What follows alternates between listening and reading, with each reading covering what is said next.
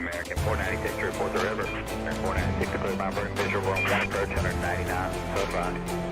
Delta 1618 to set a maintain 3000 with a left turn heading 050 report the river.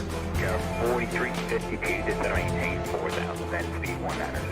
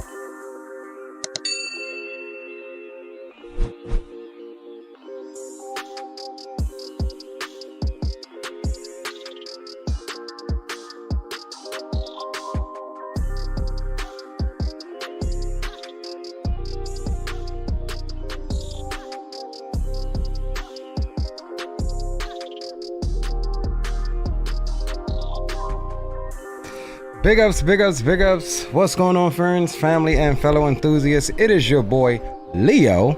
We are freshly back from Houston, boys, and I must say it was an absolute effing blast. We acted on our worst behavior, hanging out with them boys, Green Light, Mr. Greg Hill, Mr. Rock City Strong, Mr. Blue Games, Mr. Who else did we have? XP72, Captain Canada, Midnight Maverick, and all of those other guys, man. It was absolutely a blast to check out some good content, some good up and coming stuff, which we'll talk about. However, we're gonna save that for the second leg because I'll be honest with you, boys, as Green Light would know, I am dog face tired, bro. I am dog face tired. I got no sleep last night. We hung out right outside the viewing area, plane spotting late last night. Then we went back to the room. I took a shower and I was riding with Rock City to the airport. His flight was one of the earlier ones to leave, so we left at like 3 a.m. I showered up at like 1:30 a.m. and me and Green Light sat up and talked until like freaking 2:15. By the time I dozed off, Green Light was like yelling at me, "Hey Leo, what is that noise?" It was my alarm going off that I didn't hear. So yeah, hung around the airport, hung around Houston Hobby for a few hours, and yeah, I just started getting irritated, boys. I was literally that tired, so I slept on the way to New Orleans. We had a bumpy ride going into New Orleans, and then I slept on the way until we picked up the Fergie transition into DCA's River Visual. So we'll try to get that on for you guys on the second leg, because this is a short leg, this first leg here, and so I haven't had the opportunity since getting in the house to transfer some of this stuff over to the computer to be able to pull it up on stream and show you guys. So if you bear with me, we'll try to do some of that during the quick intermission that we'll take, and get some of the stuff over so we can show you all. But we'll briefly discuss what we got coming up that we saw at the FSExpo. So that's going to be the docket for today. This is my real world flight. This morning, it is flight 3024 with service to New Orleans, which was aboard 800NG. And then our second leg will take us on the baby Boeing up into DCA. I'd like to welcome you all on board. I hope that if you went to Flight Sim Expo 2023, that you enjoyed yourself. If you're watching this at a later point in time, if I met you at Flight Sim Expo, it was nice to meet all of you guys. And so yeah, let's welcome the boys in chat. We've got Aviation Geek, man. What's going on, Aviation Geek? Welcome aboard. He says, I don't set alarm clocks, can't hear them anyway. Bro, I just didn't want to miss my flight because I already didn't want to leave. So Juice Stone, welcome aboard. Says F that alarm clock. Welcome aboard, Captain Will. What's going on, bro? Who else do we have? Zato Flies is in the house. What's going on, Zato Flies? And whoever else may decide to key up in chat. It's good to see you all. Welcome aboard. And so without any further ado, our flight is scheduled to depart or start boarding at 7:55. It is currently 7:45 here local time, so we'll spend that time to get the aircraft initialized and get power started and stuff like that. And we may start boarding a little bit sooner.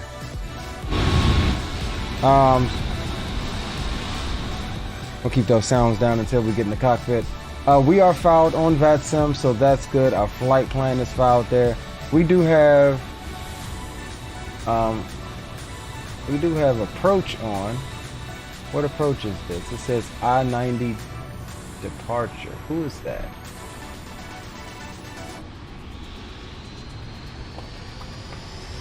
Not sure who that is. I guess Houston departure? We're well within his airspace, so we'll try to pick up our clearance from him. Yeah, so alright, I guess we're set up, boys. And this one last thing, I did update my FSUI PC, so let's see if everything is working here right quick. Let's go and see if our overlay is going to cooperate with us tonight. We are showing a connection there, so we'll go Houston over to MSY, and we are alright, cool. So it was the FSUI PC, so we're good there. And we'll get you your overlay. And we'll also take that off. Alright, cool guys. So let's go ahead and jump into the to the cockpit. HD just took off out of here a little while ago. Yeah, roger that. I think he's going where? To Tampa? I think he's going to Tampa.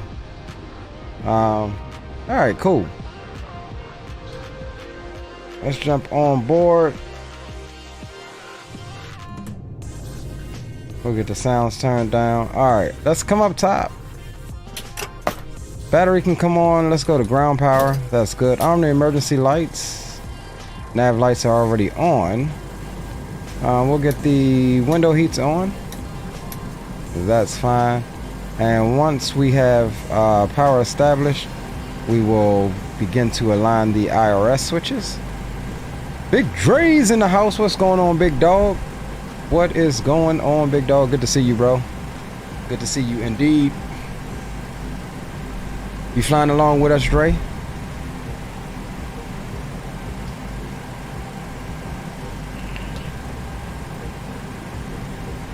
Waiting on the aircraft to get energized.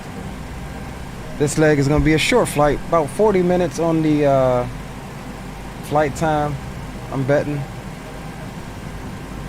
And hopefully we can still get that river visual on up into DCA, which I did record that for you guys. Awesome, absolutely beautiful approach. We sat on the left side, of course, so we can get that. I can give y'all that view of DC, and that's one of the ones we'll try to transfer over. But guys, I'll show you some pictures and stuff, but a lot of the stuff I'll talk about it, but a lot of the stuff I'm gonna keep because I want to do videos on it on the channel, so just keep an eye out for that. But we will discuss some of the things that we saw, some of the sights and sounds of FSExpo 2023. All right, we'll come up top. IRS switches over to nav, and we'll get the yoke out of the way, and we'll come down. And before we do anything else, let's go ahead and get some drink going for the plane. Looks like we'll be taking a block fuel of 15.3. We'll drop that in, and for payload,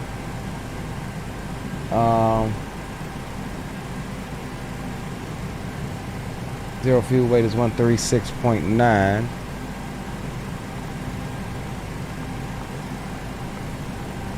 We'll drop that in. This was an absolutely full flight for me this morning. Both flights were 100% capacity. So you know we had to pay that extra 30 bucks to get our boarding upgraded. We was A5 boarding on this flight, so we was the 5th one on the airplane. All right, we're good. Let's do this. Let's see what this approach frequency is. 120.05. see if that lines up with what we got.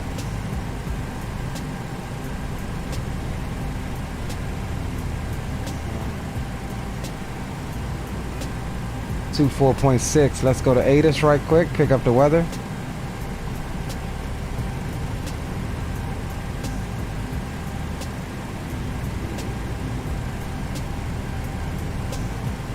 In Juliet. Hobby Airport ATIS information Juliet. 2353 Zulu Special. Wind 19 at 15. Visibility 10. Few clouds at 4,500. 6,000 scattered. 25,000 scattered. Temperature 34. 2.24. Altimeter 2987. ILS runway 13 right approach in use. Primary departure runway 22. Notices to Intermission. Runway 17. 35 closed. All aircraft taxi with transponder on.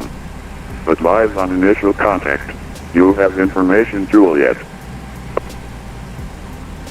Alright guys, so we have information Juliet. This is pretty much what we had earlier. We departed runway 22 IRL.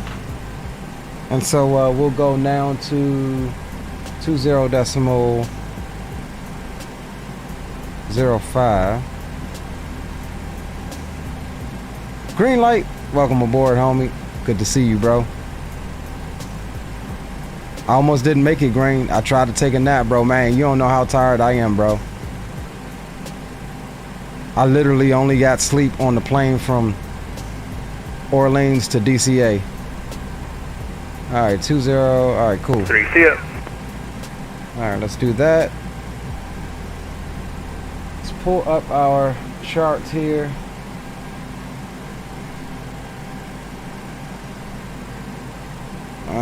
Where's my pen? Let's write down what we filed right quick. ELOCO 6 and LLA transition. Okay, cool. And let's contact him and get our... Why are we on mode Charlie right now? We should not to be. Stand by. American Airlines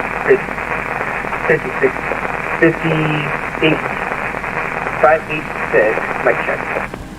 American 0586 Houston approach. Have you loud and clear.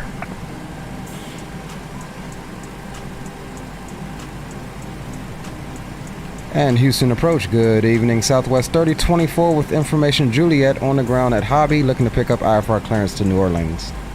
Southwest 3024, I have that clearance, advising ready to copy. Ready to copy, Southwest 3024. Southwest 3024 is cleared to the New Orleans Airport. The Loco 6 departure, White Lake transition, then as filed. Maintain 5,000. Expect flight level 290, 10 after departure. Departures with me, squawk 4230. Cleared to New Orleans via the Loco 6, Lima Lima Alpha transition, then as filed. Climb and maintain 5,000. We'll expect 29010 minutes after departure. Departure frequency is with you, and we'll be squawking 4230 for Southwest 3024. Southwest 3024, readback's correct. Plan runway 22 for departure. Push start your discretion, calming for taxi. We'll plan 22. We'll call you when we're ready to taxi. Southwest 3024. Thanks. United 8205. Descend and maintain 3,000. Alright, guys. So we'll turn them down. Turn them down a little bit. Let's go ahead and get planned up. And actually, let's start and make sure PAX is going to work.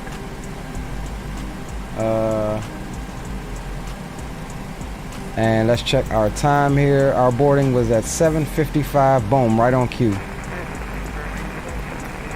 So we'll start boarding at our actual time here.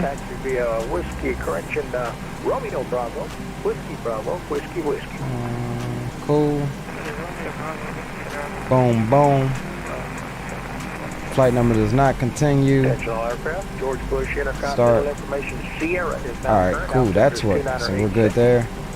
Let's make sure We'll bring chat Attention all back up. aircraft information. Kilo is now current at Houston Hobby. Altimeter 2987.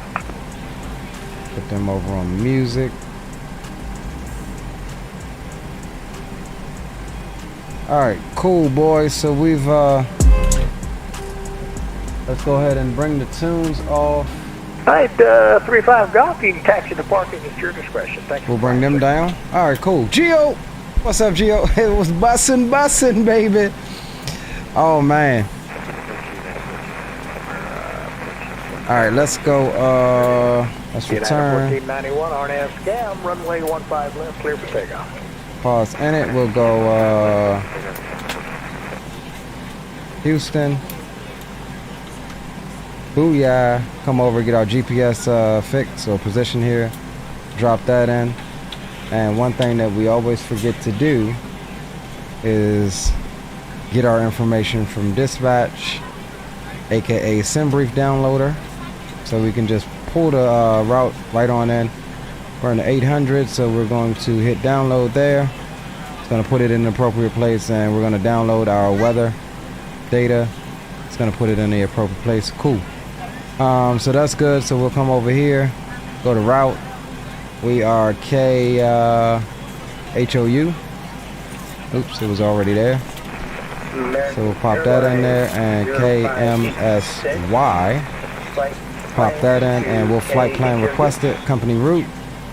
Select it, and that should populate here momentarily. While we wait on that, let's pull up our appropriate charts for this evening. United 8205, turn right heading 180, vectors 2 final. We'll unload that, and we'll go flights, import new flight, import from SimBrief. Select this one, and all right, cool. So we've got that. We'll hide that. So we've got a very short taxi, so that's good. 2987 was the altimeter, so we'll put that in now. 2987 on both sides, that's fine. 2987 set there as well. Route uplink is ready, we'll load it. American 0586, yeah, got it now. Your clearance is on request. You're just going over to Hobby, is that correct? Correct. Correct, 0586. American 0586. Activate and execute it, that pulls in our route. We still, however, have to do the departures of SIDS and stars, so we are on the Loco 6.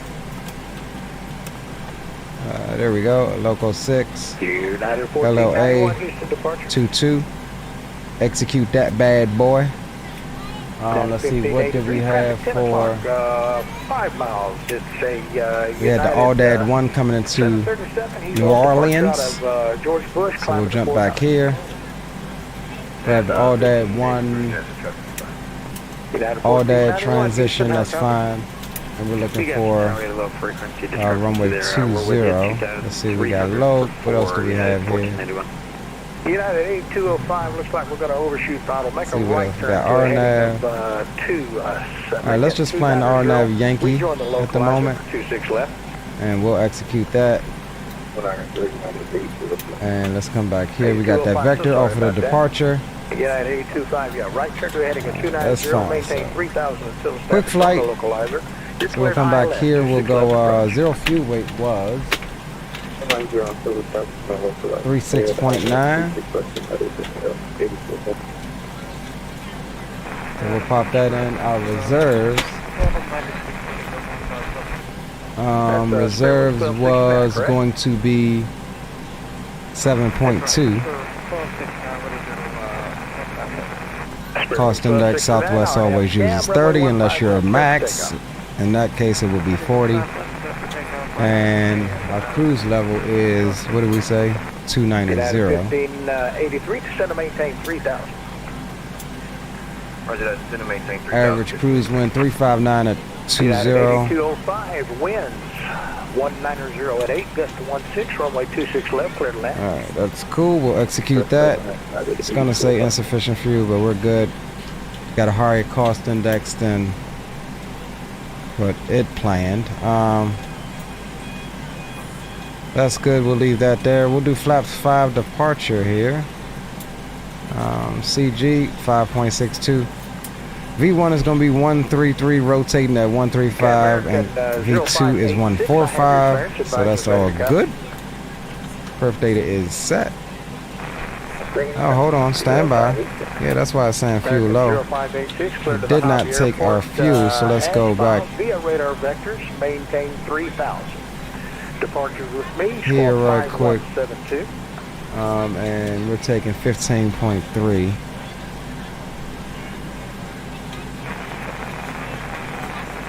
Repeat 0586. That's what it was. Mistake on my end, that's fine. Cleared to the Hobby Airport as filed. And we'll come back here. Departure control frequency is That's with all me. This good. frequency, squawk That's fine. 5172. Alright, so that's all good. Approved. Maintain 3000. Squawk 5172.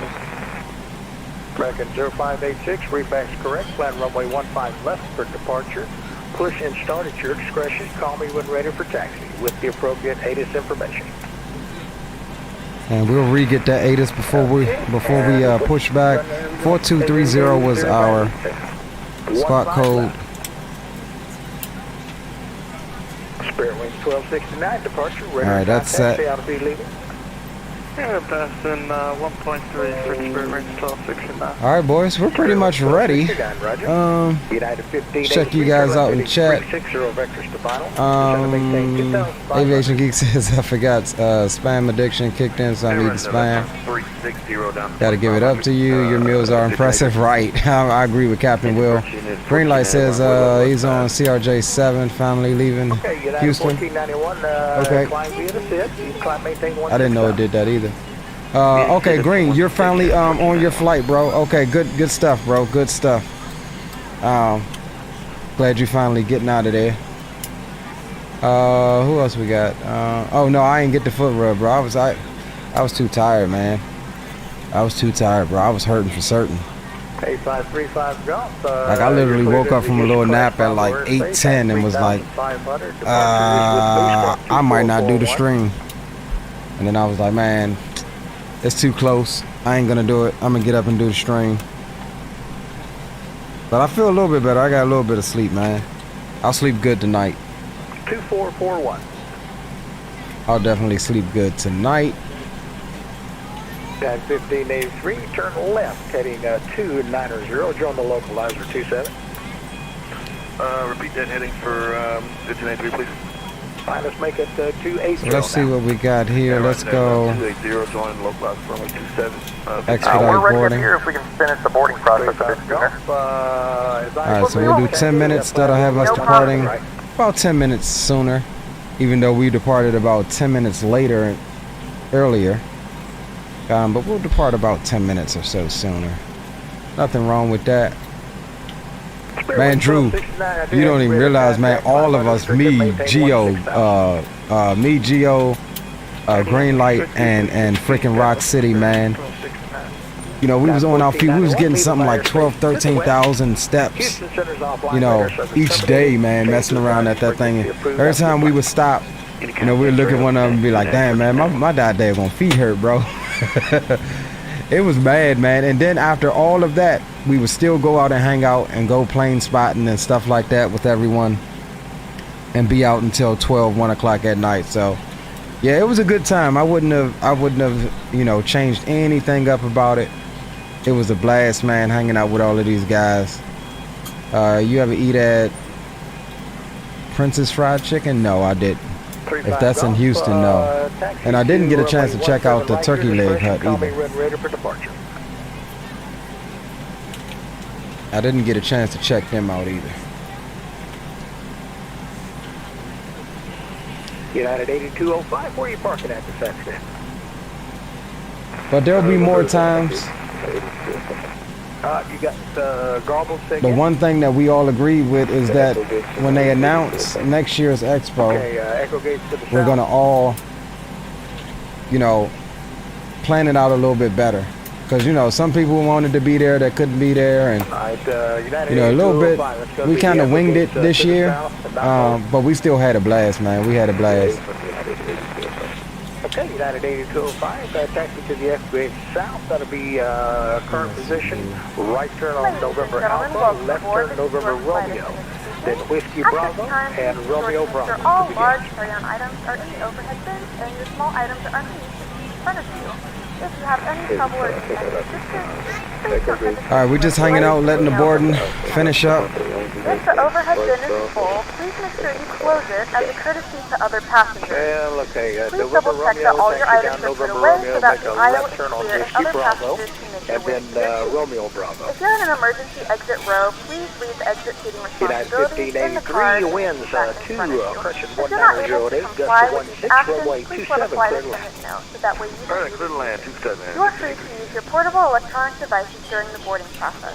We ask that larger electronic devices are stowed once we depart from the gate. Thank you and Welcome aboard. 35 Golf, fly runway heading, runway 17 right, clear for takeoff.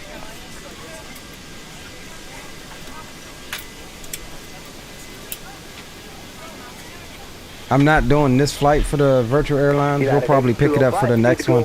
I just wanted to get started and make sure that everything was connecting. Because remember, last flight, none of our stuff was connecting, and that was because we needed to update FSUIPC. So we've got that updated. Everything is seeming to be connected and working properly. So we'll head on over to New Orleans United and 8205, Houston. get ourselves in position for our second leg up to DCA.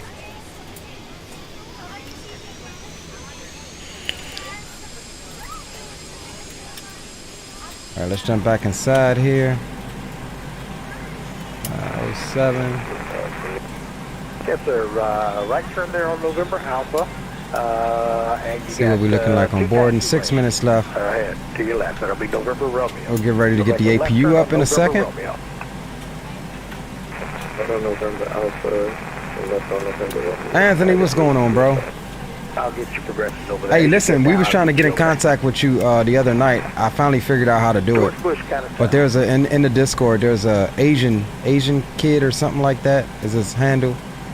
He was definitely spamming in there, and I was trying to figure out how to either time him out or block him. I don't know if it was him, but he was definitely posting inappropriate stuff in multiple channels in the Discord. But I think we got him timed out for a week, and we gave him a warning, letting him know that if it wasn't him, he needs to change his Discord password, or the next time it happens, he's gonna be banned.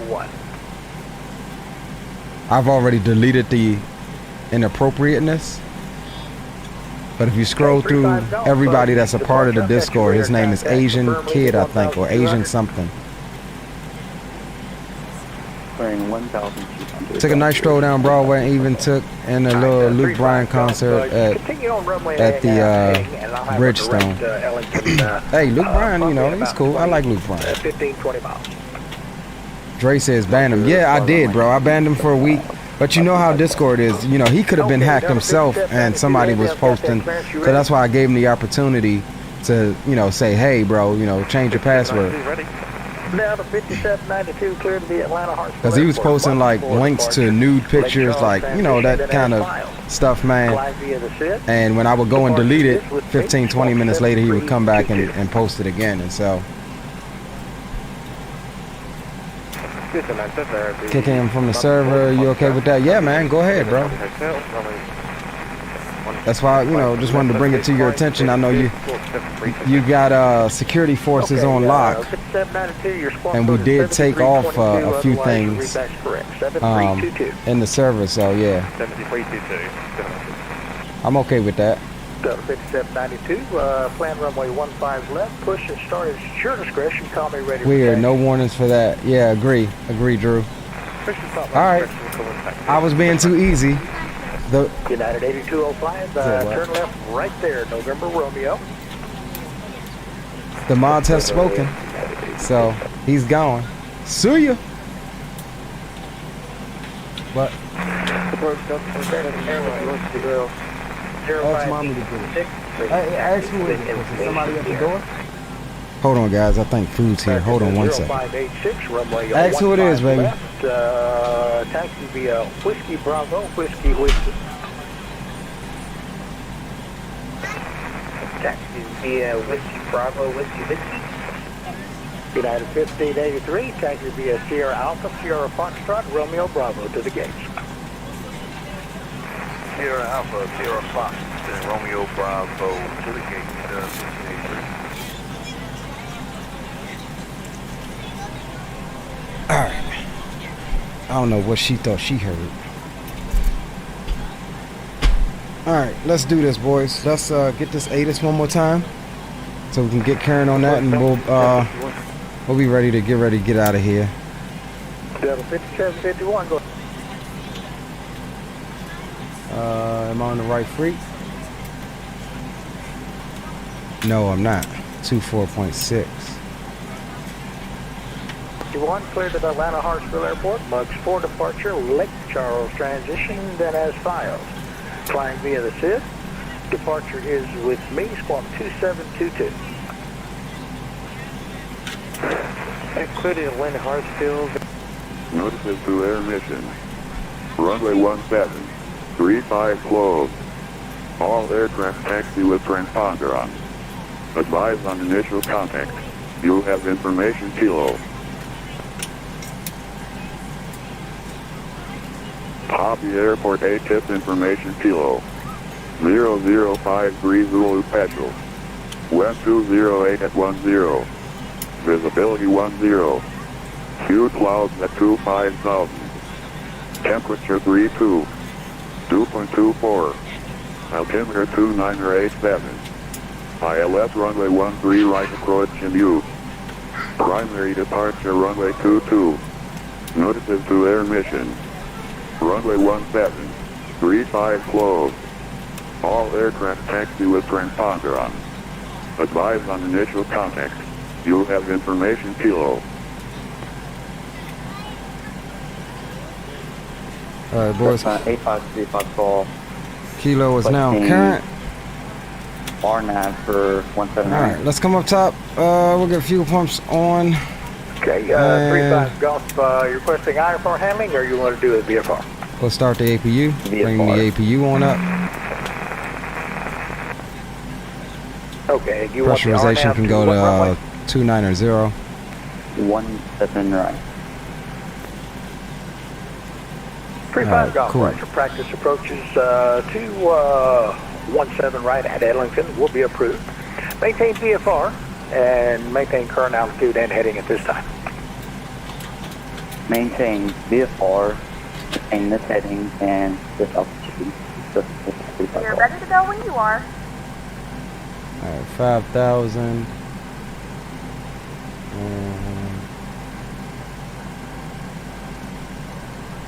Okay, American 0586, make a hard right there at that taxiway. A hard right. That'll be Whiskey Bravo. Hard right, 0586.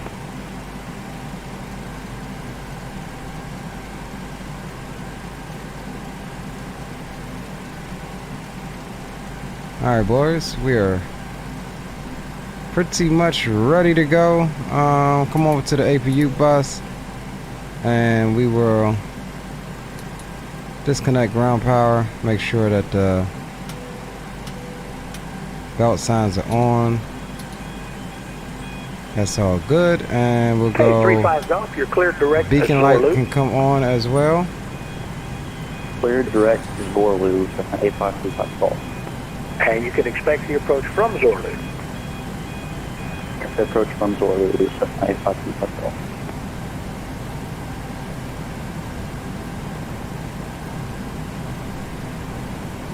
I don't know why it's on that, but we'll disconnect all of that stuff. Doors are good.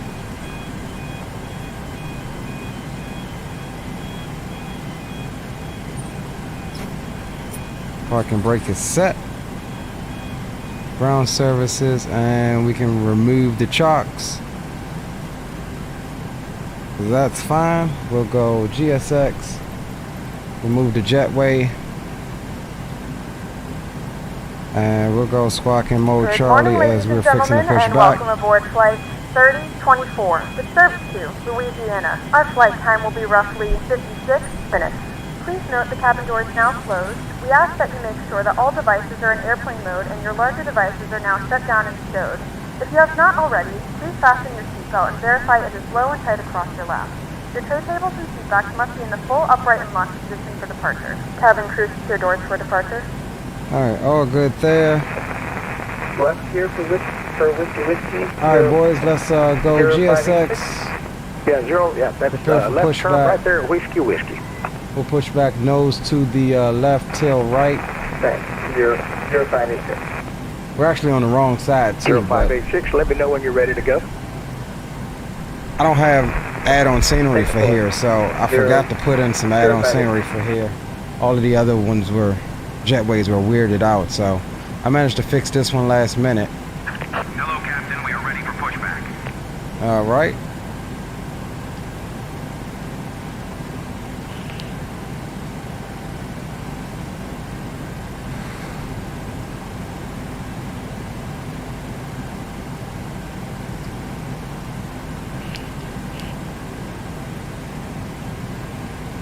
All right, American 0586, who cleared you onto the runway? And inserted.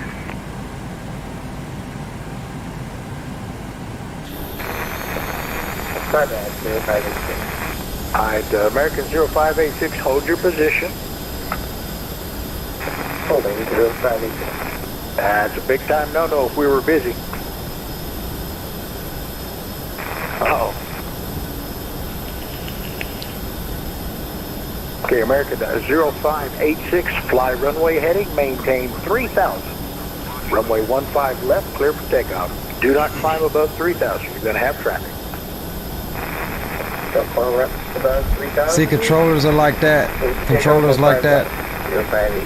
I enjoy them because, you know, confirm fly runway he made heading. sure to be stern enough to let them know, hey, if we were busy, you know, that would be a problem. But he's also nice enough to give him a little bit extra in terms of pushing them in the right direction. All right, so we're pushing back nose, left, tail, right. Release parking brakes, please. We'll release the brakes. Push. All engines clear. Start at will.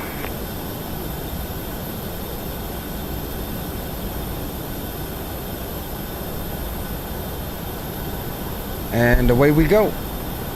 Let's see, what time is it?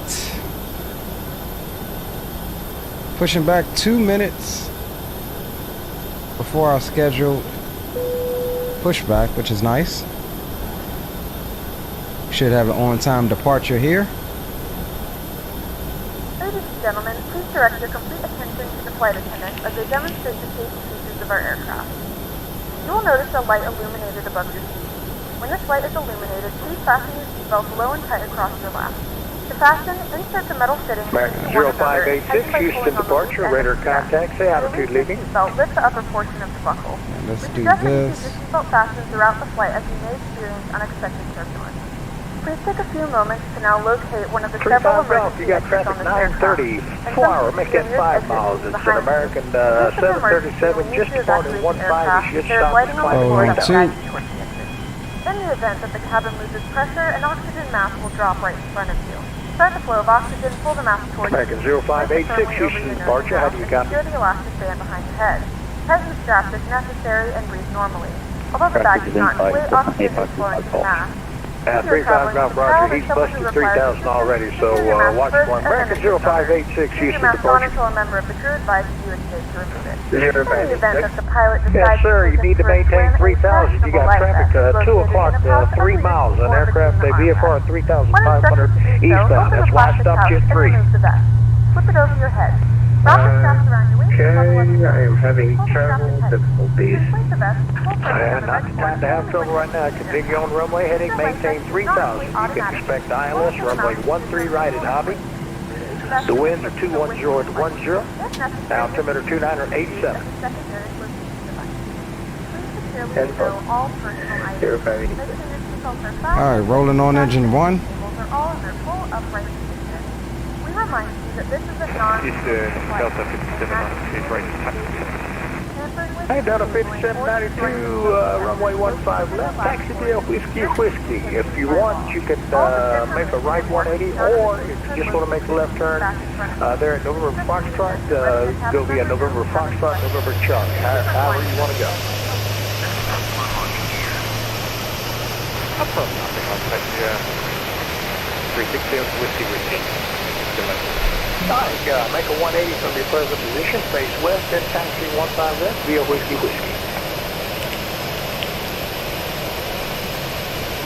American 0586, your airspeed is indicating 470 knots. You can't go above 250 knots below 10,000. Are you aware of that?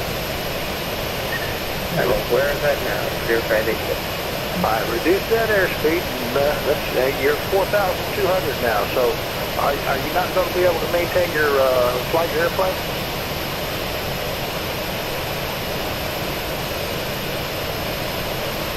American 0586, if you can't fly the airplane, my recommendation would be to log off and do some practice, because there you go, maintain 3,000. All right, boys. Let's see here. 058. 35 golf, descend and maintain 2,000.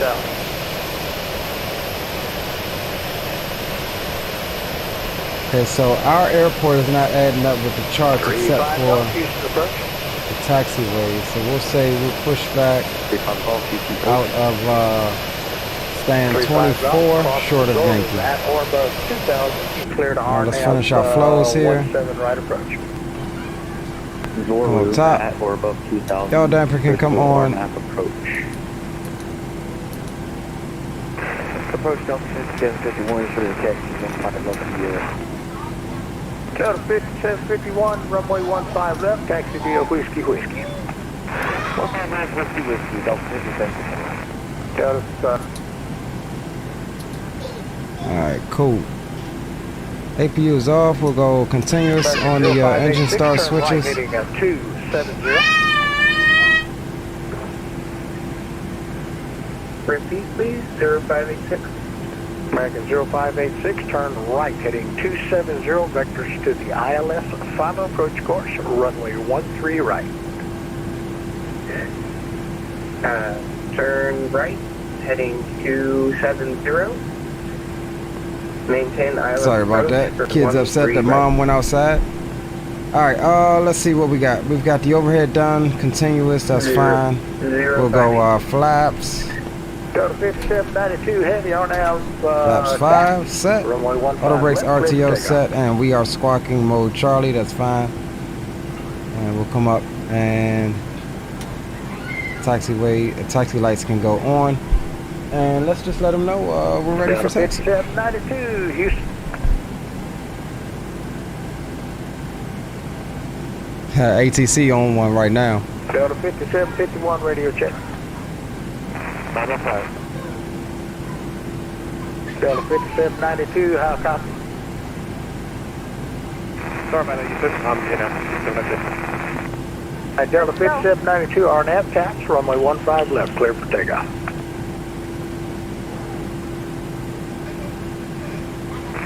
RNAV tap 6 takeoff, runway 15 left,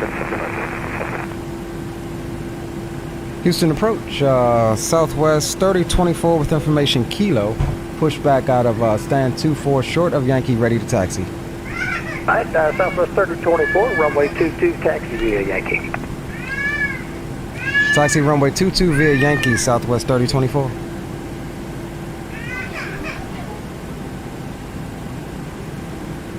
Houston approach, good evening, Cessna 15 with Kermit. We're about 14 miles to the southeast of the Ellington Airport, inbound, full stop. 15 Whiskey Romeo, Houston approach, squawk 1443. All right, guys, let's go. 1443. And I did. 435 with Kermit. Brake check. Brakes are good.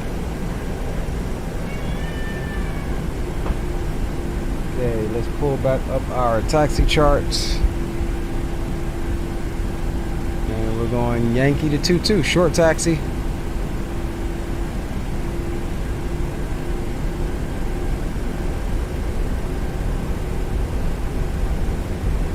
And they're already ready for departure, so that's good. Hey, affirmative. We're just now, let's see here, we're about 11 now to the southeast of the Ellington 1500. American 0586, turn right heading 310. Turn right heading 310-0586.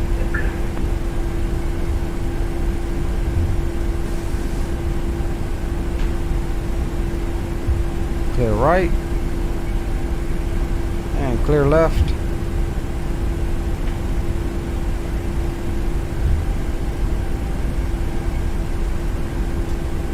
And we'll get a... Okay, 15 Whiskey Romeo, I don't have your transfer, but let me get you a new transponder code. You're inbound to Ellington, right? Hey, affirmative, inbound Ellington, Thomas Cameron. Alright, 15 Whiskey Romeo, you're close enough now. Ellington Tower is closed. Change to advisory frequency is approved. Squawk VFR, and you just go ahead and call Unicom now. Roger, over to Unicom, Thomas Cameron. Thank you, sir. Twist it. Don't bang it. You're going to break it. No, sorry. It's 5 left. Delta 5751, 15 left. For the line up and wait. On the way. 15 left. Delta 5792, Houston departure, radar contact. Say altitude leaving. Passing through 2800, 5792. Delta 5792, roger, climb maintain 16,000. Climb maintain 16,000, 5792.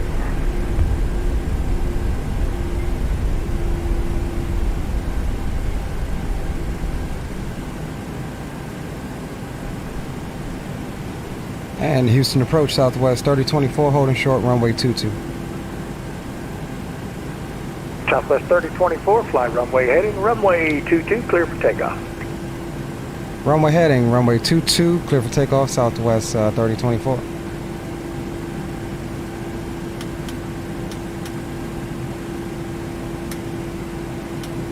Alright boys, y'all ready? In the back, we'll arm auto throttle, that's fine. And final approach there is clear. Down the runway is clear as well.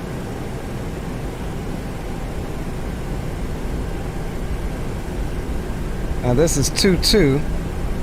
We'll do Hi, sorry about that. Delta quick line up here. 5751, RNAV taps, runway 15 left, clear for takeoff. RNAV taps, 15 left, clear for takeoff. 5751.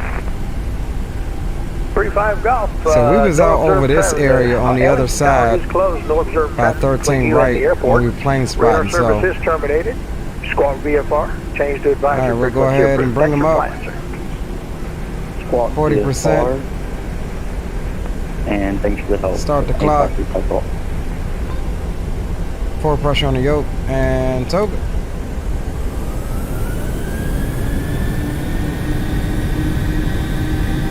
Uh-oh.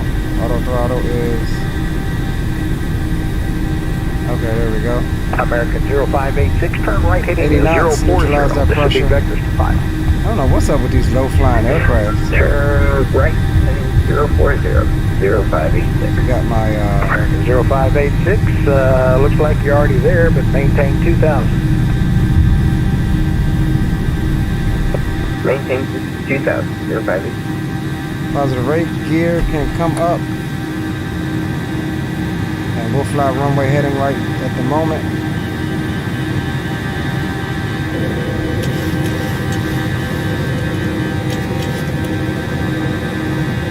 Delta 0586, altitude alert, altitude indicates 1,400. 00056.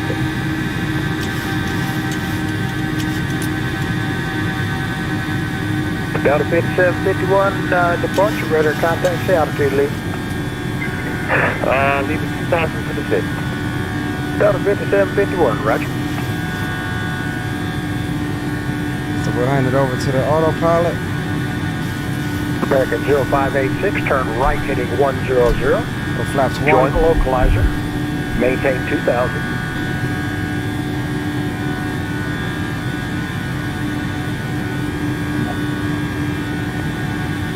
Repeat me, 0586. 0586, turn right now heading 110 and join the localizer inbound on 13 right.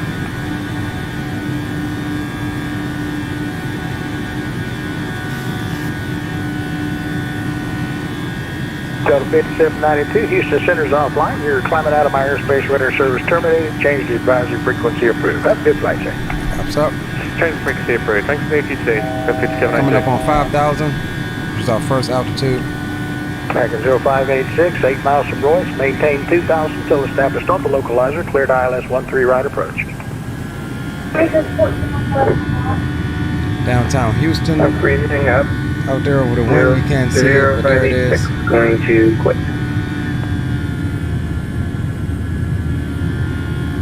American 0586, the winds are 210 at 10, runway 13 right, clear to land. Clear to land, 0586. Still got us on the vector. Holding for the next instruction here.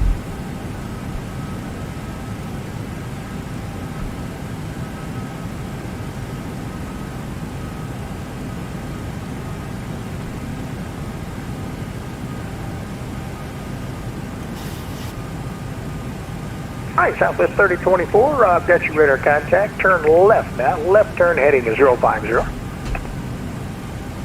Left heading 050, Southwest 3024.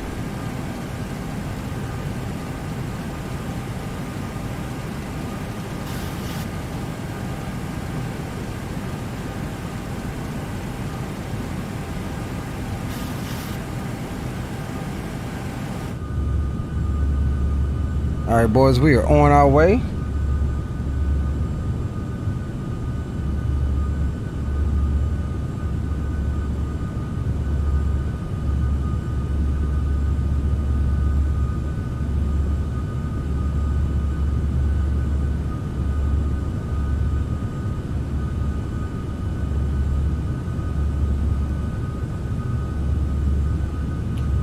What the heck? We're just waiting. Southwest 3024, There we go. climb maintain 16,000. 16,000 Southwest 3024.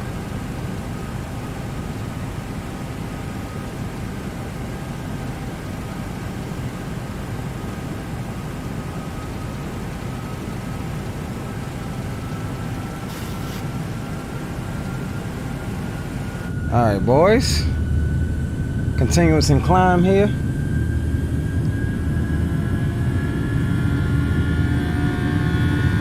Oof, that sounded just like that daggone 800 this morning. Them engines were screaming.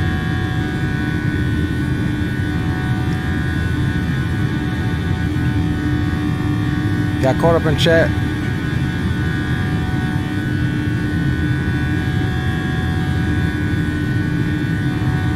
If I was told that, I'd pull the Ethernet cable and try again tomorrow. Right. I mean, everybody has to start somewhere. I mean, he made some mistakes, so ATC advised him to get off. Maybe he was trying to hand fly the airplane and couldn't maintain altitude or whatever. Clearance to San Francisco confirmation 0. That's American 20. American 20. American 20, clearance on request, stand by.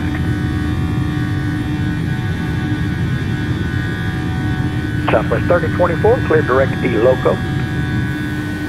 Direct E loco, Southwest 3024. Delta 5751, Houston Center is offline. You're climbing out of airspace. Radar service terminated. Change to advisory frequency approved. You have a great flight, sir. All right, appreciate it. Off the Mountain Unicorn, Delta 751, thank you for the service. American 20, advisor ready to come. Very copy, American 20. American 20 is clear to the San Diego Airport. San Diego Airport. Bandito 5 departure, Krager transition, then as filed. Climb via the SID. Departures with speed, squawk 7441. Got blue plastic speed restriction. Roger that. function on your larger portable electronic devices. As a reminder, please keep your seatbelt fastened while you're seated and do not congregate in the galley or through the lobby. Southwest 3024, Houston Center is offline. You're climbing out of my airspace with our service terminated. Change to advisor frequency approved. Have a good flight. We'll offer complimentary Over to Unicom, Southwest 3024. Thanks for your help. We'll see you. a wide range of free life. Peterson New York, Port Beer, the Bonga 2, Bonga 5 departure, cargo transition, conduit good, departures refused, go out, stand force 41, American. Packet Twain. All right, boys. No boom boom since none of you fools wanted to fly with me on this leg. So we'll monitor Unicom. It's all good. Coming through 10,000. And 3 more minutes, we'll clear ourselves up to 290. That'll be our 10-minute expectation for flight level 290. And because we're above 10,000, you know, boom boom room is open. So we'll get some tunage.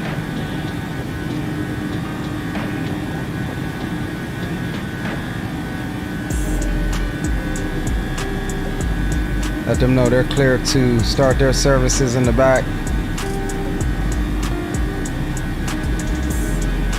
And we'll sync up the heading.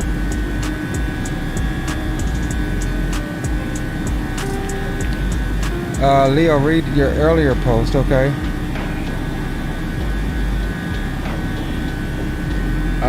Which one? Dre, I DM'd you last night about streaming, heard nothing. Yeah, Dre's been on radio silence. Same here, I thought. He had a pet pig. I want to fly too, damn it. I'm convinced Leo and Dre have my I'm convinced Leo and Dre have my work schedule. They always streaming when I'm at work. Hey bro, at least we can help get you through your shift. Is that the post you was talking about?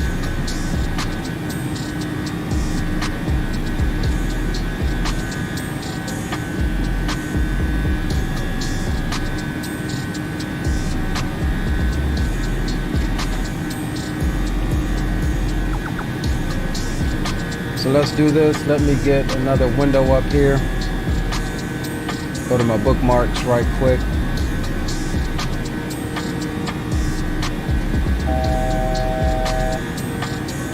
All right, we'll just go ahead now and clear ourselves up to 290. That's set.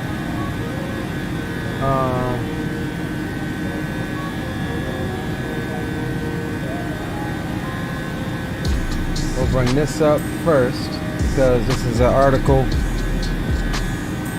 that I want to talk about. Yeah, so climbing out through 16,200, approaching transition altitude. We'll go over the standard, and then once we do that, we'll be able to.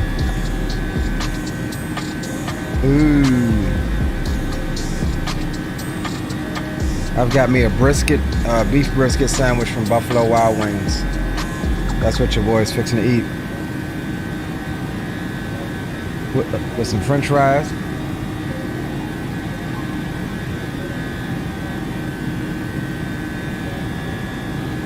Yes, sir.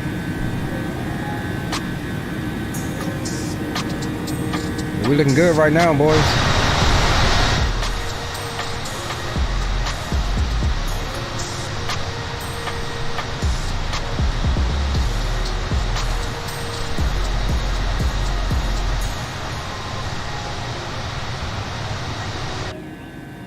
Looking good. All right, there's 18,000 over the standard as we continue our climb on up to final cruise of 290. And what we will also do is come here. I'm gonna go to some more beats. Let's see what else we got. All right, I'm gonna take a bite of this sandwich right quick.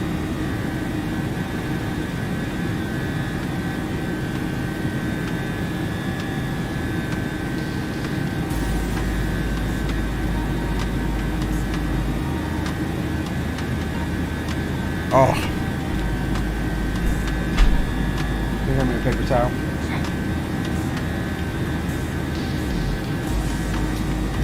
Hit the spot. Thank you. What? Huh? Alright, guys, so this should have been one of the last things, in my opinion, but I'm gonna lead with it because it's something that I don't have video. Well, I got some video, but we'll talk about it first, and then if I can, I'll show you on the next leg. But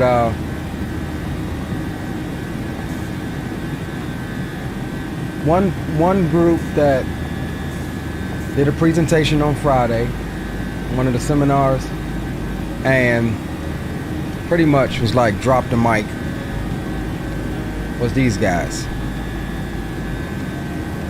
Honeycomb. I'm sure most of you guys have heard. It's been something that we've all been kind of excited about here. So we're gonna just discuss and talk about what they have lined up, what's coming out. Obviously they have the, got a fly in here somewhere. Obviously they have the Honeycomb Alpha Pros, which is an upgraded version of the Honeycomb that we all had from release. And they also have a Honeycomb Alpha Lite that they unveiled, which is the same hardware inside of it. It is pretty much the Honeycomb without any of the buttons, the switches, the magnetos, and the starter, turnkey things, and all of that good stuff. Which that one comes in at $199. I'm sure most of you already have it. But this is, you know, mainly for new people that's coming in to the hobby that wants something affordable that's not going to break the bank. And automatically out of the gate is compatible with Xbox and PC platforms. And then of course the Alpha Pro will be available for $299. And they were talking about in the seminar how it has 16,000 position Hall effect sensors. And he went into depth on Hall effect sensors that a lot of these companies will claim they have true to life Hall effect sensors, but they don't. They're like pieces of crap ordered from China. So not necessarily for me, the Honeycomb Alpha Pro and the Lite. I don't really care. I already have, you know, a Honeycomb that I barely use. We only use it for GA. But just scrolling through. Next up in that list, they're coming out with their own Airbus and Boeing accessory kit, which obviously adds every flap detent for, I think, everything except the 787 and one other one. What I would have liked to have seen was their own version of the throttle levers, because as we all know, the default ones are entirely too small.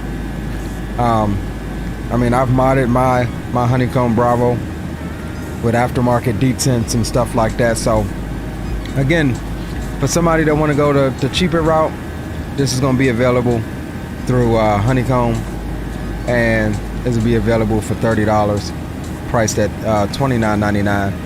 And they said they expected to release within the next 2 or 3 months. And they also reduced the price of the Honeycomb Airbus throttle pack to $49.99. I think it was originally like $69 or something like that.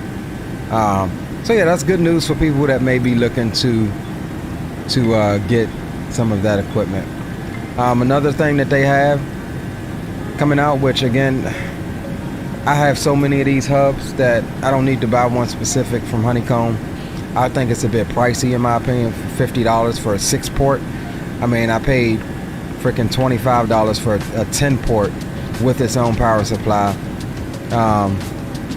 you know, from Amazon. So not really sure about this, but I'm glad to see that they are offering products that go along with their products that is also being built to interface with everything else that's out on the market right now.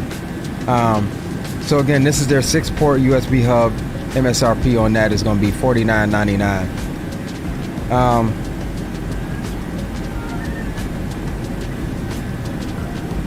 Trying to make sure I'm not missing anything.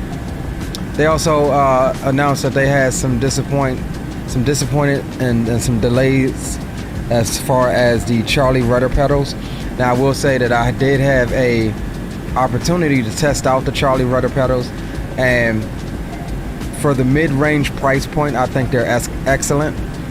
They feel a lot better than my MFG Crosswind V3 pedals that I have. Even though the MFG Crosswind V3 pedals are pretty good, I still have them, and I was actually thinking about secretly giving those away on stream one day for somebody that may be trying to upgrade from, say, like the Cytec or the older Thrustmaster pedals that's real close together or something like that. They do feel really good, smooth axis, no binding, it feels high quality.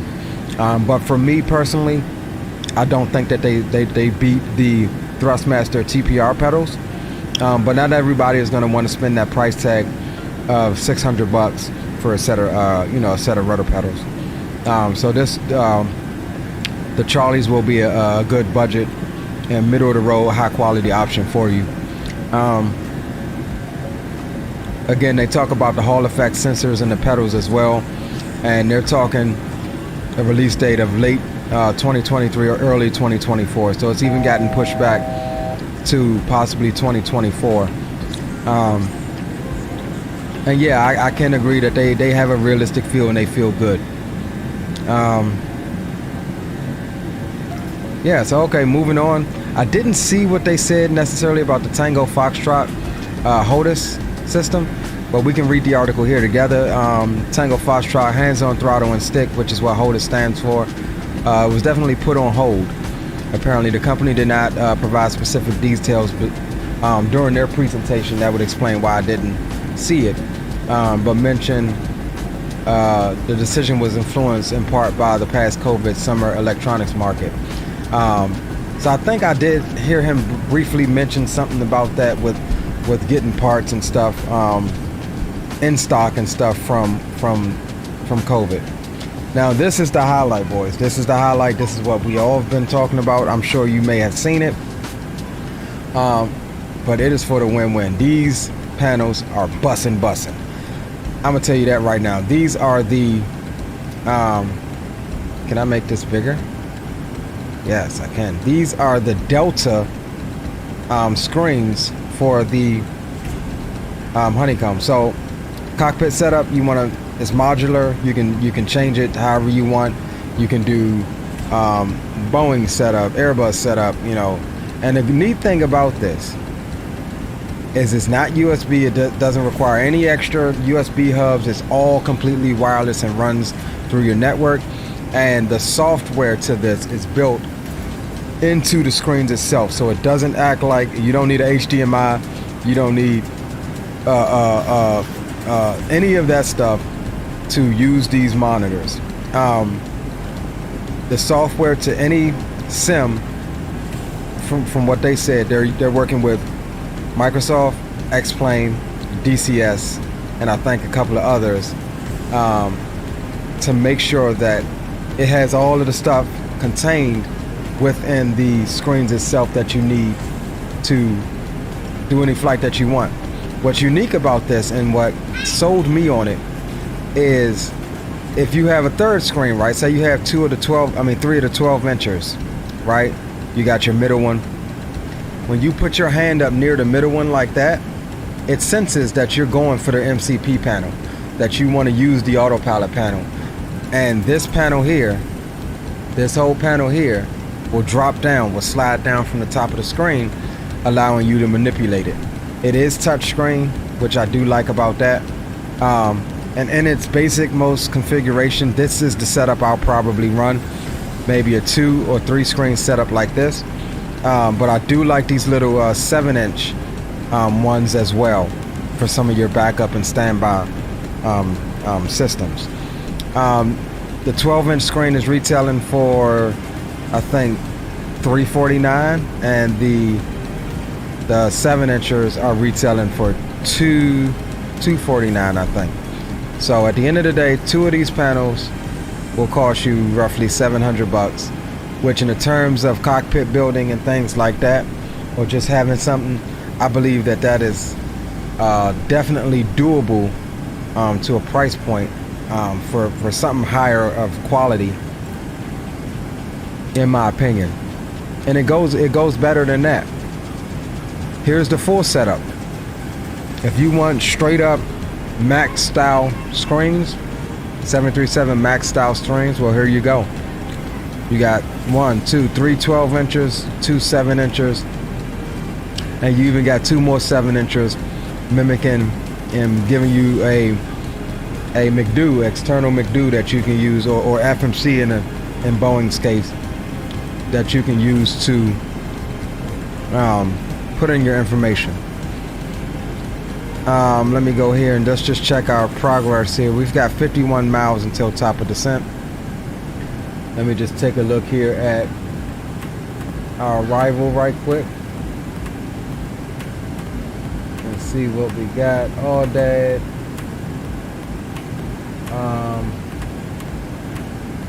We are forecasted 20. This sec boy is trying to fly through this right quick because we're close. Told you it was a short leg. We'll go approach. RNAV Yankee 20. Let's see, where is this?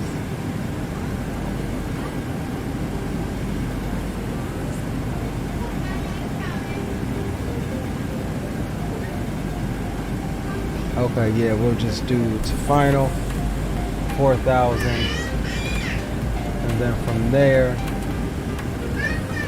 add that to route. All right, cool. So let's bring this back up right quick. So yeah, you know, you've got your Max style screens here.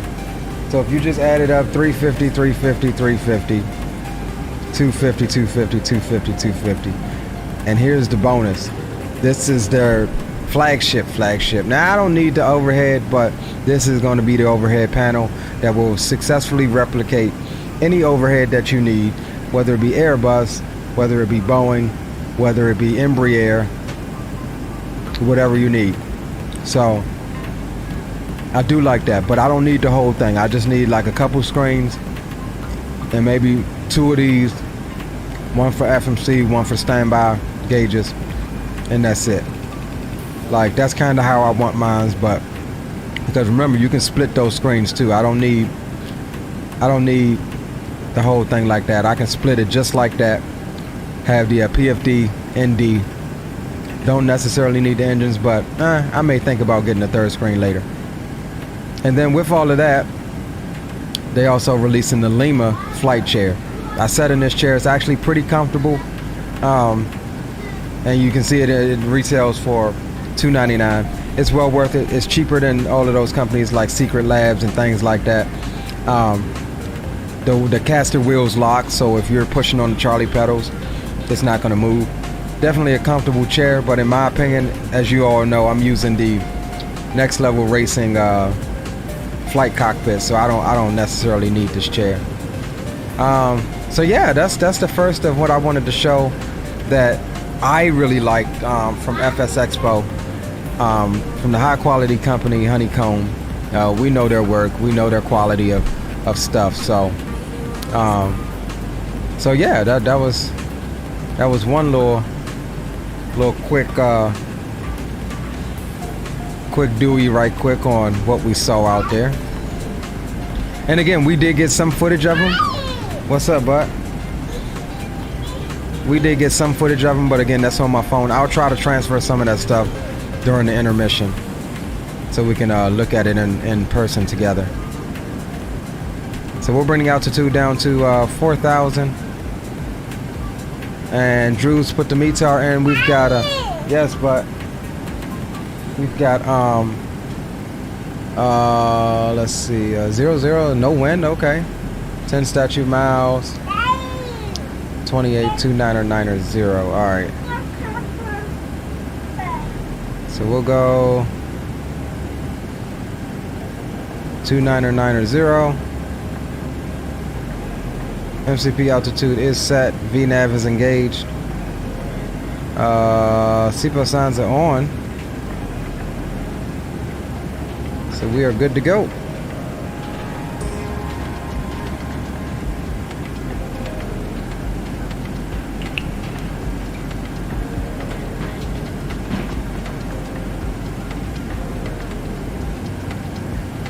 $249. Let's make sure we've got 2,000. Okay, so we're gonna do, make sure we don't get too high on that. We'll execute that. 4,000, that's 2,000 there. Alright, cool. Cool beans, minimums is going to be 325.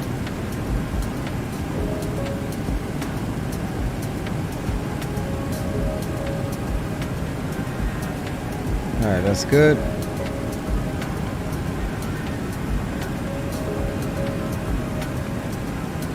And we're looking at 7,000 foot runway. We could have took the 10,000 foot, but we're going to do this one for the challenge. We'll come in on the shorter runway. Winds are calm, so we actually have a choice of whichever runway we want to use. We'll go auto brakes 3.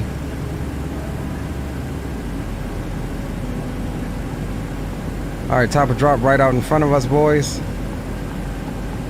Aviation 777, what's going on, bro? Good to see you. Welcome aboard. Says, what up, Leo? I was so upset.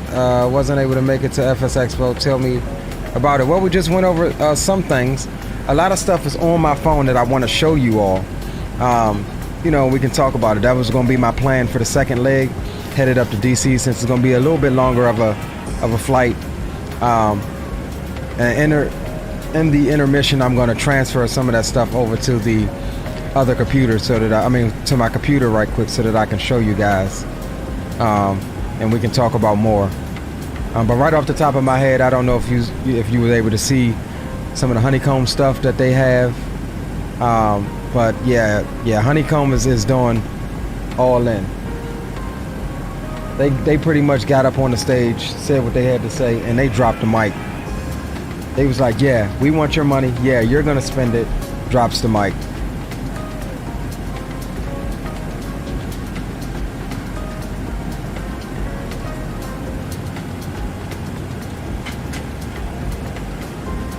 All right, there we go. Starting down, top of descent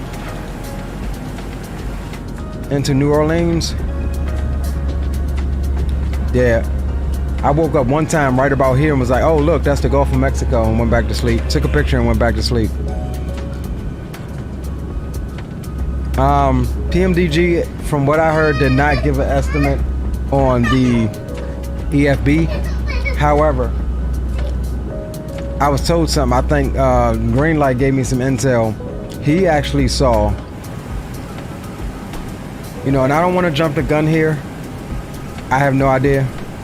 But word through the grapevine is that he saw PMDG sitting down at the table having a meeting with Navigraph. And it looked pretty serious. It looked like a serious conversation. It wasn't no laughs and jokes. It looked like business, from what I understand. And the only thing that I can think of with that, you know, I honestly believe the tablet is ready. I mean, it can't be that hard to implement, right? You have companies like Phoenix that did it when the SDK wasn't even ready to do it. You get what I'm saying? And it works flawlessly. But what I think Microsoft, PMDG wants is to make sure that they can incorporate Navigraph charts into the EFB upon release. And I think that that's what the conversation was about, with them talking publicly and, you know, where everybody can see them at FSExpo. They didn't, to my knowledge, they didn't say anything about the tablet. But again, I wasn't around for any of their talkings, if you will.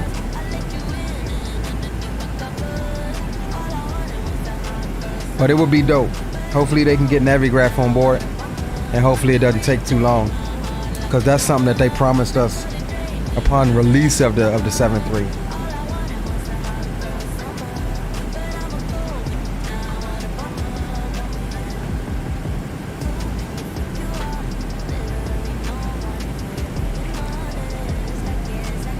I don't know where my damn napkin went. Hold on a sec, boys.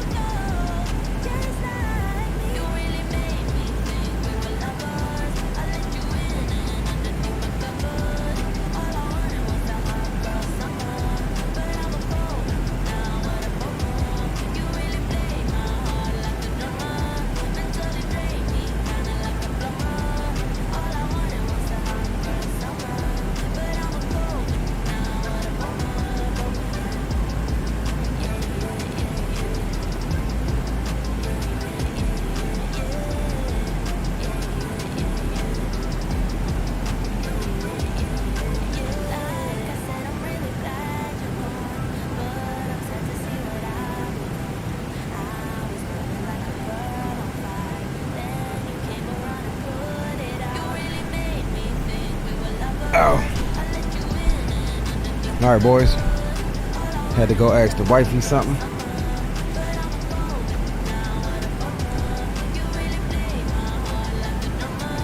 Drew Stone says EFB shouldn't be that hard to do. It's not like they haven't done one before. I'm not a coder, but they done it. Yeah, and I agree, bro. I just think it's just not where they want it. I think they're trying to incorporate some stuff that, you know, I don't know. I know Navigraph is one of them. I think Navigraph is one of them. I mean, it would make sense, right, to be able to do all of that stuff on the EFB.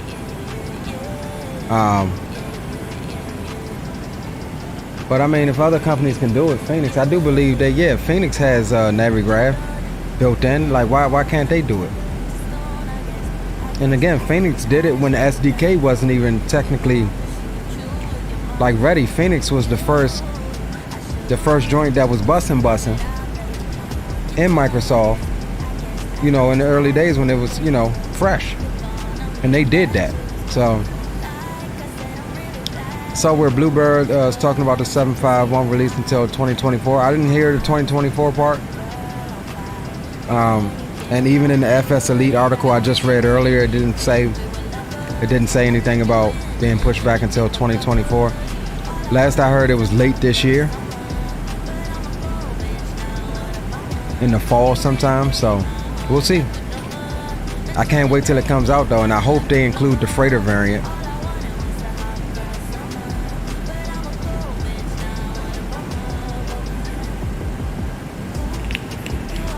Oh, they dropped a video on YouTube. Okay. They said it won't be 3/4 is all. What's up, Dave? What's up, Dave? Welcome aboard, Dave. Good to see you, bro.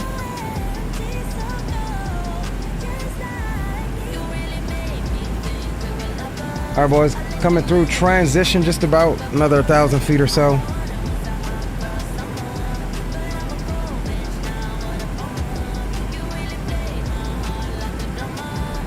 Another 1,000 feet or so. And this all that one arrival is pretty basic. It's literally 2 points. We need to be at 4,000 by all that. And we'll go ahead and swap over to local altimeter.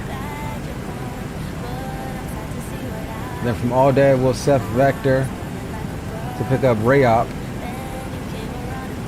and that's going to be our initial approach fix into the RNAV 20 approach. Flight time so far is 35 minutes, not bad at all.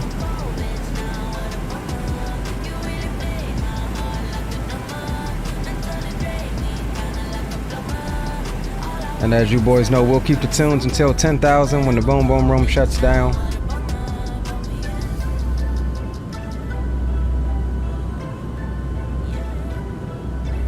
You have to pay extra for the freighter version. I don't care.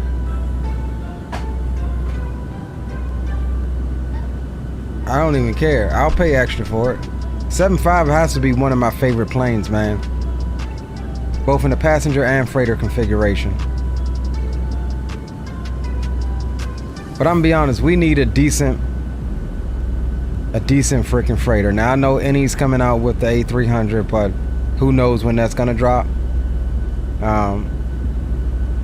Hopefully, you know, it'll drop this year, I think. But we need a decent freighter. And yeah, I know we have the BCF with PMDG, but it's not used that often. It's not a mainline freighter for any of the major carriers here in the States.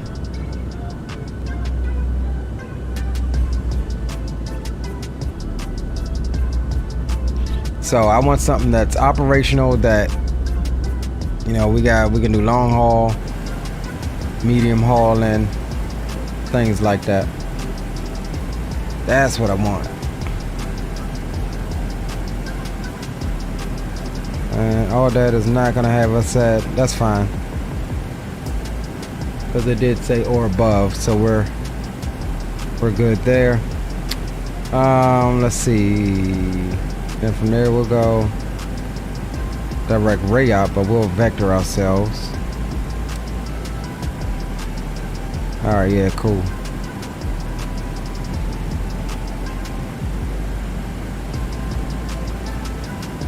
Yeah, we may have to, let's go over in the vertical speed mode. Let's increase the speed. And maybe that is just a part of this approach, because what I noticed coming in on this same arrival earlier, man, they were coming down hot with brakes out the entire way.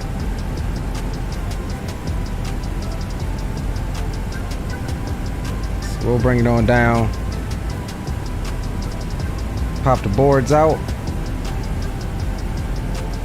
And let's bring that speed on back to 250 knots. So we're not busting the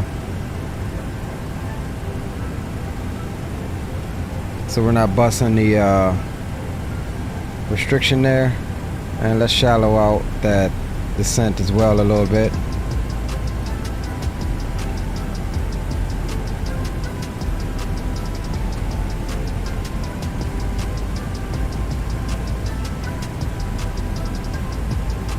And why is my throttle should be at,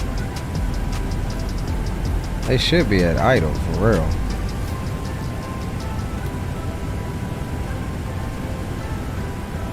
Alright, let's bring that speed on back.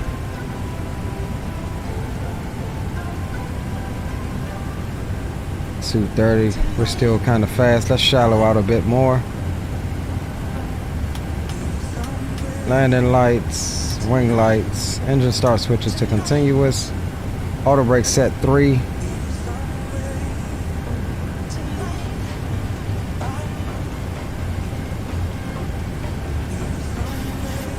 And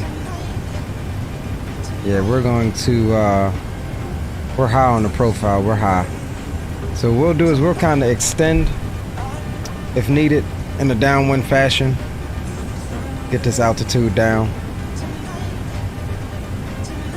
What I should have done was delete that discontinuity sooner, and they would have been able to follow the profile a little bit better. H to the G, welcome aboard. How tall am I? How tall do you think I am, bro? That wasn't a smart answer. I just want to know your guess.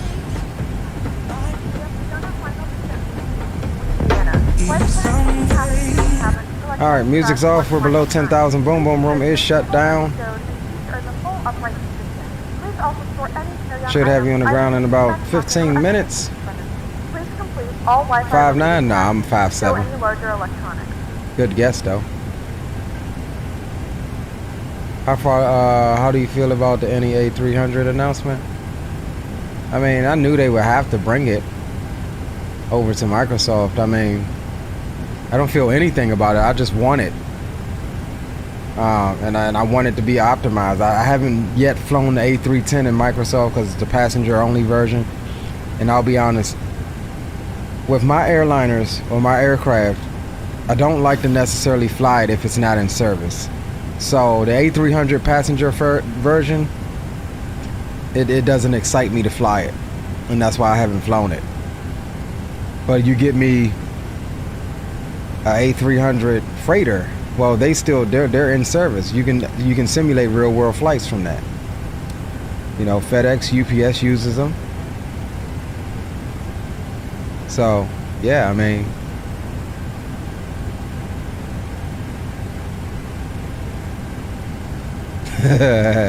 multiple streams tonight. You okay, bud? Well, welcome to the stream, H to the G.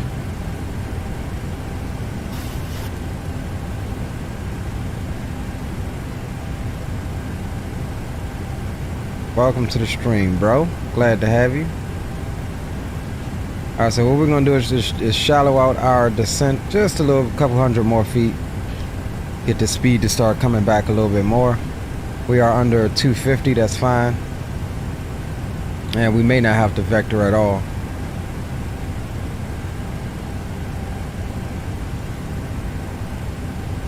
May not have to vector at all.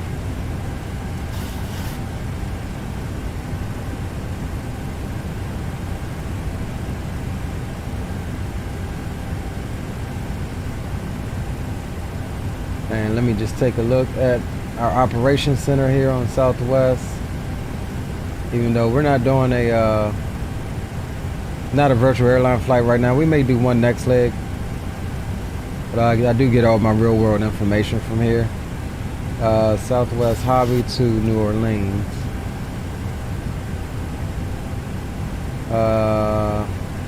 3024. Arrival at Bravo 7. Okay. That's what we needed, was just the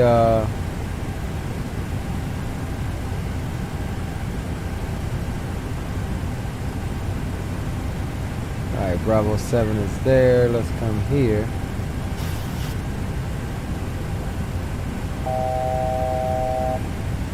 Alright, so yeah, we'll exit stage right.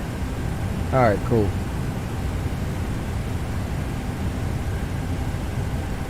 And we'll bring this on down to, say, 3. Let that follow the VNav on down. We'll get 220 set here. That's good.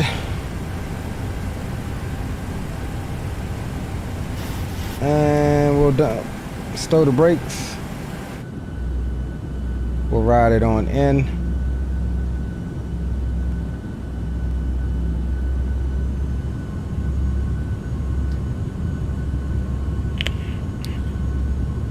All right, so we've got our approach planned. We've got our minimum set to 325. So we'll let the RNAV take it all the way down to minimums. Or no, we'll probably disconnect it about 1,000 feet and fly it on down. Yeah, auto brakes 3. That's set. Landing lights are on. 44 minutes into the flight time so far. Not bad at all. And we'll notify the cabin in the back to prepare the cabin for landing.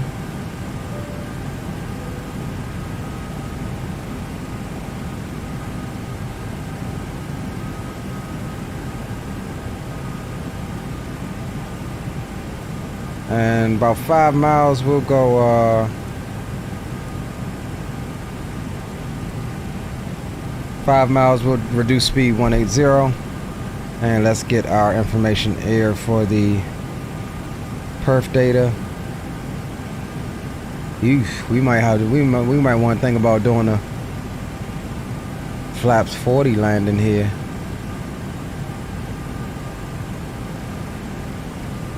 Yeah, we're gonna do a flaps 40 landing at 143. I ain't trying to come in that fast.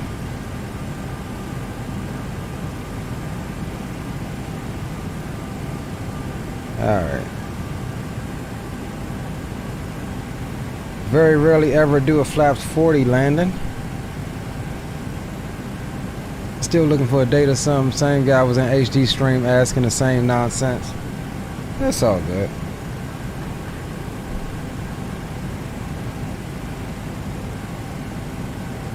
It's all good till it's not. Delta 1184 radio check. Delta 1184 got you 5x5. Thank you very much. And New Orleans traffic, Southwest 3024. We're at 4,000 feet on a right base for the RNAV 20 approach, New Orleans.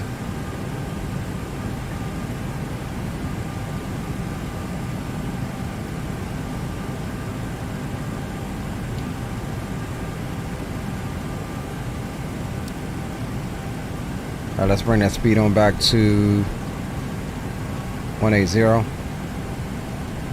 Where's my deck? Stand by, y'all.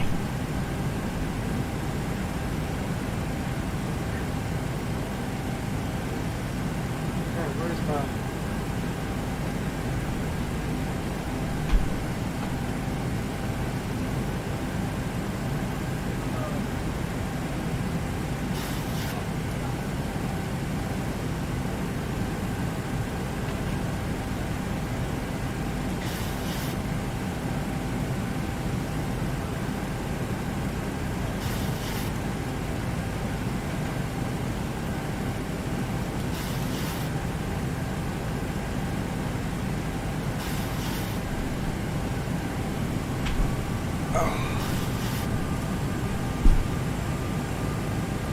Alright, we'll go flaps 1, flaps 2, flaps 5.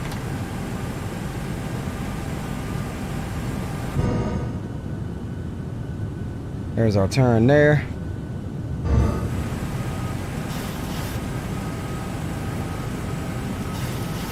And New Orleans traffic, Southwest 3024, turning final. RNAV 20 approach. New Orleans.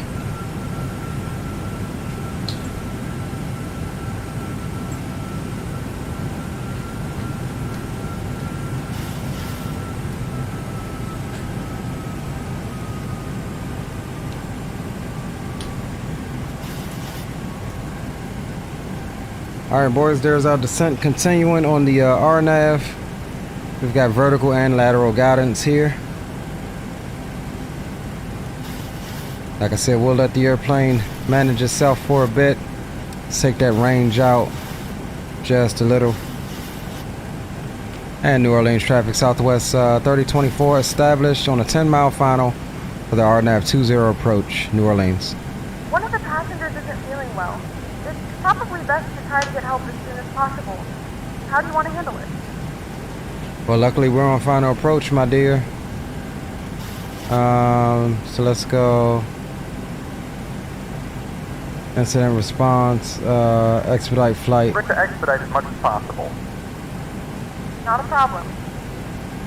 Ladies and gentlemen, there is a passenger aboard the aircraft that requires medical attention. If there are any medical personnel on board, please press your flight Speed can come on back.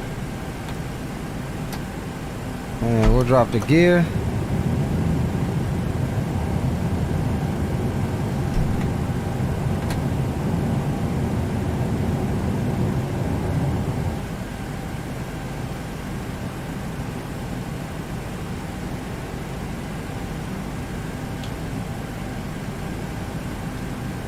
And we'll arm the spoilers now.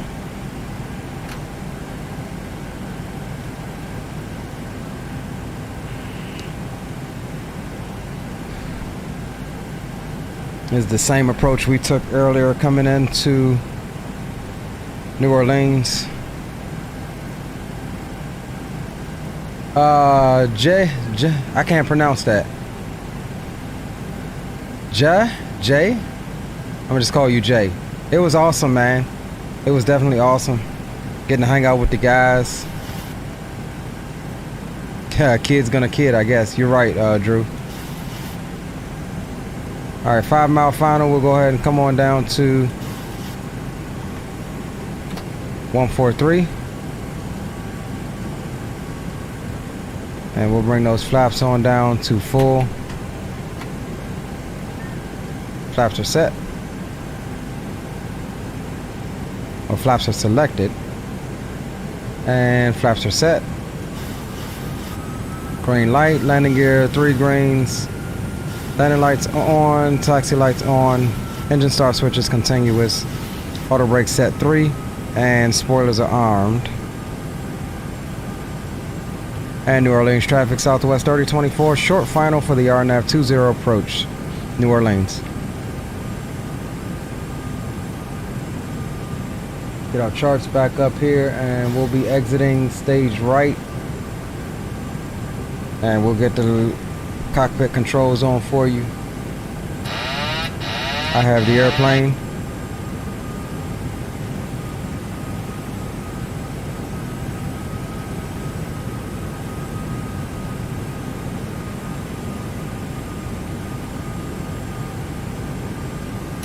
Auto throttle can come off. I have the throttles.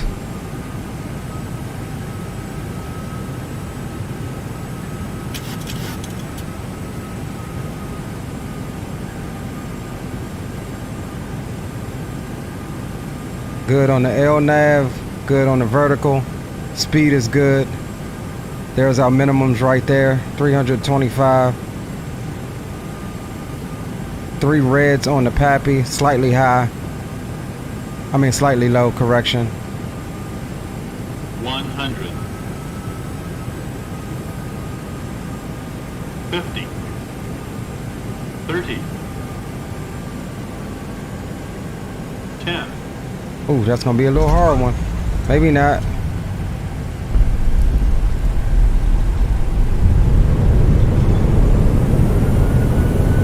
Oh, we forgot to start the recording. Damn it.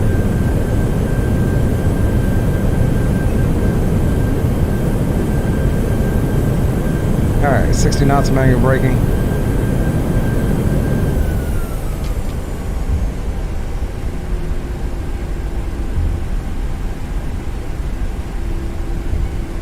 Hey, ladies and gentlemen, welcome to New Orleans. So we'll taxi off here.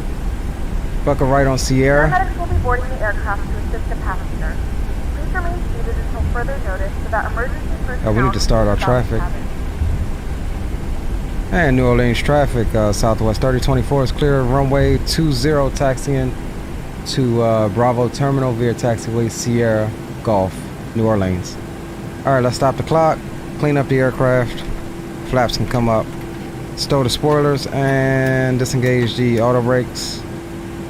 Landing lights can come off, runway turnoffs can come off, and wing lights and strobes can come off.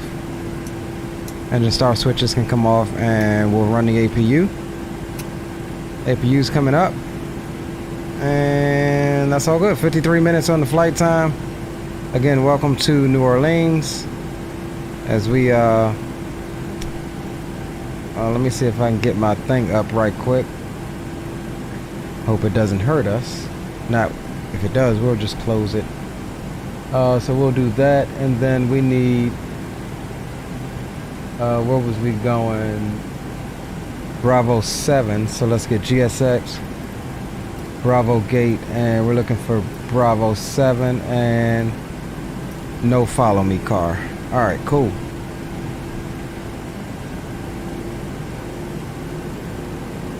All right, we're gonna buckle right here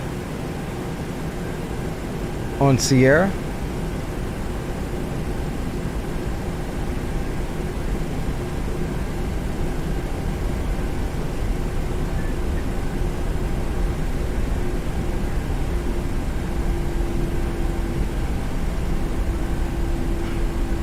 Wasn't a bad landing. I think we hopped a little bit. I did forget to start the replay. But we'll definitely get that one going into DC. You late. You late. Don't forget to record. You late. Got medical experience. I can help. Yeah, Roger, bro. Yeah, you already back there helping. You was on board, wasn't you? Yeah, you're on board. Captain Will says center line. Yeah, it was pretty good landing, I think. Spawner Salmon, welcome aboard. What's up, bro? Just scrub it back. You can rewind it. Slightly long, but we had auto brakes 3 to cover our backs. We came in on the shorter runway. All right, we're gonna buckle left here, and we're looking for Bravo 7, I think it is.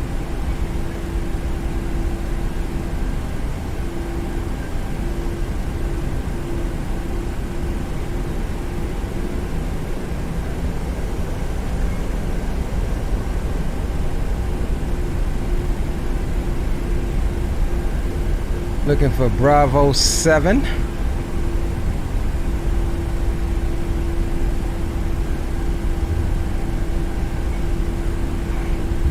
Which should be around the second one here on the other side over there.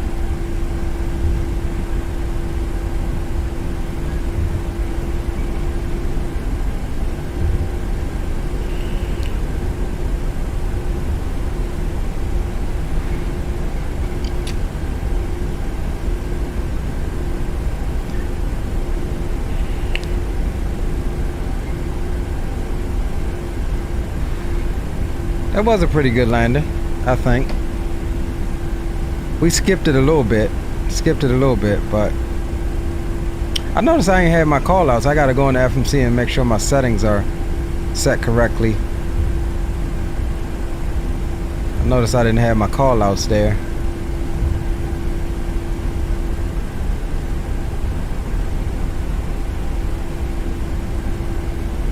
Alright, so we're going to be taking this right up into the ramp area here.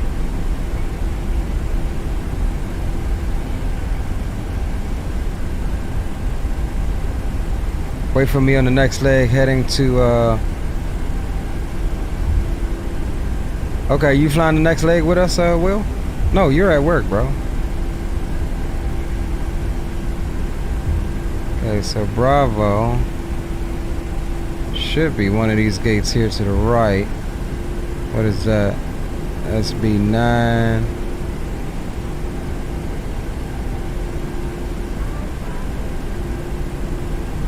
Okay, here we go right here.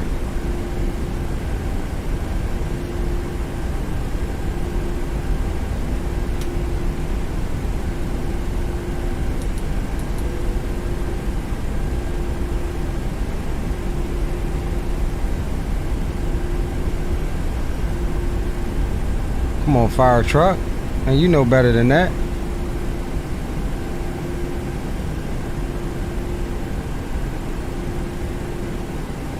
You know damn well better than that fire truck.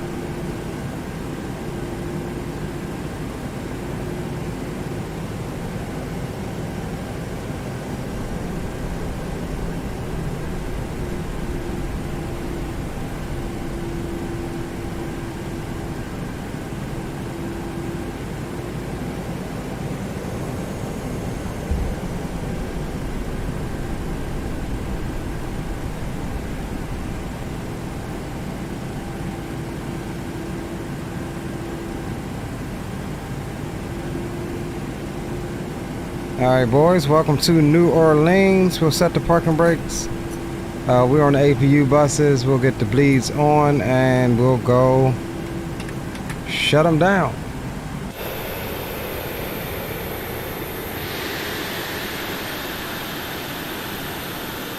Welcome boys. And we'll come up top and get anti-collision light off. That's good. And fine and dandy, all good there. And yeah, parking brake, that's all good. All right, let's get the jetway connected, and we can then turn. Go here. Doors. Open L1 door. And once the jetway get connected, we can switch over to ground power. Alright, cool. So let's go ground services, set the chocks, and we'll request a GPU. And while we wait on that, we'll come up top. Aorus is back into the align position. Belt signs can come off. And flight directors can also come off. And that's cool. Ground power is set. Let's come up top and we'll switch to it. And we'll actually shut down the APU.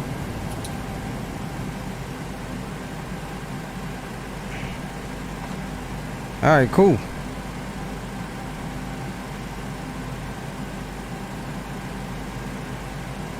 Cool, boys.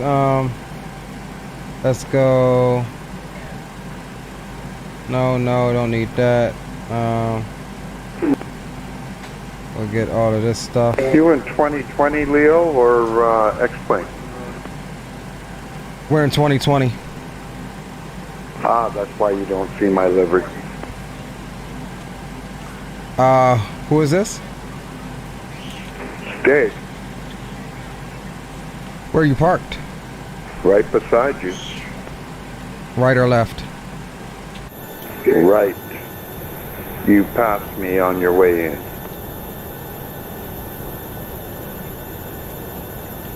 Okay, you're at Bravo 9, or are you talking about the other terminal? Bravo 11. Maybe you do see me as the Delta. I'm in the Sky Team livery. Okay, yeah, I don't think it's that specific, but I do see you as a Delta.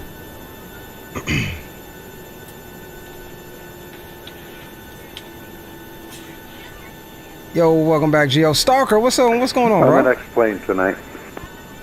Yeah, no worries, bro. No worries. Fly whatever to your heart's content, bro. Yeah, we forgot to start that. I just installed it. Okay, good luck.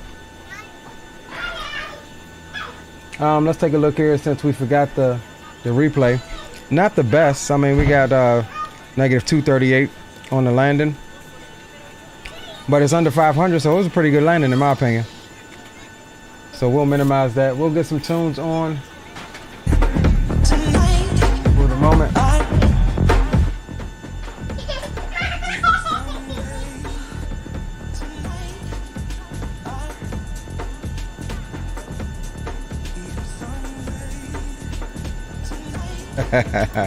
All right, boys. So let's do this. We are going to got the little FO here. We're going to take a quick intermission move. Like, why would you do that? Go have a seat. We're gonna have a quick intermission. I'm gonna try to transfer this stuff from my phone right quick, and yeah, we'll load up. We'll go back to DC. Give me about 5 minutes or so. Quick intermission. Get you guys something to drink, and yeah, we'll head up to the second leg of my FSExpo return home tour or flights.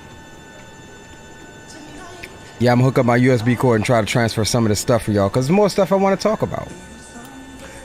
So enjoy the music, and I'll be right back with you in a few moments. And yes, we're gonna reload our sim because I just don't play that. So we'll be right back. Appreciate you guys for tuning in.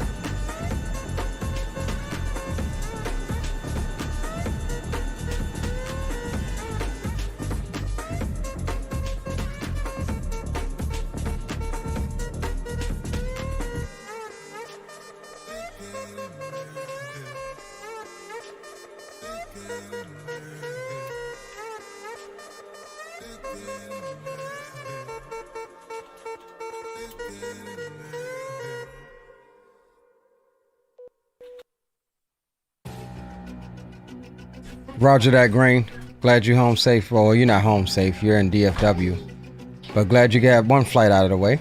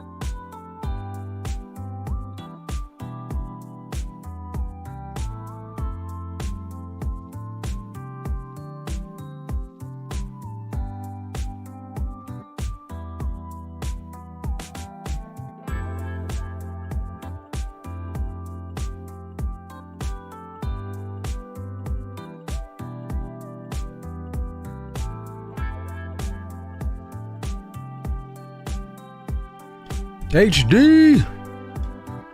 What to do, HD? All right, no fighting in chat.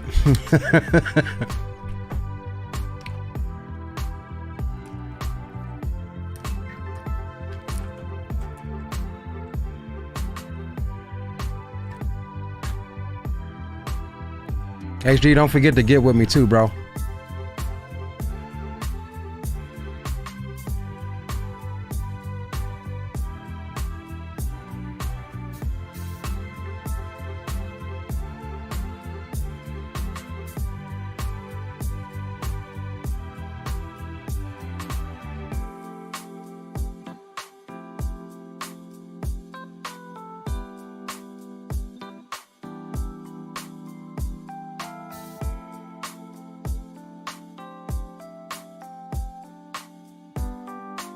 We are loading the sim up.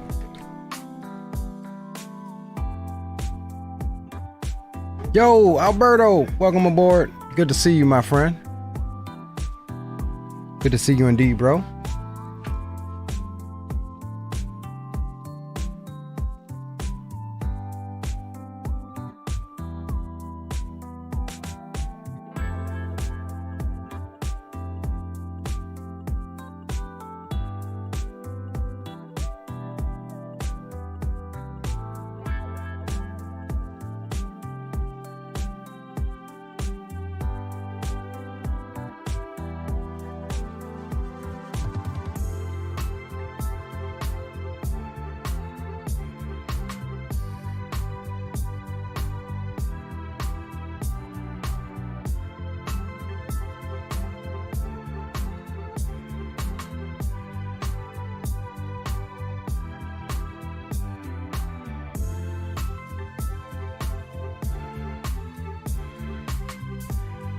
Roger that, Drew. Let me check it out.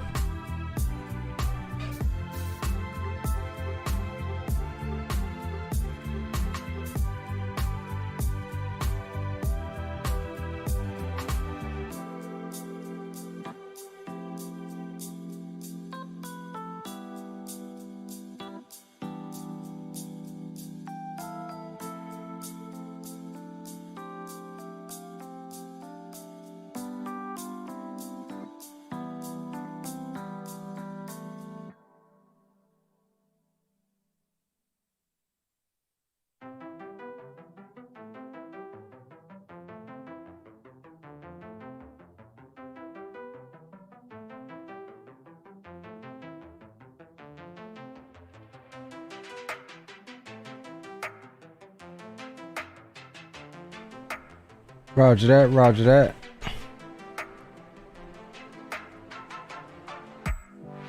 Oh, no effing way, man. It just did that. Oh, I think that messed up my copying the files. Okay. Let's see, what did I get out of that?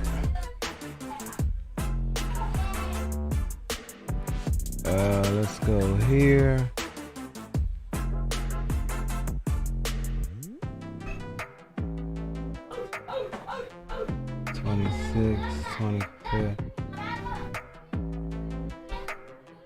Okay, so we got 26, 25, 1151. All right, so we gotta go.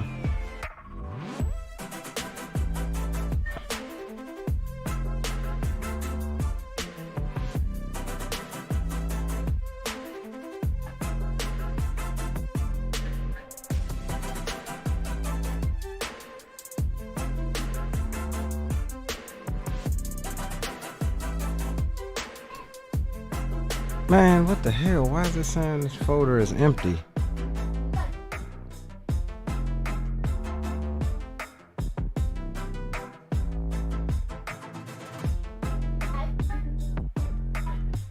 There we go.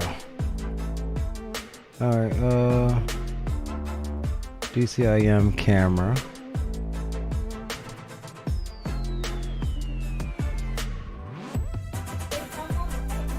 All right, let's load up our aircraft. We're gonna be in the 700 this time. We took the baby Boeing for the second leg. So we'll load up in that.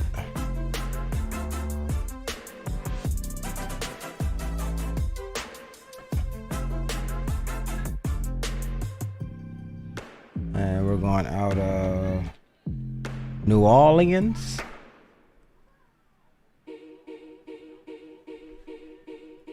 And we're setting the time for our departures 11:15. 10:50 was our boarding time. So we'll set about 10:30 in sim time.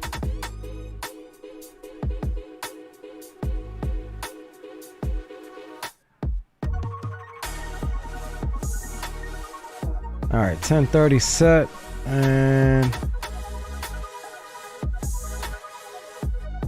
Bravo 7 will spawn there.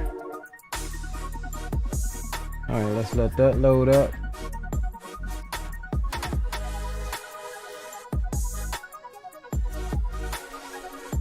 Six.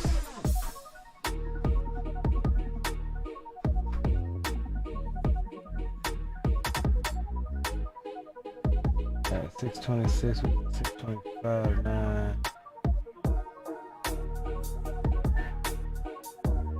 11:51.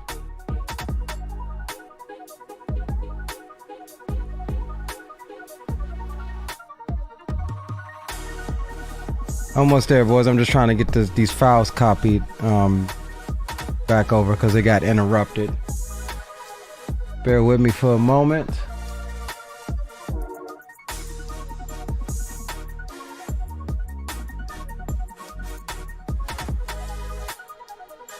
We'll come here, FSExpo, 625, 11:51,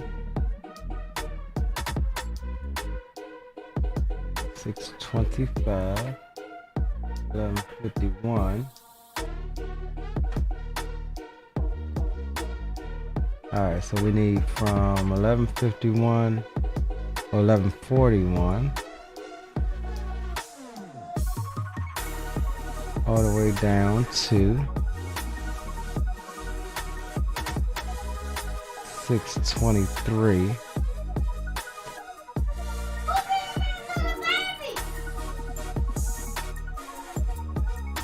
And copy those and paste those in here.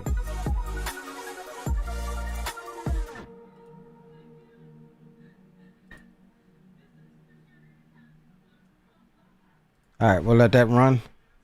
Where is my... Oh, it didn't set my time. We said 10:30 in the morning. All right, cool. Just about there, boys. Just about there.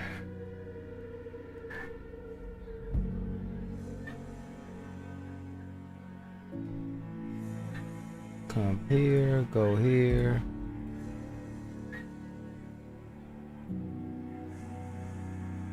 Go there.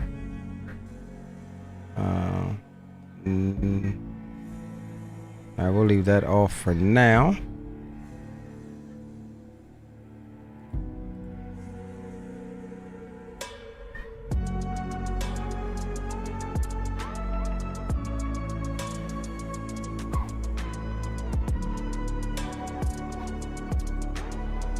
Alright, let me file my flight plan right quick, boys, and we'll be right back with you. We are Southwest 3752 with service to DCA, and we're going DCA, Ronald Reagan. I have flight plan. Let's grab sim brief. Economy class.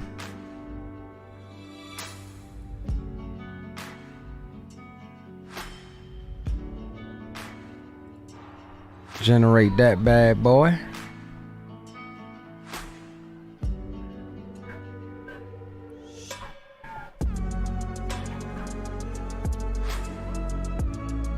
Pre-file it on VAT SemiSim.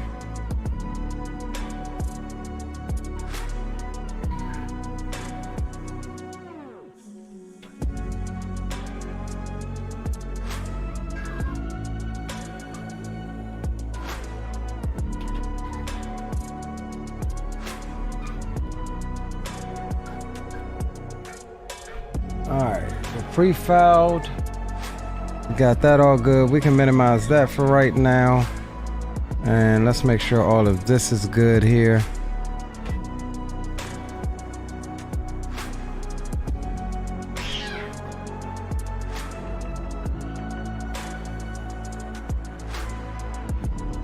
That's all good there.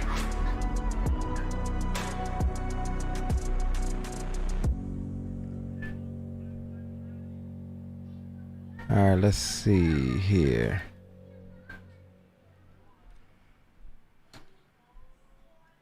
All right, let's pull up GSX right quick. Cool.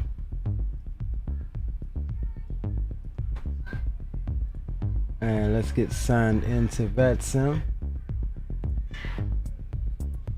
737 this time, 700.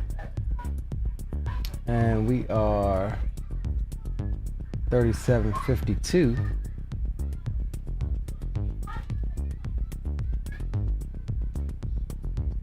Connect up. Same gate we was at already. There we go.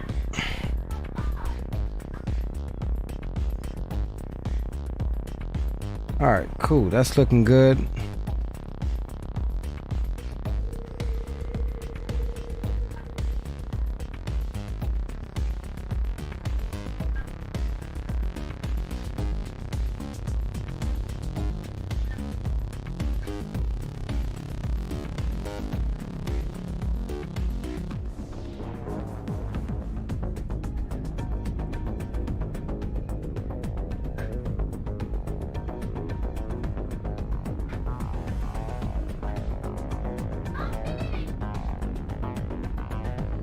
All right, boys.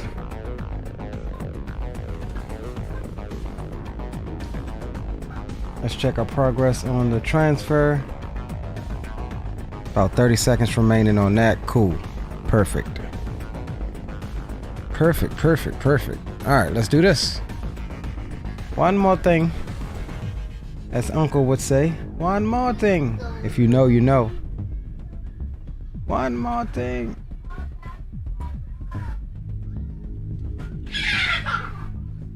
MSY, DCA.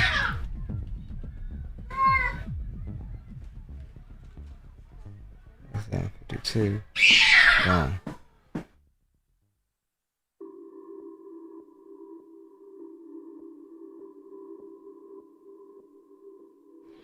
Alright, let's see here. Alright, cool. I think we're good. I reckon we good. Let me bring you fools back in.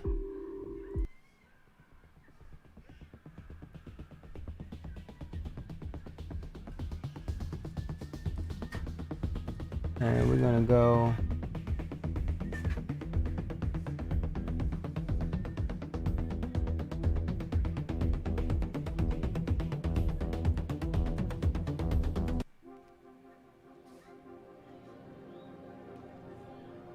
All right. Now I think we're fully ready.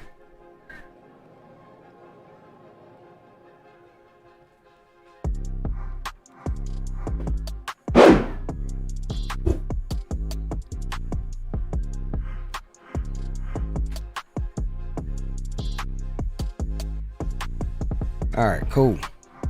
All right, boys, welcome back. Welcome back. Welcome back. See, we got couple other people in here. D-Champ, what's going on, D-Champ? Welcome aboard. All right, so we got all of the files transferred to the PC. So we can take a look at just in raw format what I got. And some of that stuff you will receive when I do a video on it.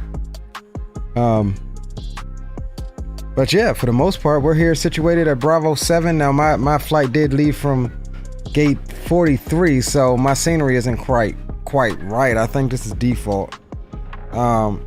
But we're situated at Bravo 7. We have Dave Mackey to our right here at Bravo 9. And this is going to be Southwest Flight 3752 with service up to DCA, my home airport.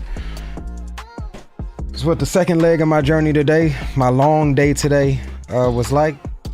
We hopped off of the 800 onto the baby 700 and came on in. And so without further ado, I'll bring you my ugly face back on screen and we'll get ready to get this party started. All right, cool. We're all fouled up there. So let's come here and sounds can come back up. And let's take a look at what we got here. We'll be taking 19.3 on the fuel. And we're looking at 119 even on the zero fuel weight. So let's come down and go return. We'll go 19.3.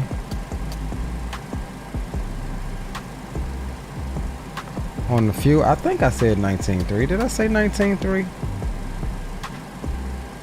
119 even. And yeah, 19.3. Well, we'll do 19.4 because it's 397. Get another 100 pounds. And then we'll go payload. We're at 119.0. So we'll drop that in there. Boom. Airplane is loaded. Let's back out FMC. We'll go pause in it. We are at KMSY. And we'll jump over, grab the left GPS position, pop it in there. We'll go MSY to DCA. Pop that in there, and before I let you go, we'll get our route, our weather data. We'll get that company route going, flight plan requests. We'll select it. It lessens our load here.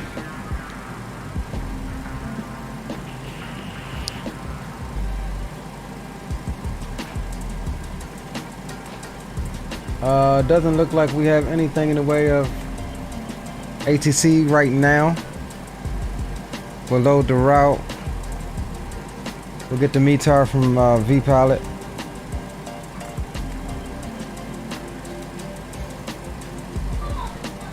Winds are still calm. We have our runway of choice, so we'll just take whatever's closest.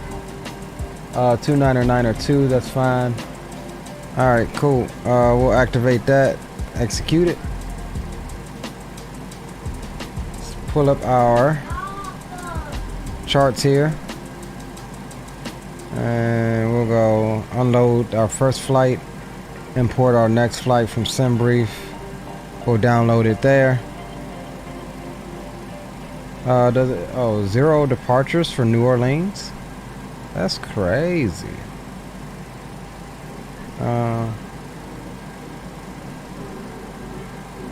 New Orleans doesn't have any departures? That's crazy. I didn't know that. I did not know that whatsoever. Alright, we'll run with it. What runway are you guys using for departure, those of you that's flying with me? I was gonna probably rock runway 11.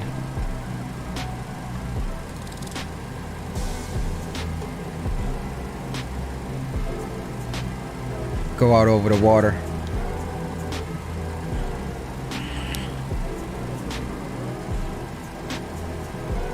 Alright, so we'll do departure here, runway 11. Execute that. Let's go to the legs page, that's fine. 29? Okay, he says 29. Alright, let's do 29 then. So let's go departures, 29, execute. Here, let's come back here and finish our perf data. 19.0. Slide this over. And we're looking at a reserve of 5.8. So we'll drop that in. We'll do 30 on the cost index. And we'll be cruising at 370. And we'll have an average wind of 296 at 46. That's fine. We'll execute it. Come over here, that's all fine. Come over here, we'll do a flaps 5 departure, CG 6 3/4, 28, 131 and 138. So we'll bug up plus 20. It's 158 here.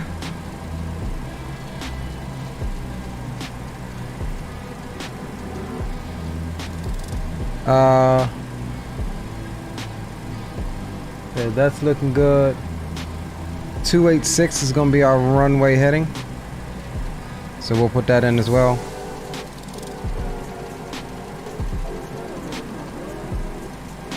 And we'll keep altitude 10,000 for right now, and that's fine. And we'll get data on and traffic. Data and traffic. Auto brakes can come to RTO. Alright, cool. Let's begin boarding, shall we? And we can actually fast forward this. We're not going to sit through the whole thing.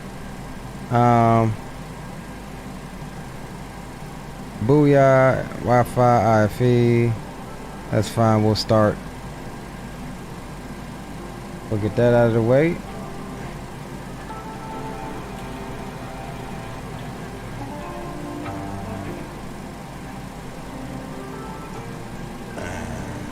See what input? Yeah, we're coming through music, so we'll raise that.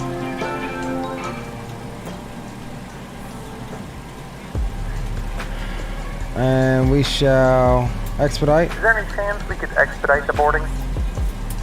We'll see what we can do. No promises. Alright, cool. So we're ready there.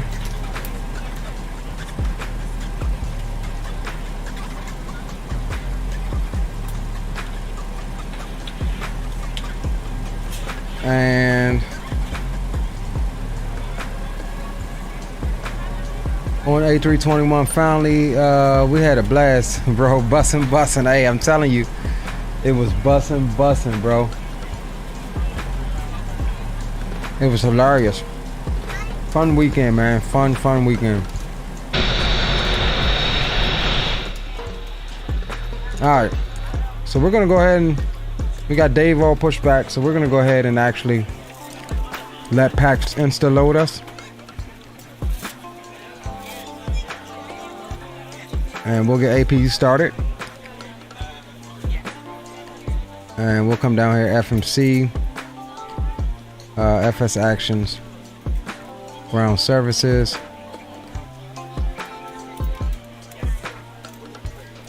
Release that. And we'll get the APU up.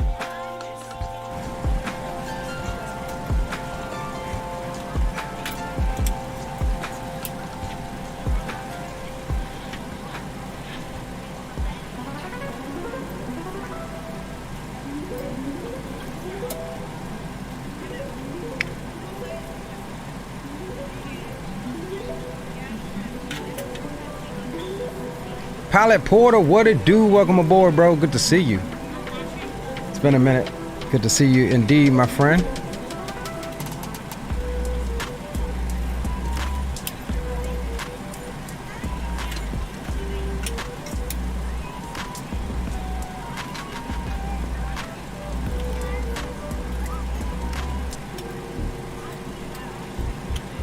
All right, let's check. APU up and running.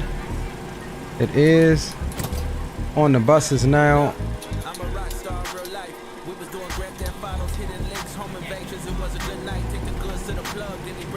370 here.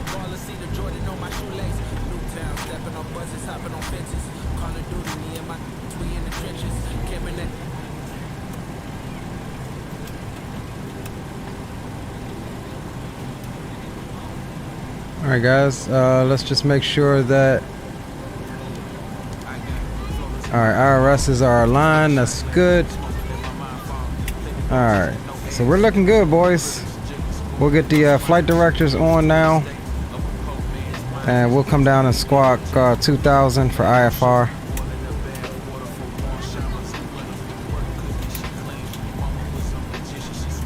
Alright, that's good. Good. Alright, we're on the buses. We can release the GPU. We'll get parking brake set And we could also release, or no, hold on, let's make sure the doors are closed first. We'll come back out, we'll go doors, yep, those are closed, closed. Alright, cool. Ground services, and we'll remove the chocks. Parking brake is set. The beacon can come on. And let's go operate jetways. Remove the jetway.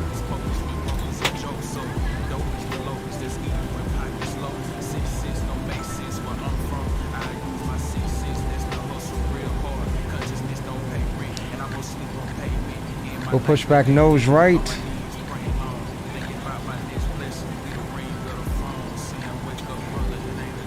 Uh-oh, my screen. That's because my light fell down. Alright, we'll push back for departure.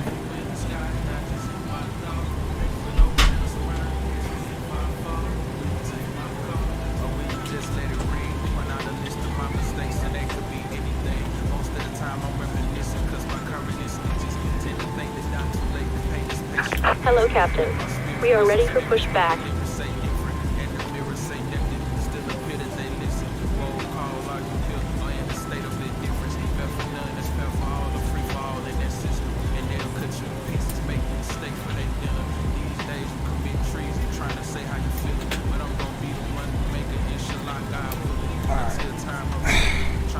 Departure checks completed.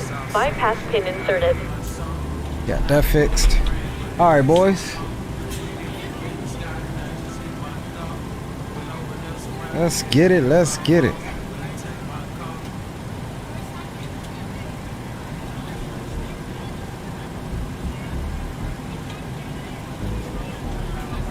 Let's tune up on Unicom.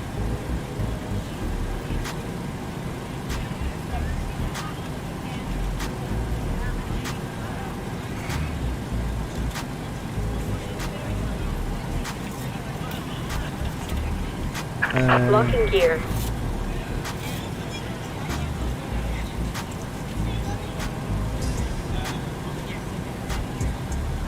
Okay, yeah, I had it right. Bravo 7.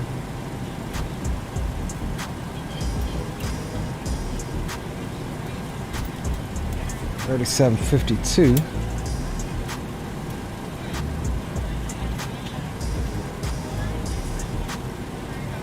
We're gonna push back, nose to the right.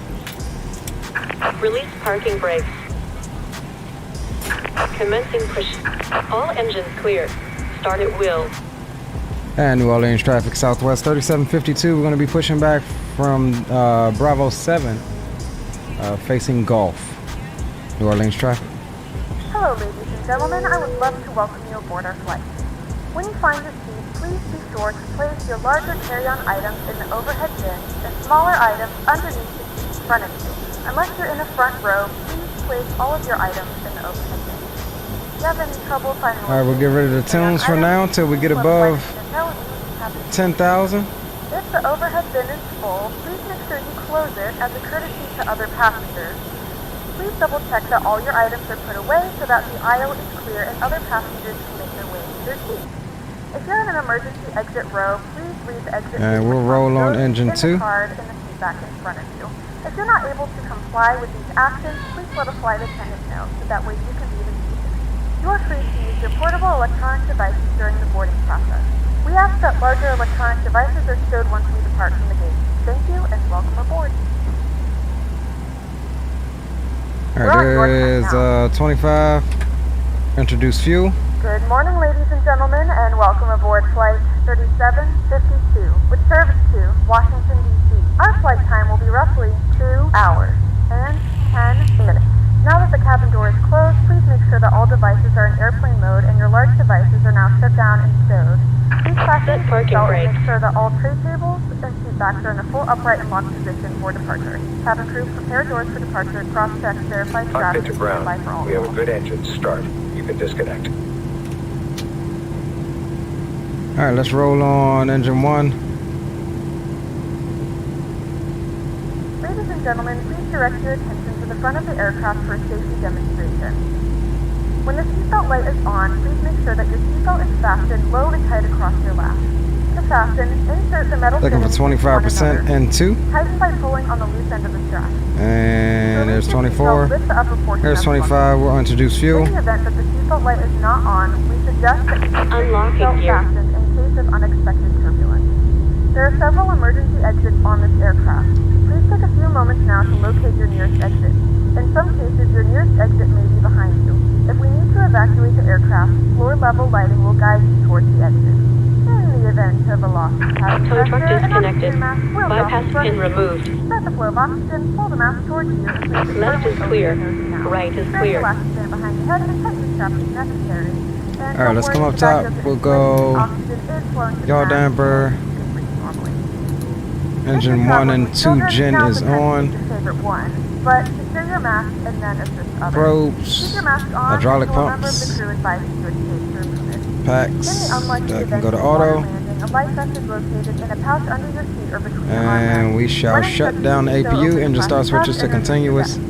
Slip it over your head. That is Wrap the fine. straps around your waist and buckle at the front. Pull the Everything strap else up tight. top is To set. replace the vest, pull firmly on Auto the brakes ripcord only RTO when will go aircraft. flaps If it doesn't display 5. automatically, you may blow into the mouthpiece for manual inflation. These vests is equipped with Flaps a 5 light. is selected. Your seat cushion can be used as a secondary Bluetooth device.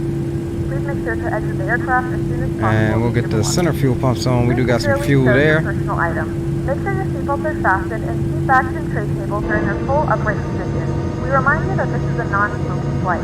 Tampering with, disabling, or destroying Flaps the smoke 5 detectors located in the lavatory selected is and flaps 5 prohibited by set. law. Green New light. Orleans traffic, Delta 1184, taxiing for takeoff runway 29er. We'll be departing the area to the northeast. We'll make our call. For flying with us, and we hope you enjoy your Alright, cool. Let's go, boys. And New Orleans traffic, Southwest 3752 will be taxiing to runway 29er via taxiways. Gulf Alpha. Correction, via taxiways Gulf Sierra. New Orleans traffic. Alright, let's go. Brakes can come off.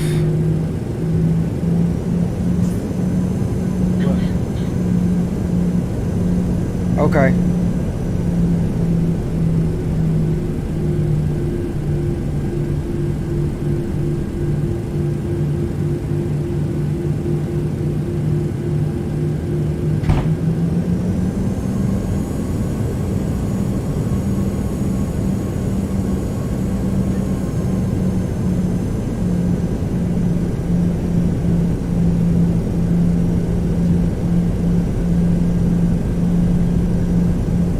Alright, boys, let's get it.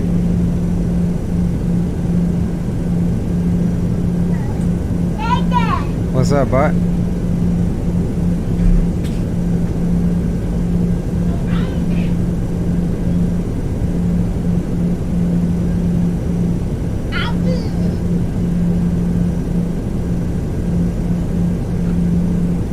Watch out. Can you take him over there?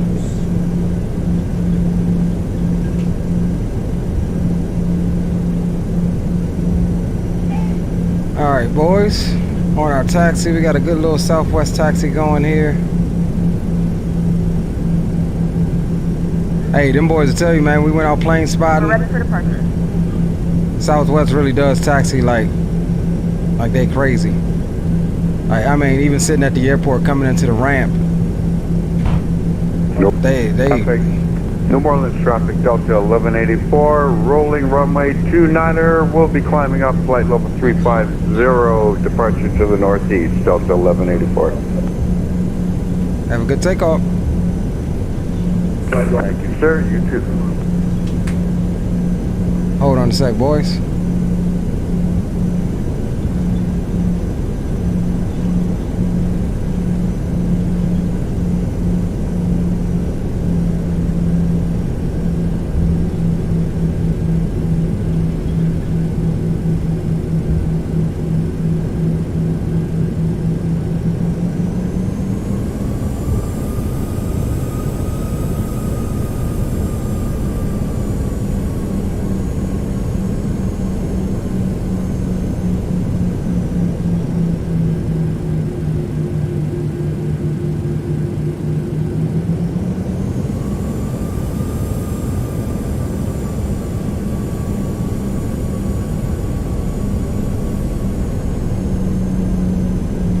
right, boys.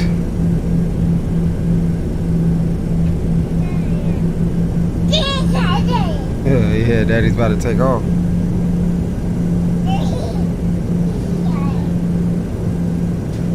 Hey, let me hit my brain screen. Come here. Alright, sit right here. Sit right here. Alright. Alright, guys. We are holding short. Let's go. Up New top. Orleans traffic, Landing Delta lights. 1184, clear runway 29er. We'll be climbing up flight level 350, departure to the northeast, Delta 1184. Alright, got that. Auto brakes. Alright, cool. Sit down, boy. Yes, you on the thing. Sit down. Where's my notepad?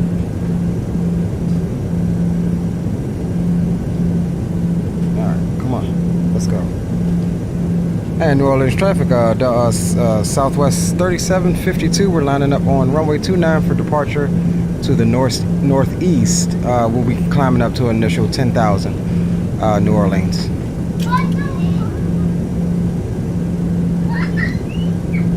All right, that's all good. All right, let's go, boys. We'll get the controls cam on for you.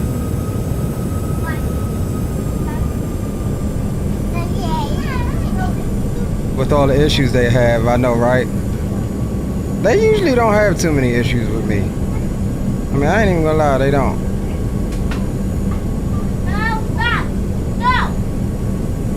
Alright, and we will start the clock.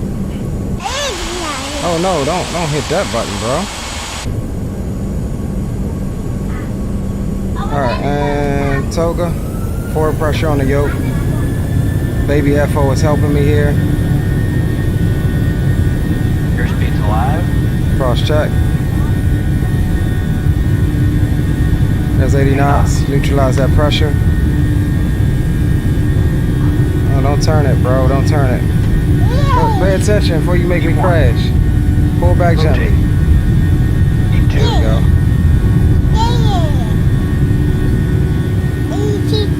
Positive rate of climb. Positive rate, you're up.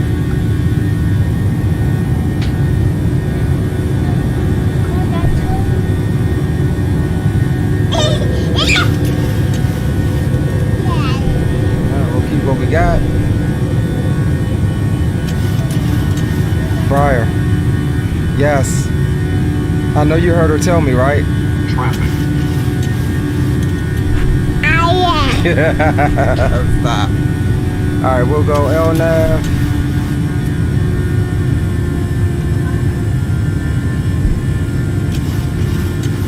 Alright, we'll heading hold it right quick. We'll put the FO down. And we'll go flaps up. That was a decent departure with him sitting in my lap. And we'll go. Traffic. Let's go direct now and execute.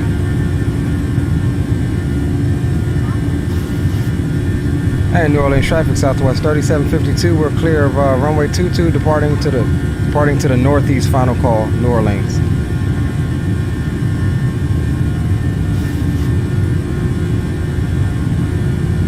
New Orleans traffic, Delta 1184 is out of 11,000 for flight level 350, direct Catlin, last call, Delta 1184. Sticks! What's up, Sticks? Alright, flaps are up. 250 or 251 currently. Look at that, boys. Digital, what's going on, Digital? Great meeting you, and hope you had a great time at FSExpo. I didn't even realize I met you, bro. I honestly didn't even realize I met you, bro. I talked to so many daggone people. But if we did, man, yeah, it was awesome. Everyone I think had a blast. Everyone definitely had a blast.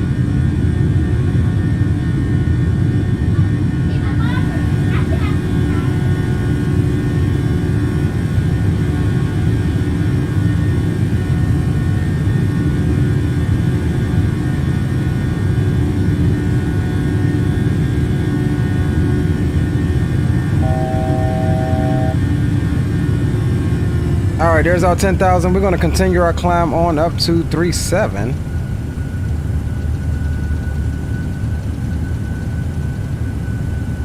And we'll go level change initially and then into VNAV. And we'll get her on up to 37. We did not set our pressurization. Oh yeah, we did. Ladies and gentlemen, we have now passed 2,000 feet. You may turn on larger portable electronic devices. This is also a reminder to please keep your seatbelt fastened throughout the duration of the flight and do not form a line near the lavatory.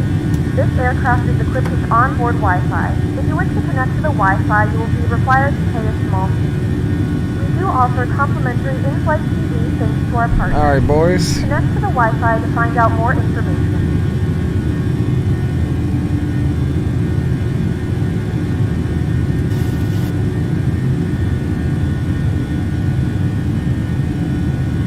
Green says it will be in Hawaii. Is that confirmed or is that what you're just calling?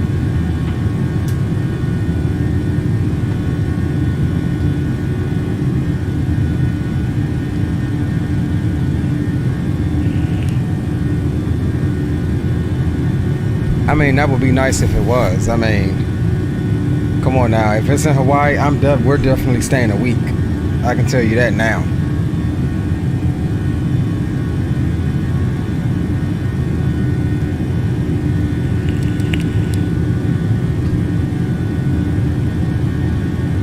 I can tell you that now. If that's the case, we would definitely be staying. Or the Bahamas, yeah, that's another week. We leaving the whole Friday before. Well, actually, no. I would leave that Thursday. Do the expo earlier in the week. And then leave that following Thursday. That gives us a few extra days down there. That's what I would do.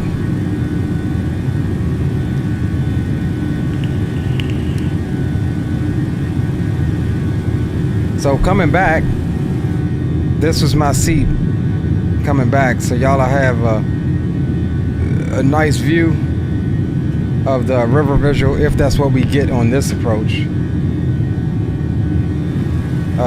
Let's see what it's forecasted us doing here, and we'll check the weather as well.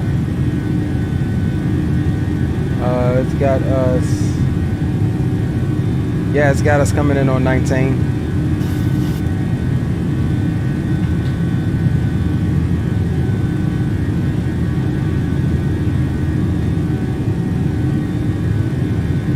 It's got us coming in on 19.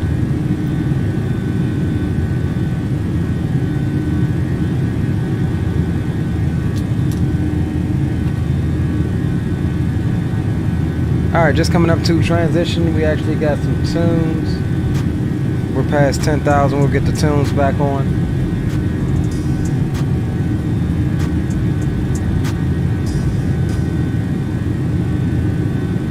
And we'll go to standard.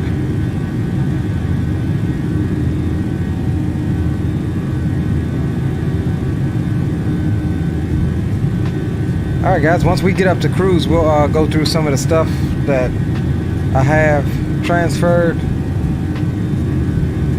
DCA is online right now.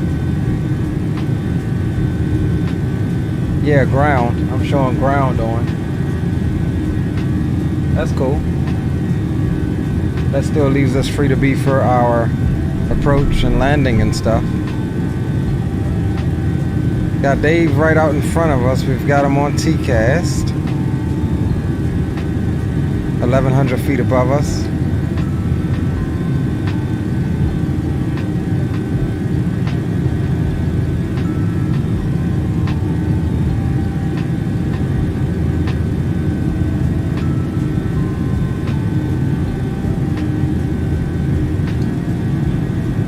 I'll only be doing Mach 0.76. Let's see what we're gonna be doing, what we're forecasted to do. Okay, it looks like we're forecasted to go 0.78. What's your cruise? Final cruise? 350. All right, that should be no conflict. We're 37.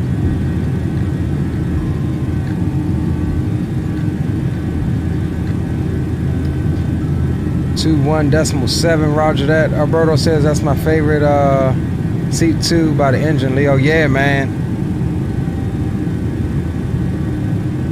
Definitely.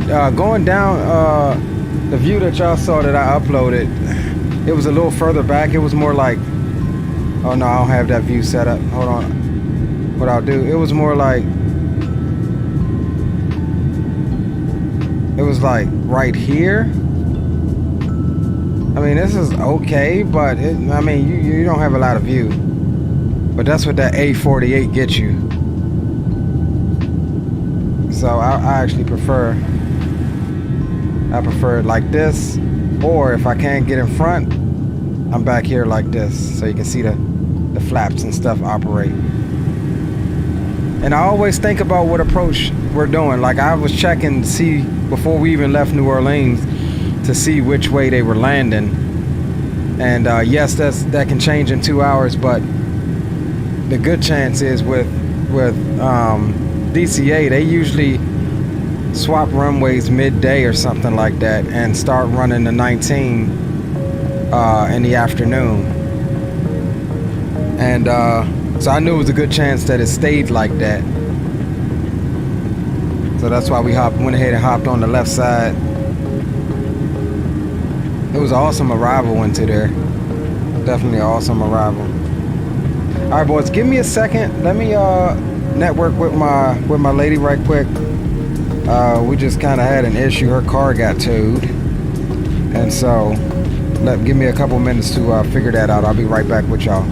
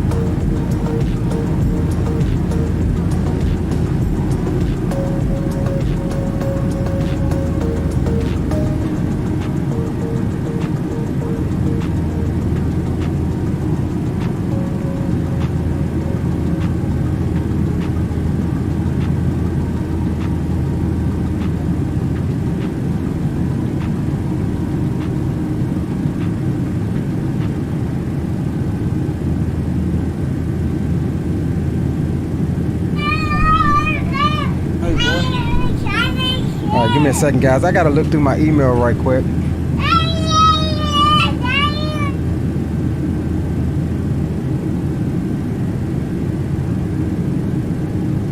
I gotta look through my email right quick for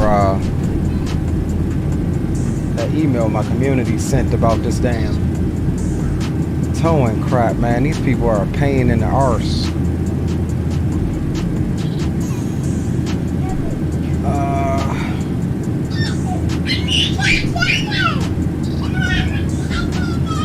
Let's see here.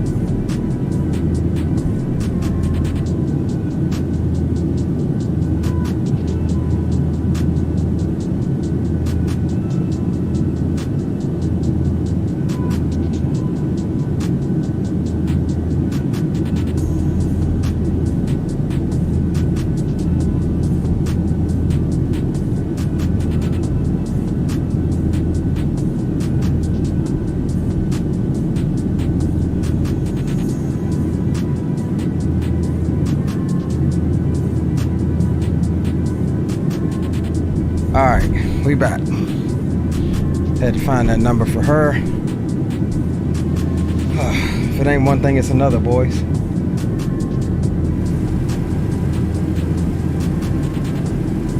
Isn't that on? What about now? Alright, cool. Alright, so yeah, we are, okay, roger that, bro. Let's go ahead and get 2345. Got me on Boom Boom? We got you on Boom Boom. Drew says DCA is online.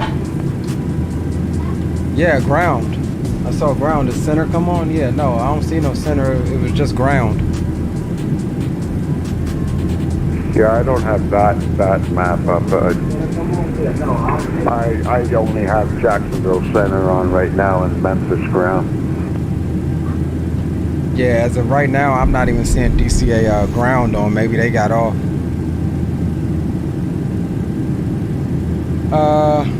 All right, guys, let's take a look at some. We're getting into the cruise. So while we're here, here's what we got. We're just gonna start going through some of this stuff, man. Just looking at some of the pictures and stuff. That's what we'll do. That's leaving DCA. That was my ride out. Ride coming in. Why is it not letting me?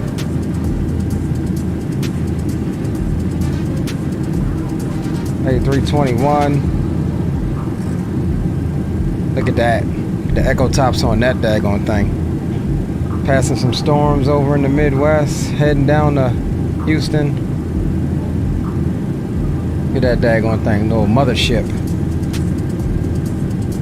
On approach into Houston.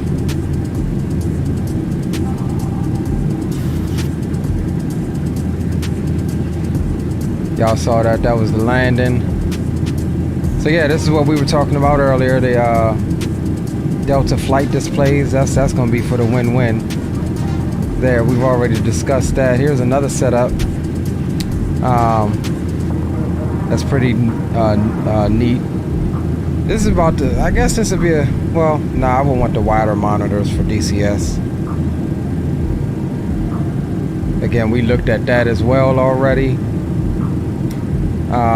Some more information. Okay, so yeah, they have a thing where they were trying to start up or already started up Flight Sim Academy, which obviously if you read it there on the screen, it's a STEM solution program that they have or that they're trying to get together for high school programs and stuff like that. Somebody just come in the door?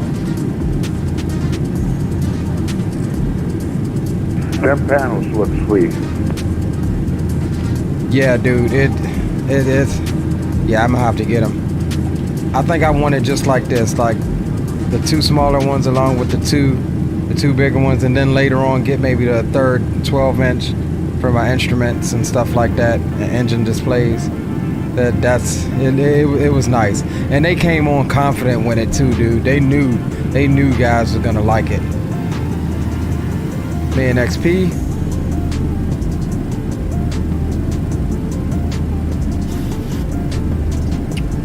So this is Johnny. Most of you know that's Stalker Actual Gaming. When you look at what it costs if you want a Logitech one, and then you get.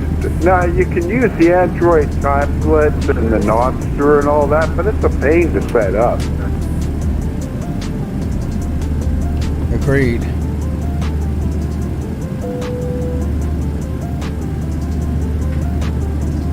So we're at Cruise, boys. Come back up here. So yeah, this is Johnny, or Stalker Actual Gaming. He's one of the hosts for Closed Traffic Podcast. Now get up and move around the cabin. Pretty cool, However, guy. we ask that you keep your seatbelt fastened when seated. Hold on, y'all.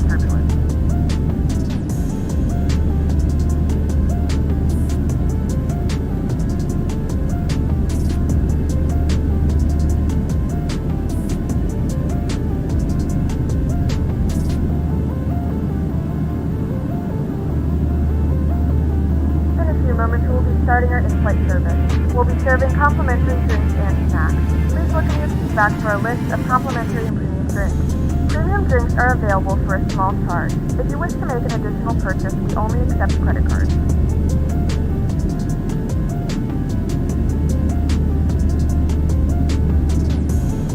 So I don't get this, y'all. I don't understand this tow truck dude. So she calls. And they says they don't have the car in the system, so she goes back out there and looks. The tow truck man actually just moved the car. Why would you move the car if you didn't tow it? Like, I don't understand. Was it like to move it so she couldn't find it so that he could come back and get it?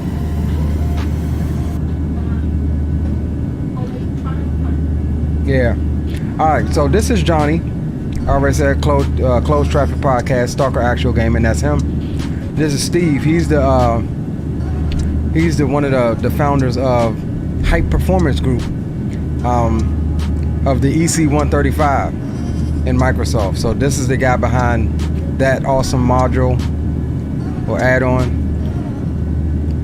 This is what was it? Papa's barbecue. Man, these ribs were to die for, bro. The brisket on the one, the pulled pork, the coleslaw, the rice, everything was, man. Look at that. I mean, just to die for, y'all. Yeah, that's what I'm saying, Drew. That's me, green light, got green light right here, Rock City right here, Mr. Greg Hill. All that dinner. This was the first night we got down there, Friday. We all linked up. Captain Canada and his crew was there, came to dinner. We all hung out. Big yellow bus there? Said big yellow bus? Not that I know of. I mean, could have been, but I wouldn't know who that is. Riding with Mav. We was going plane spotting over at the Hobby. Could have been, but I wouldn't know who that is. Yeah, he's an IRL pilot, I think, for Southwest, actually. Right. These are some fuzzy photos because I was zoomed in nighttime. Here we go. Out there plane spotting. Some of you saw some of this because we kind of went live, I think, that night.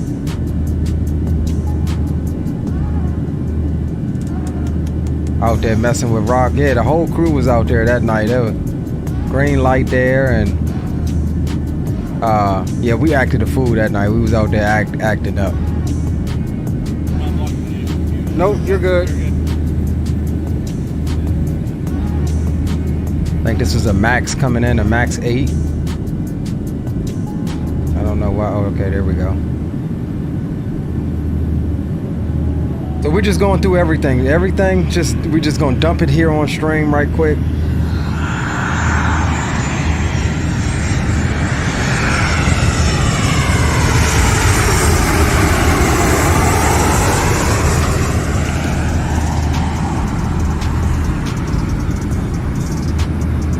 Yo, what up, wrong side?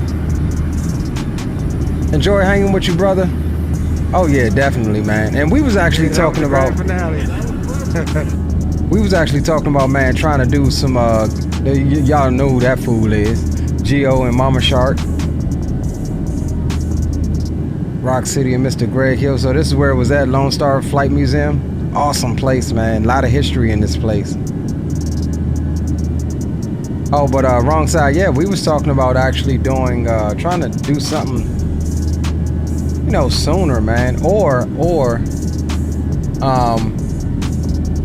you know, not like next year, depending on where they have it. If it's someplace super great, like just staying a little longer, staying for like a week, man, or something, and all kicking it. Cause I mean, it was nice, but everybody was tired after walking around all day, and then a lot of us went, you know, and plane spotted later on in the night and stuff like that.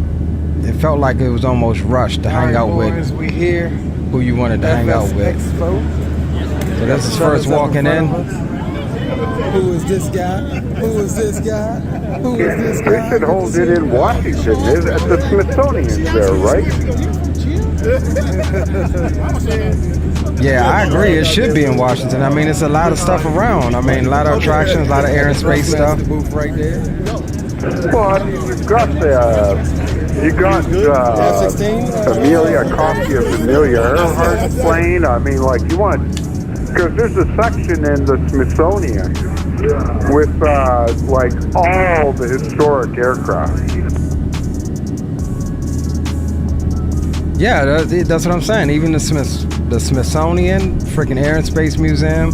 We've also got NASA Goddard, you know, about, I guess, 20 minutes away. NASA Goddard Space Flight Center, where they do a lot of mission monitoring of satellites and stuff. You've also got I think it's like the Uvar Hazy Center or something, which is out near IED. It's like literally at the threshold of IED, where they have a museum over there, and you can actually go up and listen to air traffic control, and the planes literally come right past the top level there. You've also got a host of freaking historical little smaller airports with museums like College Park and stuff like that. It's just a lot around here, dude. I think it's because they can't get any deals for hotels and stuff like that, because it's like, yeah, but that's a small convention compared to what they're usually host in that area. Yeah, I agree, but if they just go a little further out, like right across the bridge into Virginia or right across the bridge into Maryland, I'm sure they could organize shuttles. It would just be a little farther from, you know, from the convention center. I mean, it'll be about the same from where mostly everybody was staying at the DoubleTree and all of that stuff. You know, it was like almost 10 or 12 miles from there to Lone Star. It'll be about the same if they just do something outside of the city, like the hotel deals outside of the city.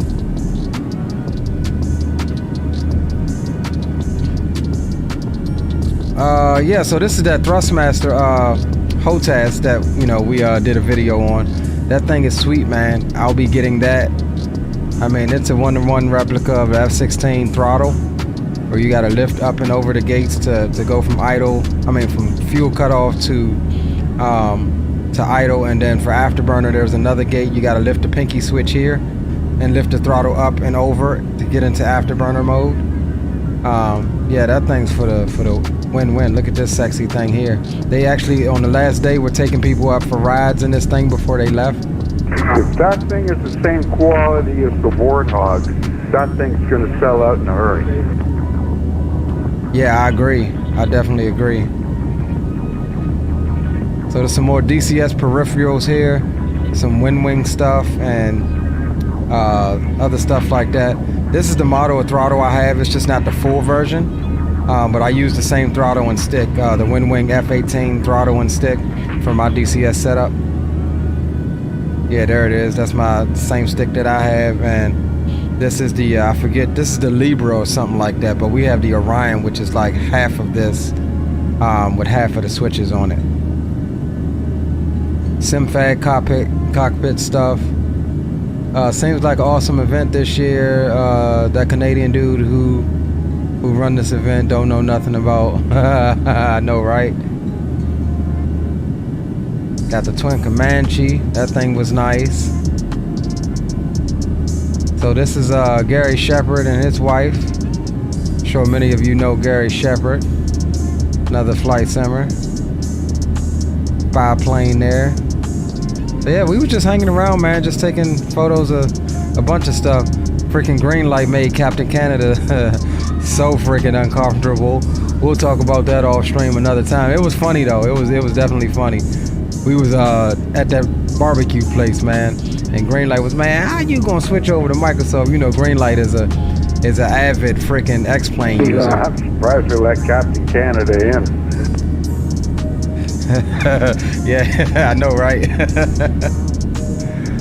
But I don't know how we got across the border. Cool guy, man. The sexy F4U Corsair. I love to take that thing up. Just an icon right there, man. Legendary icon.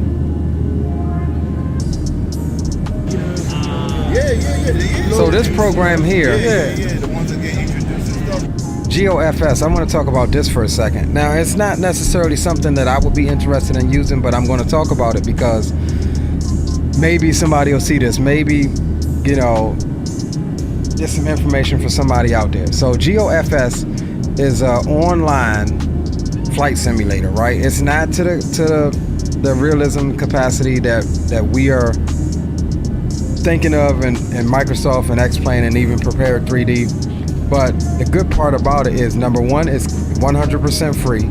Number two, it is completely online, so you don't need a beast of a PC to run it. And number three, I think that it's a good avenue for schools and young kids to get them interested in aviation. And again, the dude showed us a bit of it. I'll play, I think it's in this video.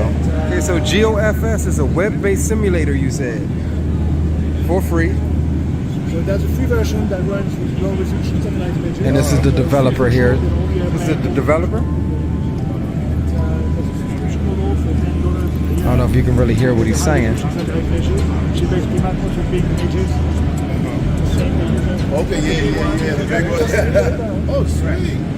So I mean, again, it's not to the fidelity that we want, or you know, that we are used to flying, but for some little kid that just loves aviation or want to get into it, it's perfect. It's perfect, you know, and lightweight that, you know, maybe some schools could implement it or something like that. And this literally, you know, they have a very basic virtual cockpit.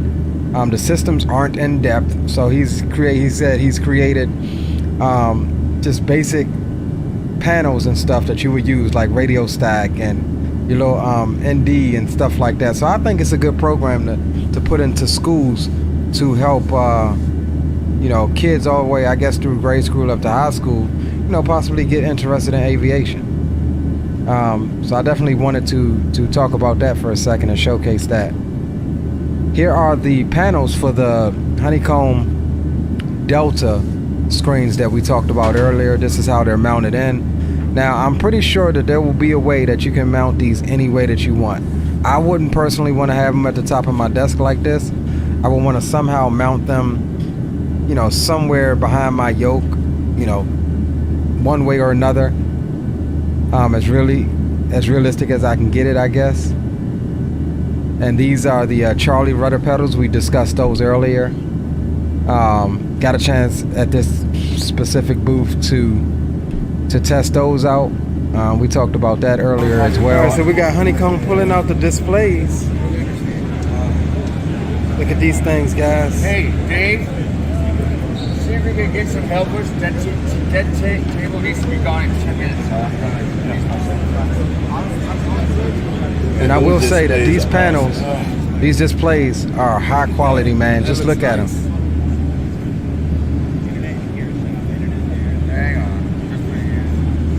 Now, I think I did come back when he turned them on. I think I did come back, but we had rolled out here. I cut the video. We went, you know, check out something else, but I think I did eventually coming back.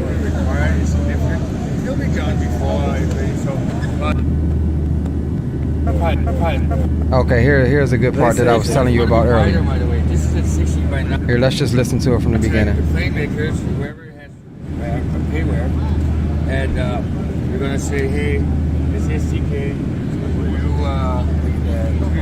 Let's do this. Let's turn Microsoft down some. Them things are sweet. Don't let Mama Shop come over. Whoever made the plane, they want to look at avionics with Vince, right? And they could probably do that in a very short time.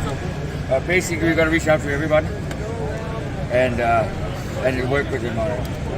So they said this one's going to be wider, by the way. This is a 16 by 9. It's going to be a 16 by 10. Okay. And then there's going to be a single up here as well, single rotary, because when you put your hand up here, the autopilot's coming down. You click on the rotary and you just roll right here, just right by your hand, right? Okay. But also, let's say we have a general aviation and you have a GTN 650, 750.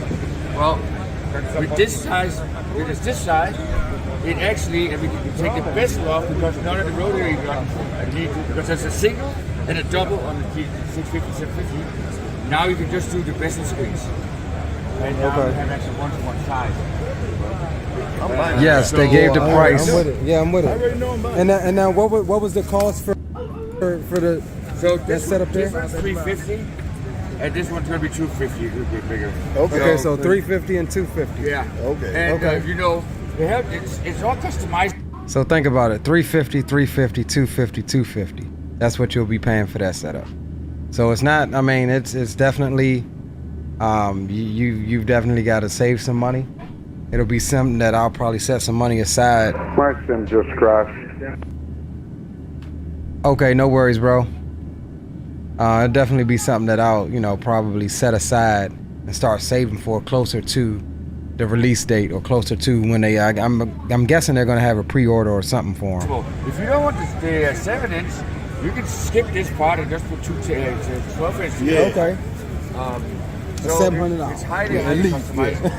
But it's a great setup. It's a there will great be setup. some. There'll be a frame for everyone, and then if you want some because that's not people buying the parallels in themselves and trying to. Yeah, so I think we did. So this is another guy from Closed Traffic Podcast, McSlamming, or Mike, another California-based pilot.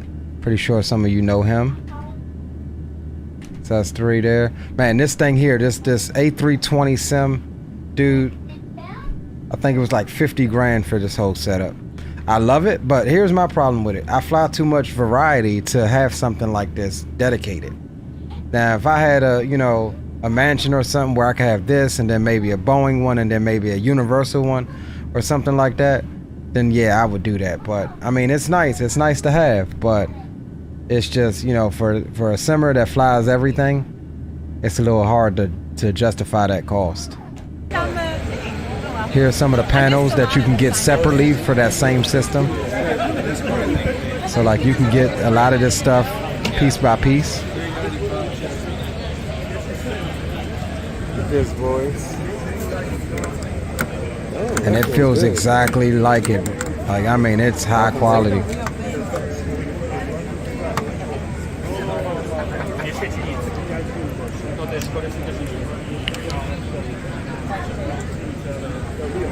Yeah. Yeah, that's cool. That thing was nice, y'all. Yeah, 29K without the seats. Without the seats, Jeff Fabiano. Mr. Blue Games. We actually crashed, I don't know if y'all paid attention, but we crashed Mr. Blue's stream at the Thrustmaster booth. We'll show you. Well, I uploaded part of that already to my channel, but yeah, we caught him off guard. We had already seen him, though. Y'all want to see what goes on when us boys fly online? Let's take a y'all look already at, seen this. I uploaded this already. Simulator Expo. These are all of the they had controllers a online right now. Whole slew of VATSIM controllers there. Went behind the scenes, took a look at all of the controllers online right now. What these guys do. It's pretty cool. Got USA. Alberto says, is it worth it when it comes to training? If you're talking about the screens, I would think so, yes. I would definitely think so. Honeycomb panels and rudder set for Microsoft 2028 release, right?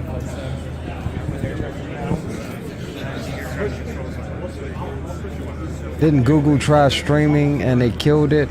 I'm not sure what you mean, Drew. Try streaming what?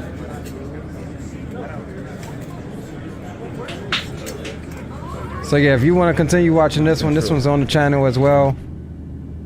MQ-9 Reaper drone, that was pretty dope. This is the expo floor area. Even though it looks tiny from here, we were upstairs, kind of far away.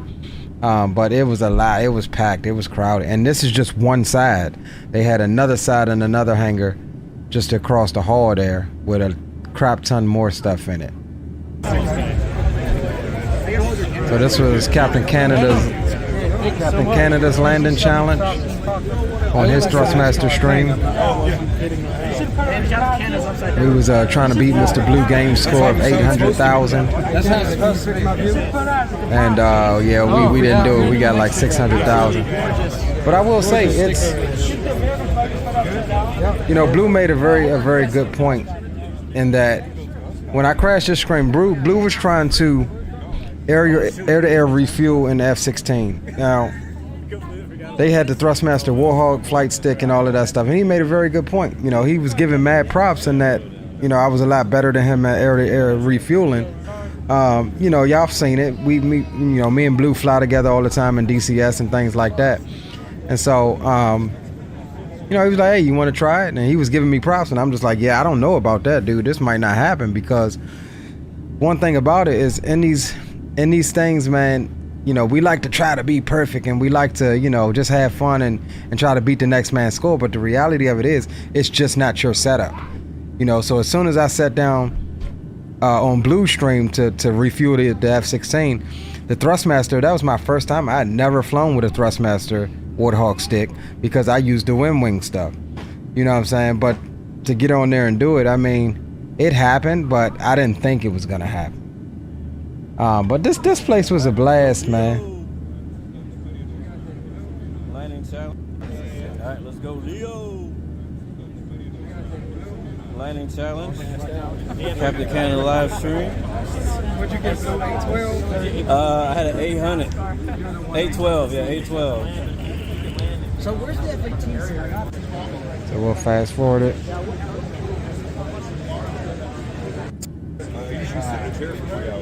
For the reaction. We're looking for the reaction. Oh, all right, Blue got me. Blue got me. Blue had 812. That's the other guy. If y'all haven't seen him, that's Mr. Shadow Dark. He was there. He popped up on me while I was outside vaping. Didn't think he was coming. He said he wasn't. So this is, for those of you that don't know, Captain Chemtrails. He's a Delta captain. He's also on the World Flight Team this year. And this is Fabian. This is the guy's sim who we'll be using this year. So more. Stay tuned for that. More on that later on. DC3. These awesome simulator. DC3 simulator. It's pretty dope. We got to fly that. Front end of a DC3 work. Oh, wrong side one Canada's chair. Nice. X-Plane 11. We'll be testing this thing out next.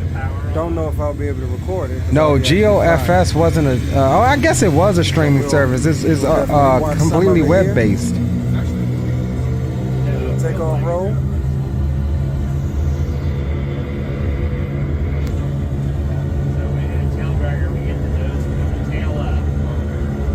Yeah, this thing was pretty cool. Got to fly that.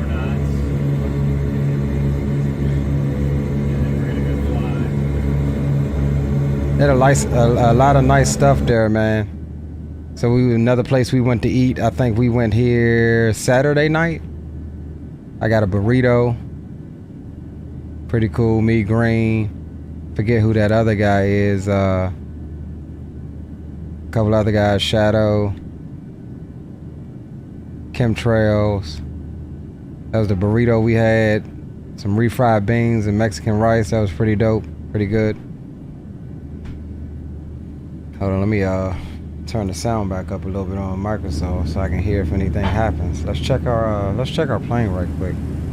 Make sure we're good. All right, we're still at 370, and we are 434 from top of drop, so that's cool. We're cruising along, boys. Let's go back to looking at stuff. So yeah, another little social, man. There was a lot of socials, man. Everybody at every free point was trying to get together, man, and that's what I liked about it. Is that we was all able to come together and, you know, have a beer, sit back, talk smack, talk about Microsoft, talk about X-Plane, talk about P3D, talk about all of the stuff, talk about how it can be fixed, talk about, I mean, there was no holds bar, man. It was no holds bar. And to see so many different members of the community, so diverse, and people from all ethnicities. Did I say that right? Did I say that right? But you get what I'm saying, you know. It was absolutely awesome to be a part of that with you guys. So we were at the DoubleTree here at the bar, just, you know, having a couple drinks and chillaxing. So this was video I recorded to you know, actually do the video for this stuff. If you know, you know. If you don't, awesome. Now here they have a basic setup going. They were still setting it up, basic setup. But you can organize that stuff however you want. And all of the data is stored within that screen. So you don't need, you know what I'm saying? It doesn't hook it to anything USB. It's all wireless. Communicates with the sim over Wi-Fi. And that's it. I mean, it's pretty dope. Now this is the other program that I wanted to talk about. I actually talked to the developer here, got invited to be a beta tester. This program is called Beyond ATC. Let's talk about it for a second. So this guy's goal is to take and create a realistic air traffic control experience for the end user in Microsoft. Immediately, what my question was, can this work in conjunction with VATSIM? Case in point, we took off out of, where we take off at? Out of Houston, we had approach, but no sooner as we left approach, we was turned over to Unicom. Well, what me and the boys were trying to get across to him is that this program, in order for it to succeed, in my opinion, needs to be able to pick up your flight plan wherever it's at and then start letting the user use this. I got a chance to try it. It is extremely realistic in the aspect that it wants you to repeat stuff, and it's open to the point where you can add your own, you know, things in there, like, you know, how you talk normally to ATC, but it will correct you when you're wrong. It will correct you, you know, if you say, you know, okay, departure's on 122.7, you know, they'll be like, no, departure on 122.50. And you'll be like, okay, departure's on 122.50. Something like that. You know, it will correct you, and it's pretty realistic with it. But it needs to be able to, and the developer, you know, he said, you know, he apologized and he said he hadn't thought about it like that because he was thinking about it from the start. Right now it's designed to file your flight plan just like you would with VATSIM, and it picks up at the gate cold and dark. And it goes through the whole thing: clearance, delivery, ground, tower, departure, you know, everything. It goes through it all. You have to go through it all. That's how we designed it. But I think in order for it to succeed, it needs to be able to pick up at any point in the flight and allow you to use it without having to start from the beginning. You know, and he was saying how maybe he would have to contact VATSIM and get to working with that. But we all know how slow VATSIM is to get on stuff and innovate and things like that sometimes. But, you know, my suggestion was, well, you don't necessarily have to really have it communicate with VATSIM if you give us the option to say, okay, pick me up from this point.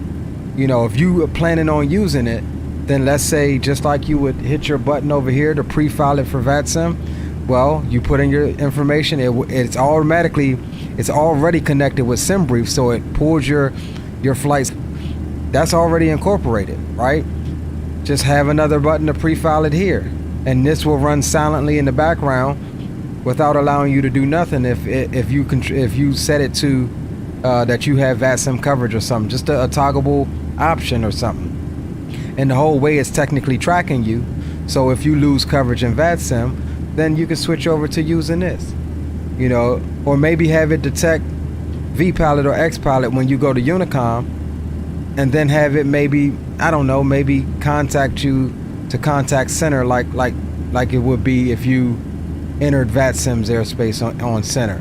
Those were my suggestions. The developer was highly open to it, and said that he would definitely be trying to see how he could work that out. So keep an eye on the channel for that, because we do have beta access. I'm signed up, I'm accepted into it, and we will have early access type build that we'll be playing around with and giving feedback as well, because I really want to see this program succeed. Because also another learning tool, like, I kind of felt bad for this guy that was doing it, because he was shy, number one. Number two, he didn't quite know what he was doing. And number three, he needed help, but I was too busy talking to the developer. So I'm gonna let this run for a second so you guys can check it out. And then, yeah, I want to know what you think in the comments. Your finger. Los Angeles Ground, United 2189, requesting IFR clearance, San Francisco. So you're doing this on must be some kind of geek that is none of man. I've been video games for 20 years. Francisco International, DARK3 departure with a still transition, then is filed. Climb the ascend, except maintain 3000. And I did the Departure frequency 28.5, squawk 4412. Now, I will admit, they've got to add better voices, because that sounds a little too robotic for me, for the immersion factor. But it's good. San Francisco via Dark Tree departure. Climb to flight level. Climb to 3,000 feet. Squawk 4412. This is the one I want. Yeah, no, this is pretty cool. So it's going to miss the departure frequency? Departure frequency 128.5. So you have to repeat back all the different things that it says. Oh. So I have to repeat this? Now you just have to repeat the departure frequency. Departure frequency 128.5, United 189. There you go. So you see how it corrects you. We are still working on the price. So we're actually back behind them talking to the developer now. Now I jump on and give it a go. Obviously I didn't have trouble with it because we know the phraseology and stuff.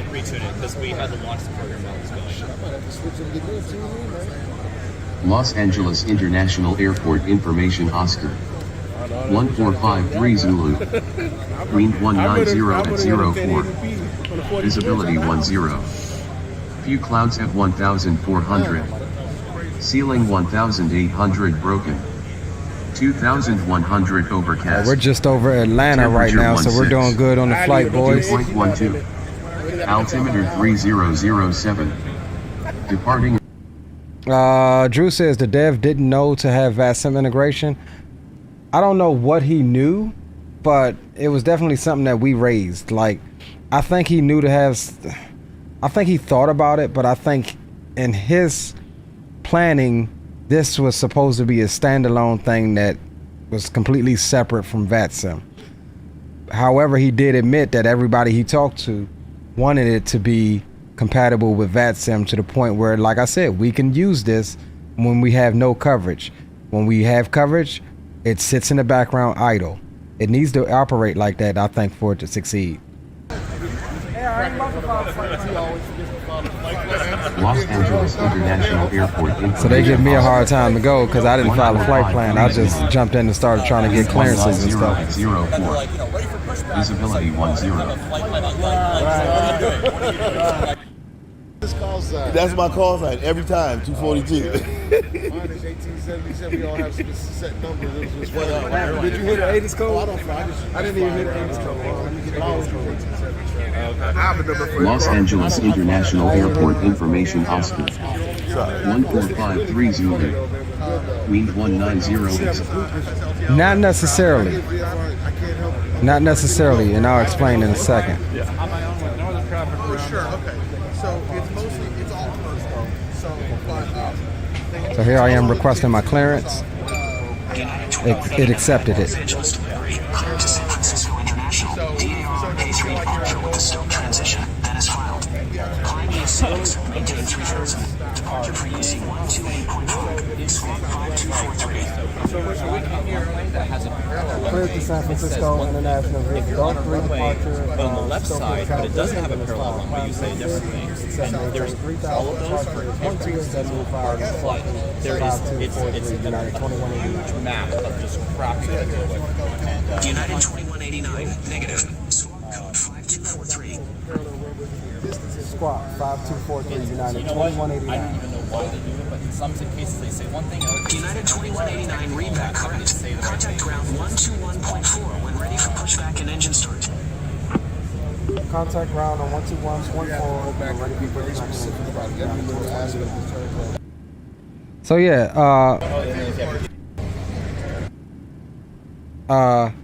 check on our flight here. No, it doesn't take the place of Unicom.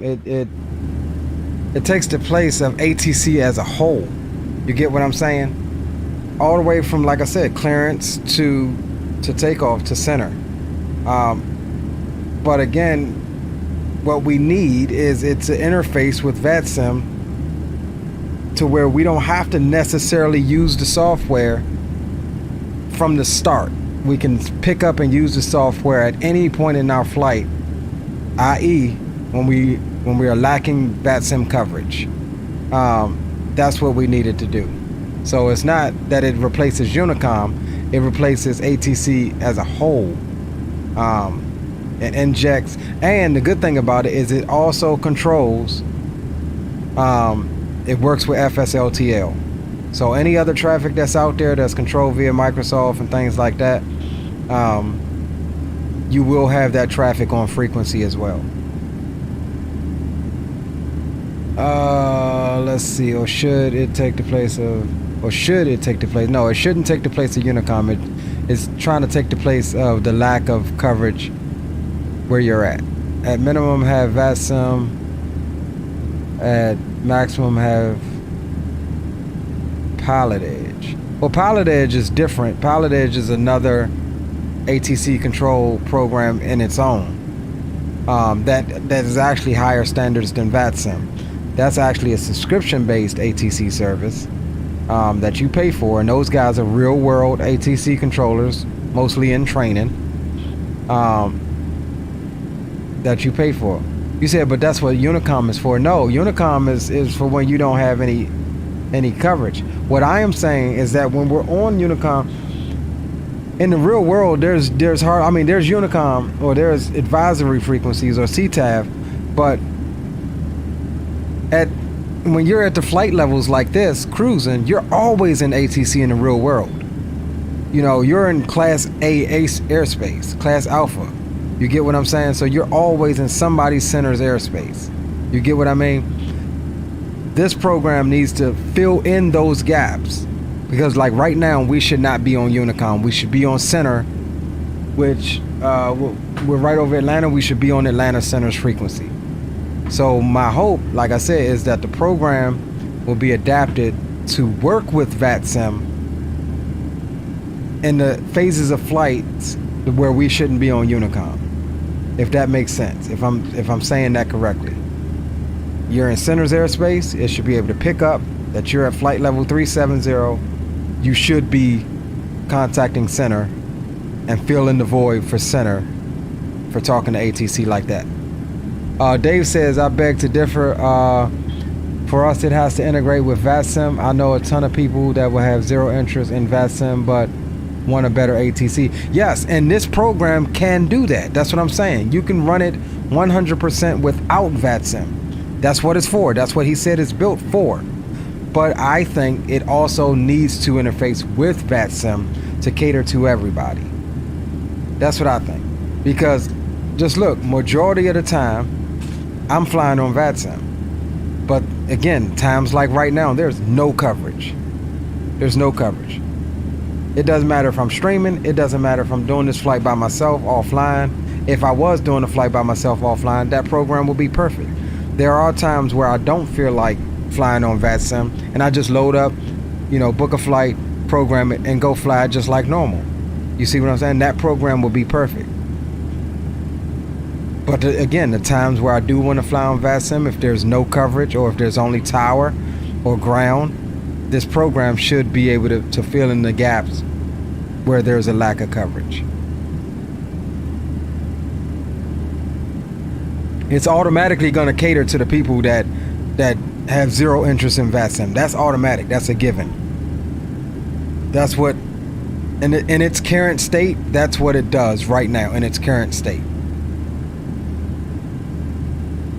So that's the answer to your statement, Dave. All right, let's try to get through some more of this stuff. Let's see what else we got here. Yeah, old school DC-3, gorgeous plane. All right, boys, we here with Flight Factor. Okay, so we're gonna talk about this. Look at this. I may piss some people off. Green light version 2. And I know, he's been talking to the guys as well. But this is the exterior of the new Flight Factor version 2 over in X-Plane 12. Looks nice. Let's see if we can get I think the exterior looks freaking phenomenal. The interior looks freaking phenomenal. The takeoff and hand flying was absolutely phenomenal until I got on the approach. And we're one-handed hand flying this thing. But this is my problem. Hold on, let's go back. My problem was this thing was slipperier than hell. Fully configured, gear down, and it was so fast that I had to dump all of the speed brakes, idle throttle, gear down, full flaps, and the thing did not want to slow down from 250 knots. Like, we're coming in way too fast.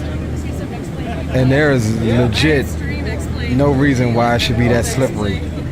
So I'm just gonna take it as, it's an early build, that they're really just showing you the looks of it, but there's some work that needs to be done on it. A lot of people seem to think that it's a lot farther along and the release date is a lot closer. And I just hope that's not the case, because if they're releasing it and it's doing this, like, I mean, look how fast we are.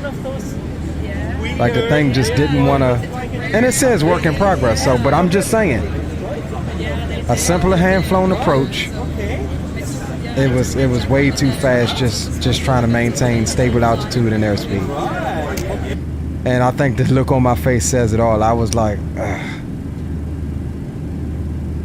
5 points to anybody that can tell me what cockpit this is. Yeah, the cockpit looks good, Zato. It does. It does. 5 points. 5 points to anybody who can tell me what cockpit this is.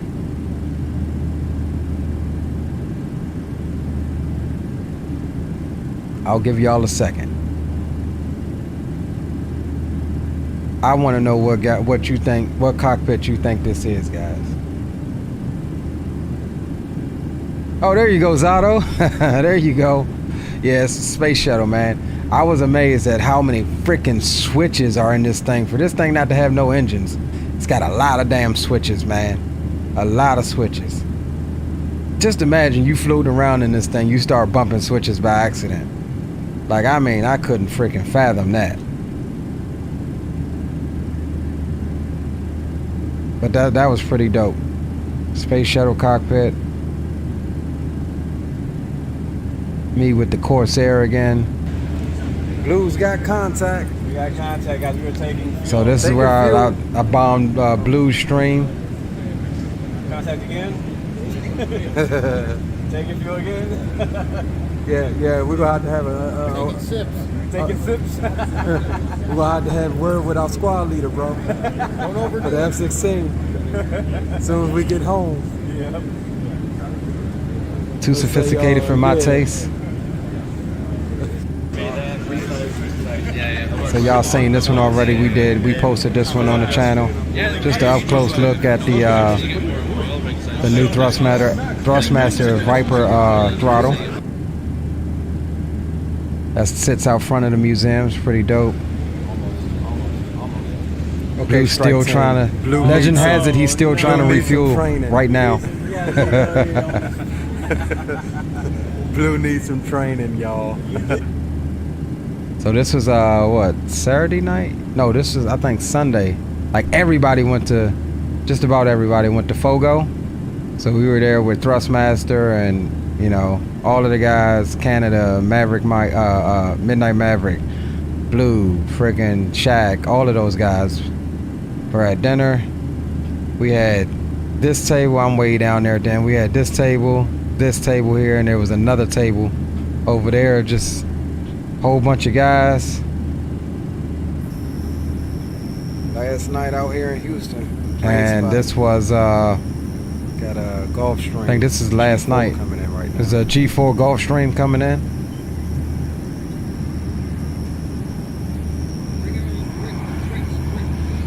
NASA, where was Chief? Yeah, I know, right? Yeah, Chief couldn't make it. He wanted to be there.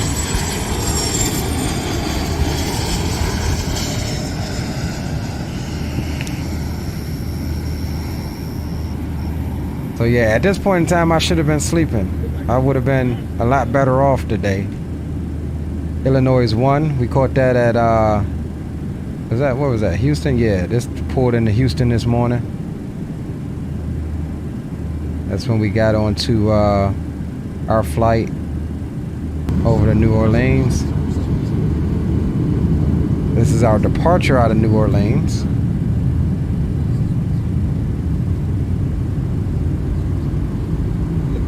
Expo was awesome, dude. You got to link up with all of these guys, man. I know, right, that fence is in the way, but hey, I would have still been in Houston if I tried to do something about the fence. I probably would have just been able to see a judge this morning. Shoot.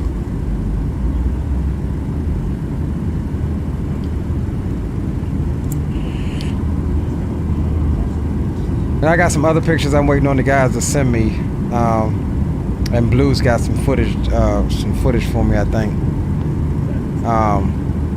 But yeah, I think the other one, we're gonna show you guys the river visual that we're about to do. here in a minute after we watch our departure here.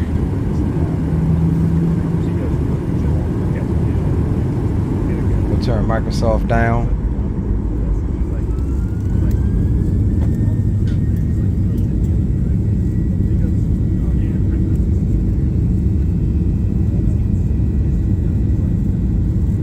Dallas is amazing for plane spotting. Leo about to be a rain, right? Messing around with Aviation Geek.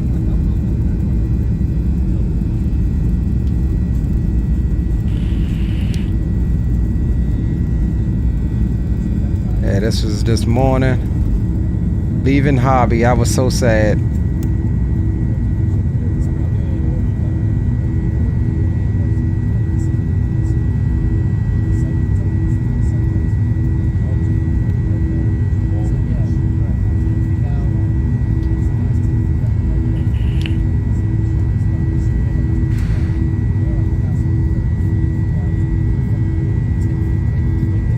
Had the split scimitars on there. This was an 800 that we went to New Orleans in. Climb power.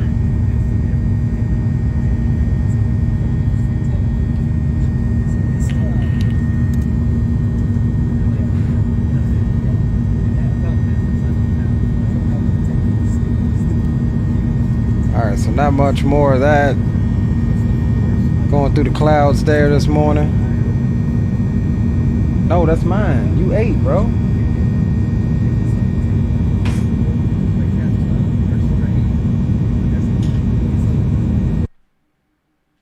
Picture I took looking out into the Gulf of Mexico there. Another one. This is our landing into New Orleans. Same runway we used earlier. Shorter of them all. Definitely auto brakes 3.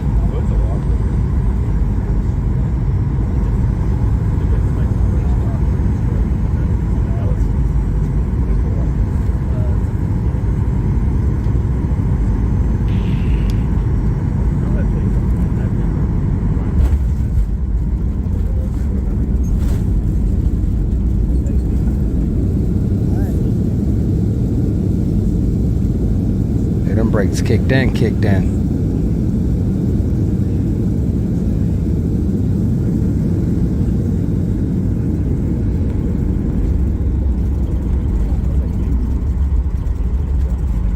Alright, so that's the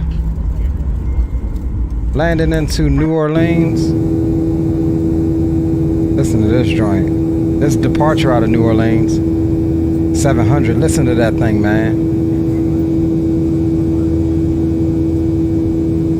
Baby Boeing. Thing sounds lovely.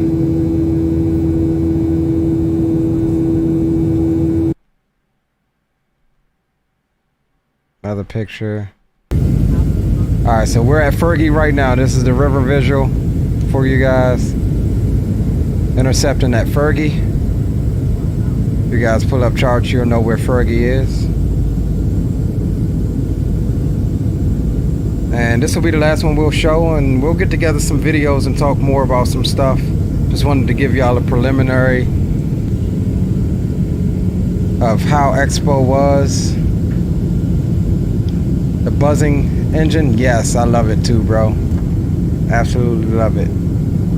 So we're looking at the approach we're fixing to do here in a second.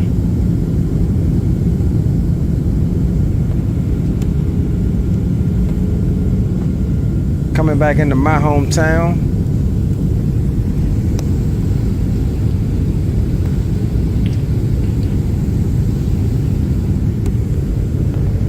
Hazy. There's a river there. We're going to be following that. There's a monument. Kennedy Center right there.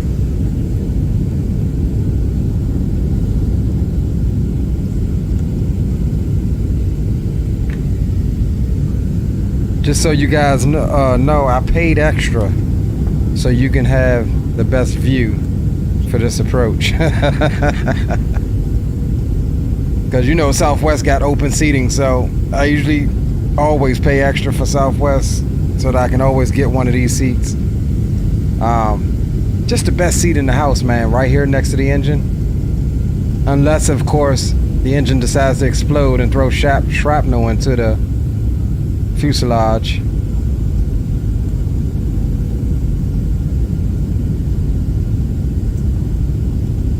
Is it true what they say about Southwest taxis? Yes, they taxi fast as hell. All of the Southwest planes I seen coming into their stand was, I mean, they were moving. Two things I seen and that I noticed on all of my flights. Halfway up the ramp, before they even turned into their stand, they're shutting down one engine. And the second thing I noticed is they taxi fast as hell, always. That's why they say Lincoln Memorial Monument. Next should be the Jefferson Memorial here at the Tidal Basin. It's where all your cherry blossom trees are. You hear about the Cherry Blossom Festival. And what I believe one of the best plane spotting points in the country is Gravelly Point. This is a place I go often. Right over this patch of grass we're getting ready to come over. And you can see how close they get to Gravelly Point. Not here. Yeah, right here is Gravelly Point. Right here is Gravelly Point.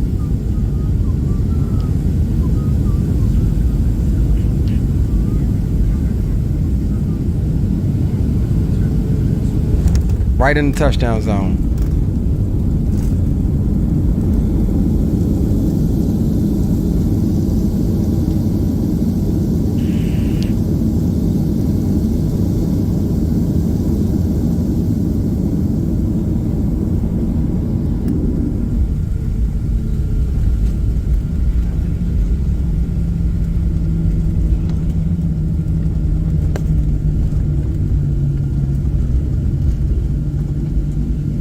Yeah, boys, we'll be. On behalf of this fabulous flight crew in Southwest Airlines, we'd like to welcome you to DCA.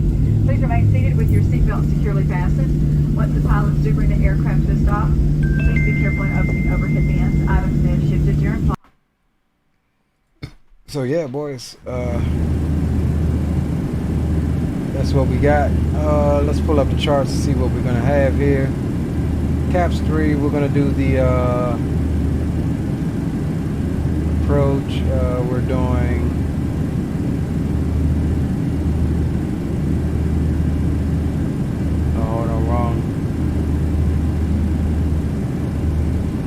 wrong one. We need DCA, Fergie transition, add to route. Cool. Let's see where our what's the name is. Alright, we're still a little bit out. We got some time. Oh no, my damn. What's the name, Dad? Let's do this.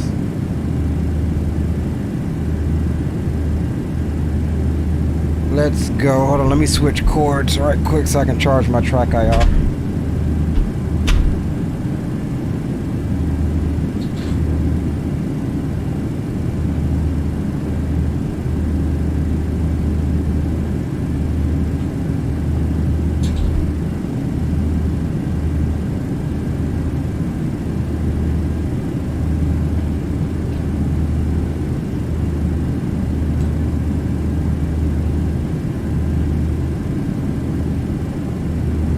No, I can't find my adapter.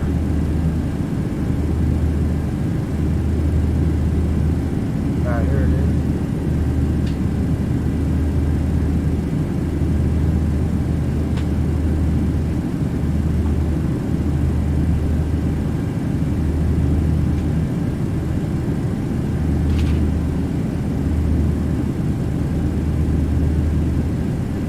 Yeah, my damn kid took my track IR off the charger earlier to charge the dang gum tablet.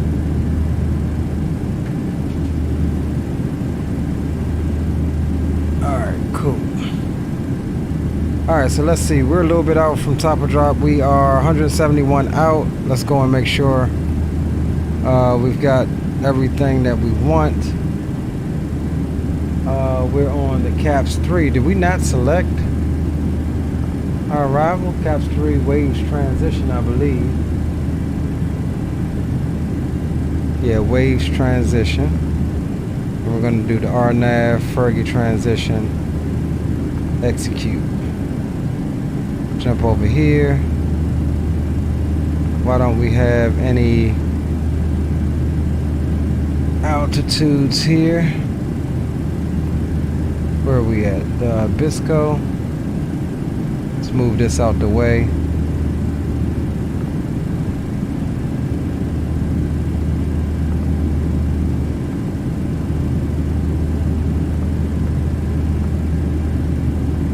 Why don't we have any altitudes here?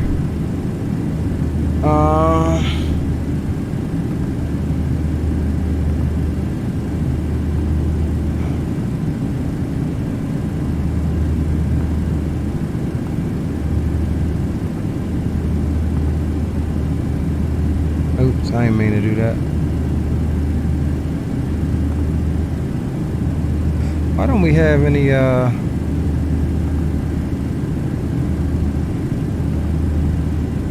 here, 3.7 altitude is set. Yeah, Fergie at 3,000, yep.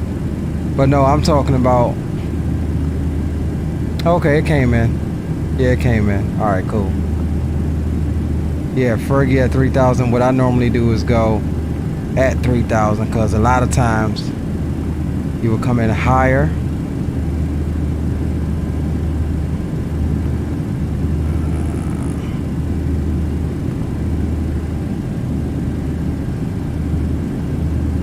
Yeah, so at the vector we'll be at 4,000. We'll lose 3,000. And what I normally do, like I said, for these ones that say above, I usually go at.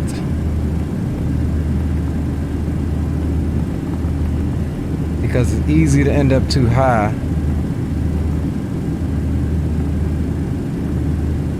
And then 1,700.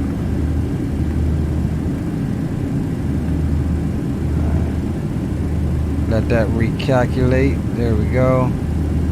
Unable 280 at waves. Not worried about that. Alright, cool.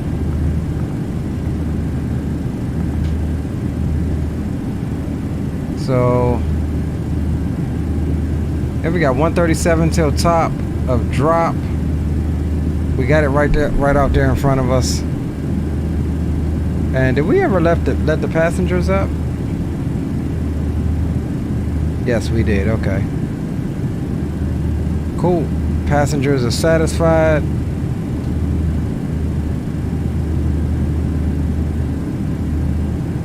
So yeah, boys, we're still moving. Let's get the tunes back on, shall we? And we will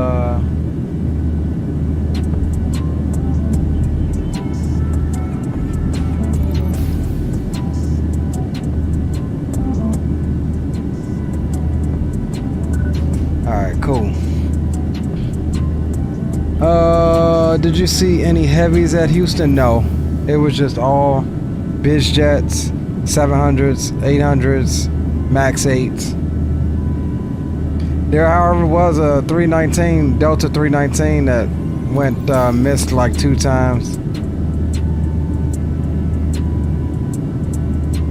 What you mean missing a panel there, Captain Will? Alberto says used to fly on Southwest back in the day. I miss it. Yeah, man, that's all I fly right now is Southwest, bro.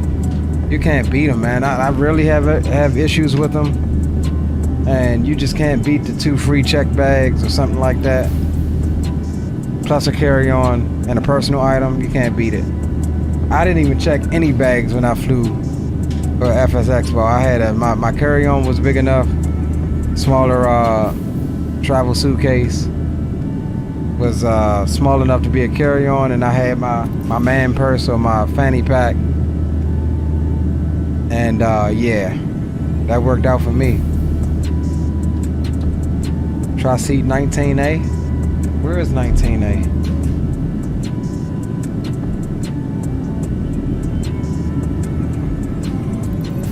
What? PMDG ain't even got the seat numbers? Where's 19A at, bro? Oh, speaking of, so let's talk about that right quick. GSX, you know, where a lot of us use GSX. You know, GSX has the passenger boarding and things like that. However, currently, when they board, you see them coming down the jetway or walking out to the plane. However, when they board through the L1 door here, that's it, they board. Well, they had a display up there. They actually board now. The next update, he said it'll be out in like a month or two, is going to, passengers are going to come in and actually take their seats, and you will see them the whole flight.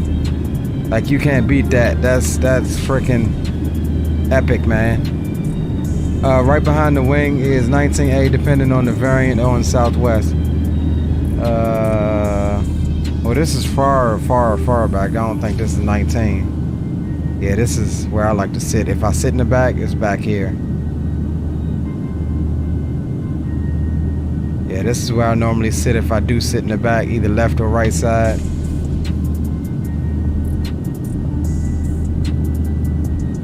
Oh, what airport is that right there? Oh, that's Charlotte. That's Charlotte right there, boys.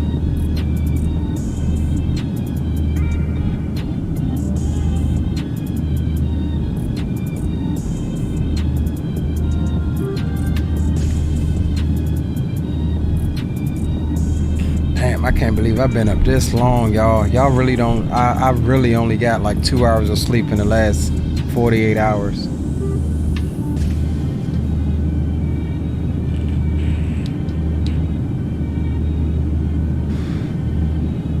Southwest is a pretty vibe. That's my impression about that airline. Yeah, it is, dude. All of the flight attendants are nice. They're cool. They're funny. You know, you got a lot of different personalities. And yeah, I really enjoy it. I definitely really enjoy it.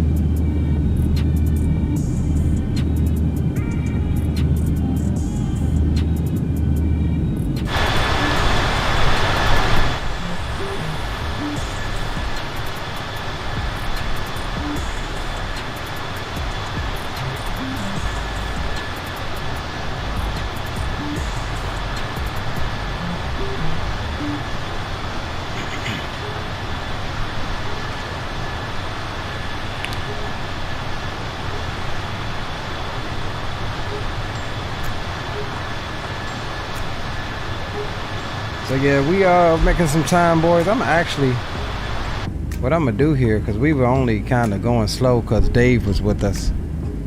I'm gonna step it up a little bit, because I ain't even gonna lie to y'all, I'm tired. We're gonna cruise, see if we can get 0.80 out of her. Execute that. Step it up a little bit, boys. FMC message, unable 28. Yeah, we know. We'll get her slowed down. 80 miles or so until top of drop. 89.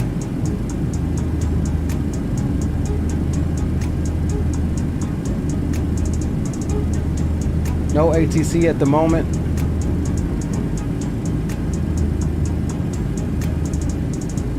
We'll go meet our KDCA 230, 7 knots, 10 statute mile viz, broken at 13,000 overcast at 25, temperatures 26, 2966 is the altimeter.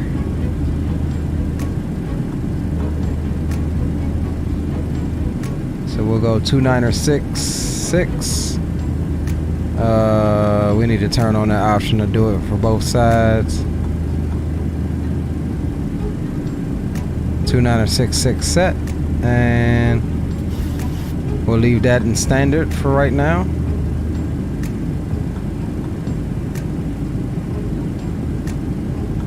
Cool. Let's take a look at some charts again. Let's pull up the RNAV procedure here, and we're going to be using 491 feet for our minimums.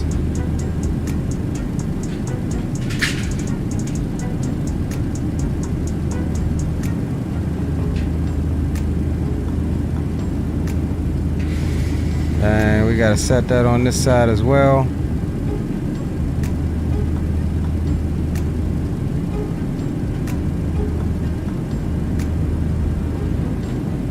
.491 set on both sides.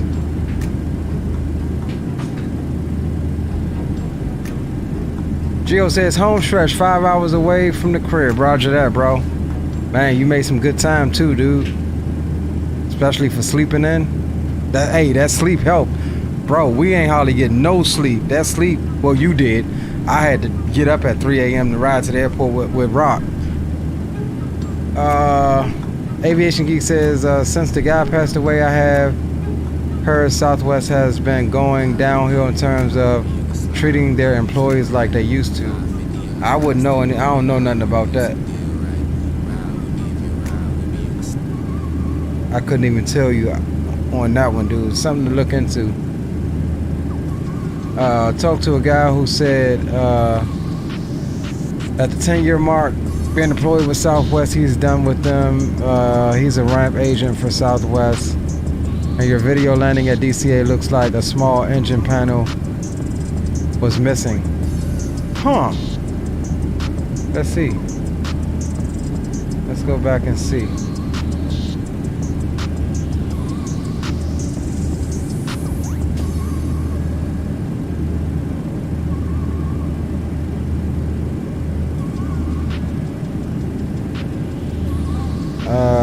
Where are you talking about engine panel? Let's see. Talking about here?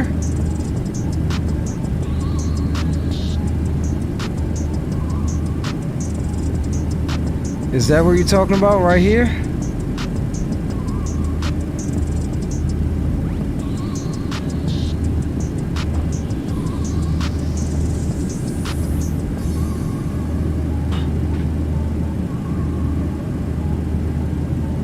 Trying to see if I see anything else that stands out.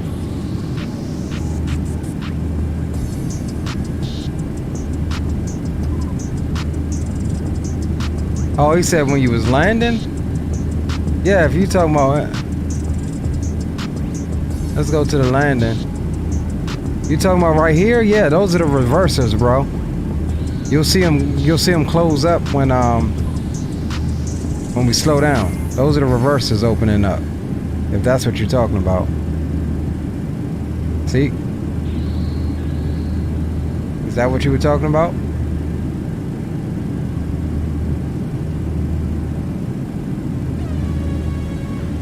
Roger that, roger that. Alright, top of drop right out in front of us, boys. My cousin is a Southwest flight attendant, so I want to ask her how it is working for them. Yeah, definitely, I'd like to know. Because, I mean, flight attendants and even the pilots, first officers, and captains, man, they've always been extra nice. Never had an issue getting up to the cockpit.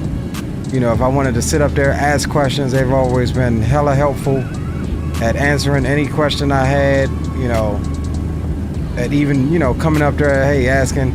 I had one guy, man, he was sitting there scrambling, eating his daggone lunch, and the dude was nice enough to get up out of his captain's seat to let me sit there. Like, I mean, this was on a Southwest flight to, I think, Tampa from either Fort Lauderdale or Orlando. Can't remember which one. Coming back home one time.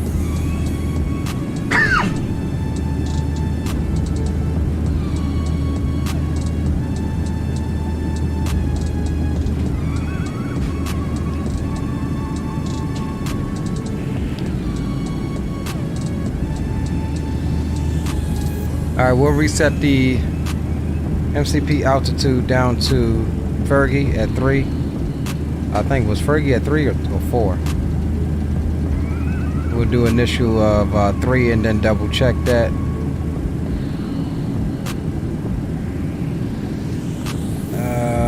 Wave.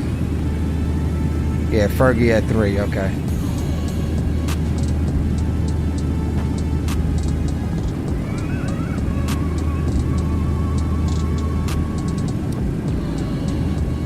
Alright, just inside 40.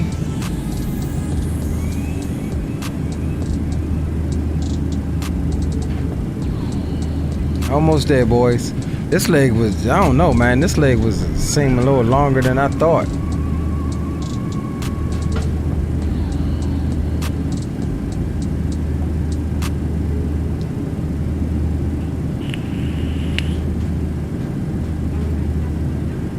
This leg definitely seemed a little longer than I thought.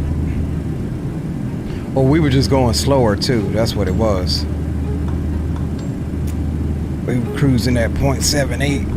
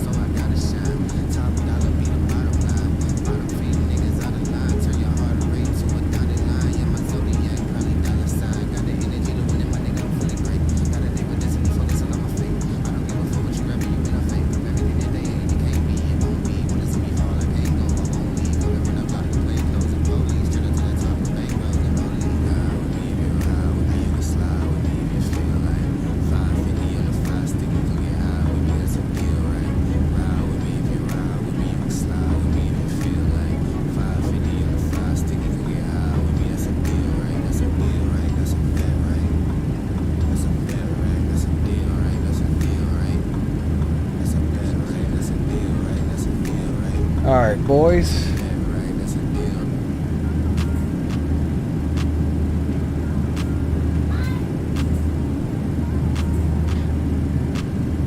Roger that, Aviation Geek. Since her passed away, I've heard it's not been the same working for Southwest. If it was true or not, yeah, I'm not sure. I couldn't tell you.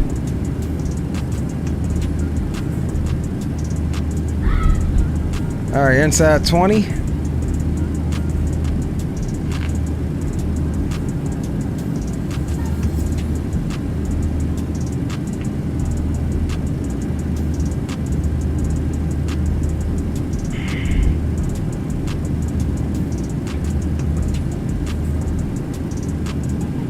Yeah, I'm excited for next year, man. I'm excited to see where Expo is going to be at next year. They said they'll send a survey out one day this week, asking all of the attendees, you know, how we enjoyed it and suggestions for next year. So, of course, I'm gonna put my city on the map. Oh, we never even put the what's the names on. All right, let's get packs. Let's get the belts on for these guys. We're about to begin our descent.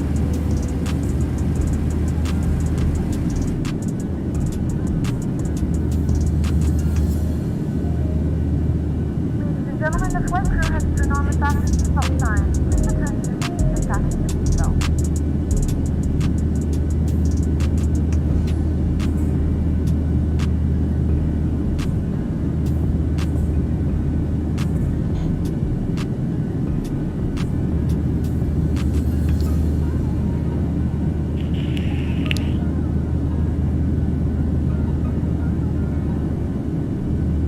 Yeah, but it was definitely a blast, man. I enjoyed every moment of it. Didn't want to leave.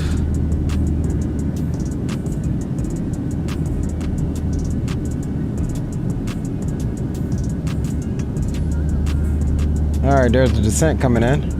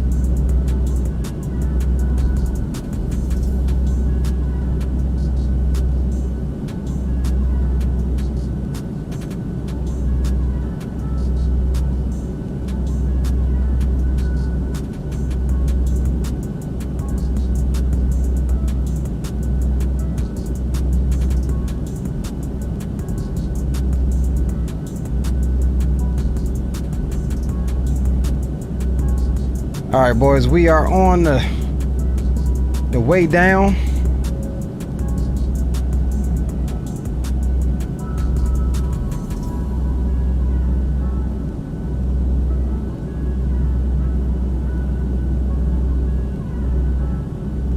On the way down.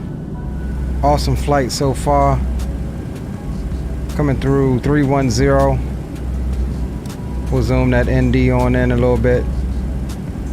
20-mile range.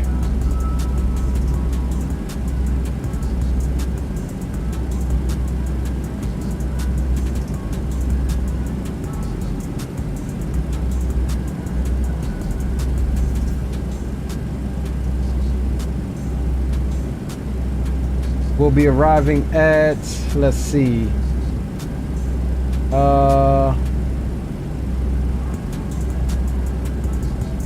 Alpha 6.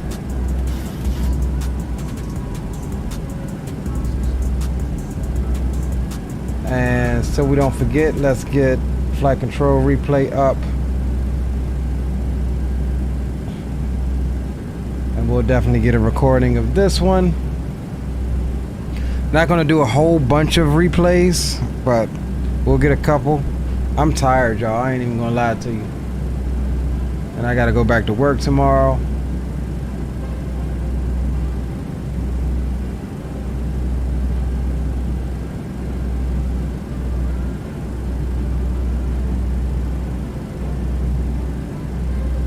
Yeah, if I could have just got up,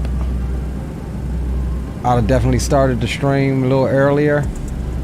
But man, I was tired, man. Them boys had me up last night, 1, 2 o'clock. And then had to turn right around and leave out with Rock City to get to the airport by 3 a.m. Then when I got back, I didn't come directly home. I was still out doing stuff and had to pick the kids up from camp and all of that good stuff. And then of course they wanted to know how the trip was, so that was another few hours of that. Brian Harris, what's up, bro? We definitely linked up with Brian, man. Brian's another cool guy. Good to see you, Brian. Good to see you indeed. It was great seeing you at FSExpo. Definitely great to see you, bro. Great to meet you. Just period. What a weekend. Gotta keep this rolling. Yes, sir. 100% agree with you. Planning on streaming 747-8 since the update? Yes. Yes, I do. We haven't gotten any of the 7.4 in on the stream, I don't think. At least not in Microsoft. But we've streamed the 7.8, but with the heavy D mod. So I gotta go and look and see, do we still need the heavy D mod, or is that eliminated since we have the update? I gotta, you know, research that. But yeah, I definitely plan on it.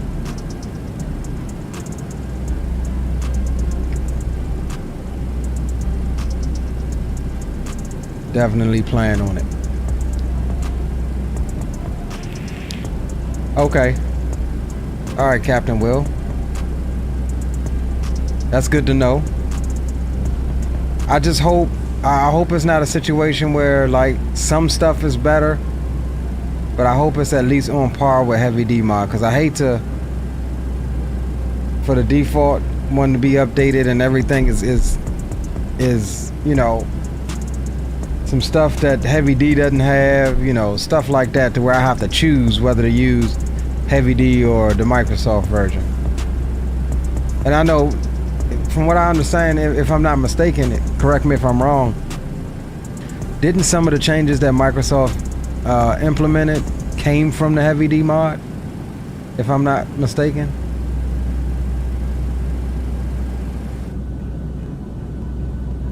I want to say yes. I want to say yes.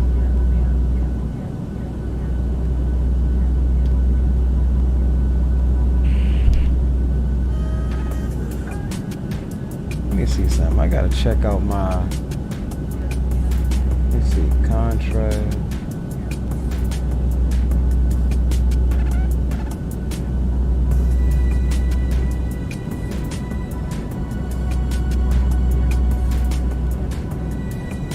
What was it? Was it? Oh no, I think it was exposure.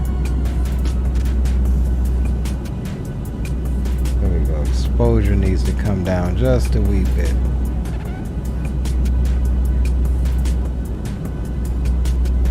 Shadows need to come up a wee bit.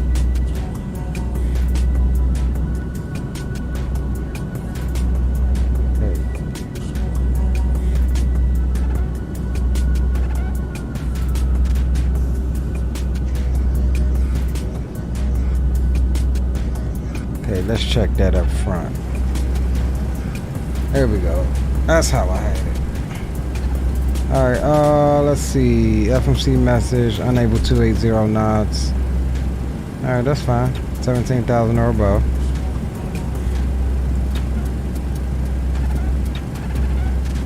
So we watching it, boys. We watching it. Coming through flight level 203 right now.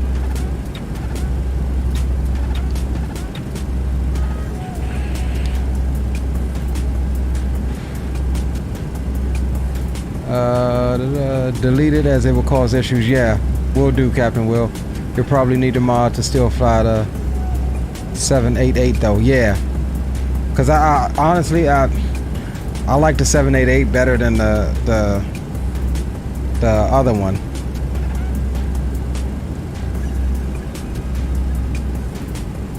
I definitely like that one better.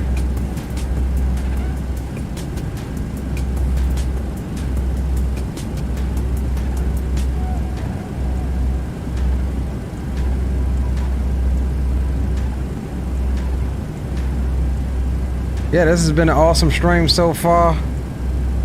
Flying the exact route we flew earlier, exact plane we flew earlier, exact runways we landed and took off on. And we're gonna try to replicate the exact landing that we had into DCA. We'll try to get those touchdown markers.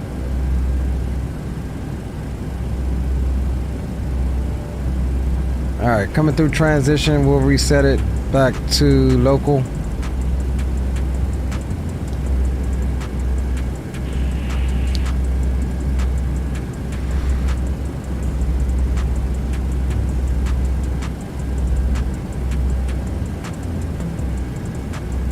What happened to my damn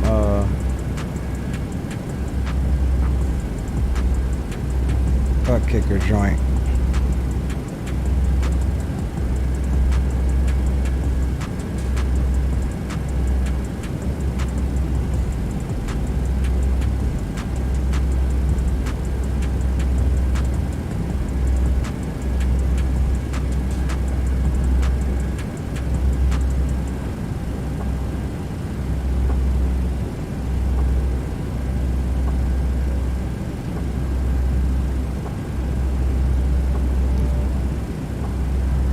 Yeah, sorry, it's saying unable, but we're not over speed. We're like 8 knots slower, which is fine.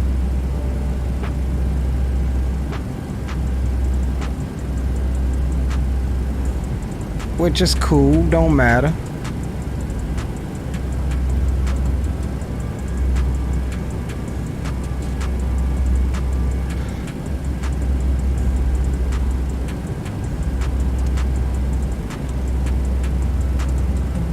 I'll admit though, this last portion of the leg seems like it's taking forever.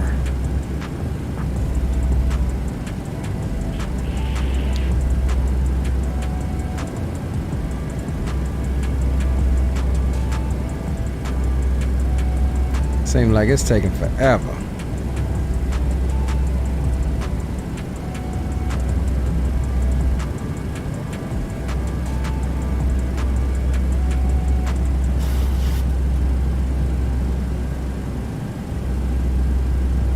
So y'all also know that Strike Eagle released in DCS. I know some of you don't frequent DCS, but we got to start learning that thing. The little squadron we got going with Blue and Dre and all of those guys, it's set up, you know, each person has a airframe, and you have different squad leaders for the different airframes. I originally chose the Apache. I was decent with the Apache and being able to teach the Apache. However, I wanted to be the squad leader for the Strike Eagle when it came out. So that was always contention on the Strike Eagle release. I thought we would have some more time. Blue threw me a hint that it was possibly going to release this week, but it actually came out the day before Expo. So I didn't have time to really mess around with it because we had that stream Thursday. And then of course, once we finished that stream, we loaded it up and threw some payload on it just to take a look at it, but we didn't even get a chance to start it up. So I'll probably mess around with that when I get off of work tomorrow and Wednesday night. Figure out what we're gonna do if we do a stream Thursday and Friday.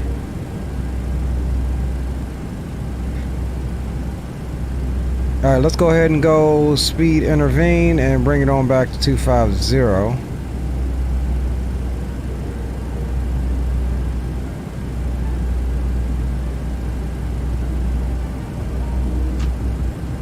We're approaching 10,000 now, coming up on 10,000.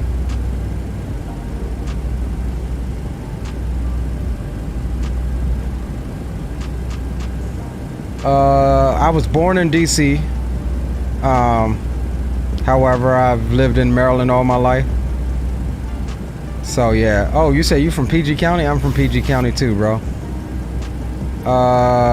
Came across your channel when you flew out of Potomac Airfield. Did like 2 discovery flights out of there, and I'm hoping to start training soon. Yeah, man, that's what's up, bro. Make sure you're in my Discord. We got a network, man. We're in the same area. You know, this is what we were just talking about with the guys over Flight Sim Expo. That, you know, if you're in the area, the same area with somebody, there's no reason why you guys shouldn't be linking up. Especially, we all sharing the same passion of aviation and things like that. And if you're definitely hoping to start your flight training out of VKX, well, I'm hoping pretty soon to finish mines out of VKX. So, you know, that'll be an awesome thing, man. Bump heads as far as flight training is concerned, and freaking you know what they say, iron sharpens iron.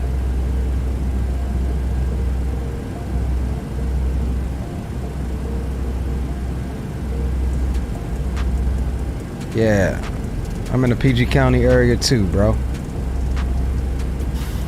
District Heights to be exact. I'm sure you know what that is, being from PG County.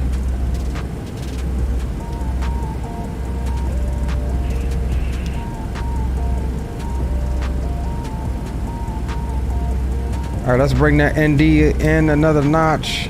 Bring it on into 10. There's 10,000 feet, so you know what happens there. Boom, boom, room is shut down, and we get the landing lights on. The retractables stay in for a minute, and we'll also get runway turnoffs on. Engine start switches over to continuous, and wing lights can come on as well.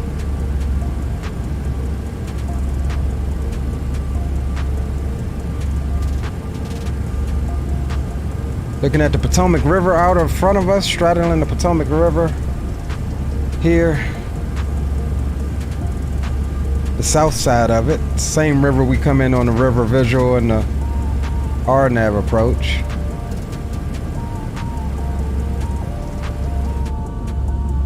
Let's jump here on the wing, check it out.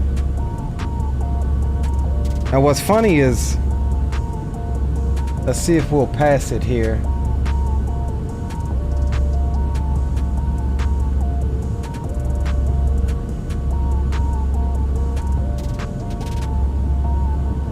Yeah, so we're fixing to pass it.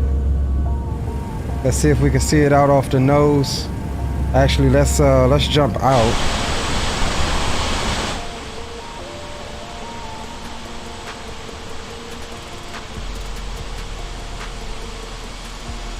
If I'm not mistaken, it's this one. No, Microsoft. There we go. All right, here we go. So right here is 2 Whiskey 5. All of the videos you see me doing my pattern work, guys. We fly out of VKX. There's Joint Base Andrews. VKX is actually a little further up. We'll show you when we get there. But yeah, this is 2 Whiskey 5. And you can see if you coming in here doing pattern work, how low these planes or how close these planes are to you. So you got to really have your head on the swivel operating.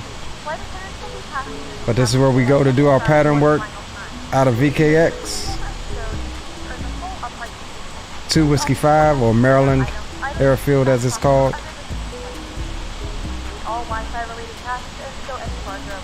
And then this little boat ramp thing here is one of our VFR points coming back into 2 Whiskey 5, I mean into VKX. So VKX should be, let's see, where's our ramp?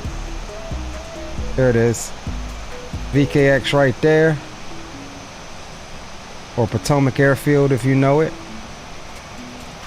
Airfield I operate out of, just outside of Joint Base Andrews right there. And this, my friends, is why you need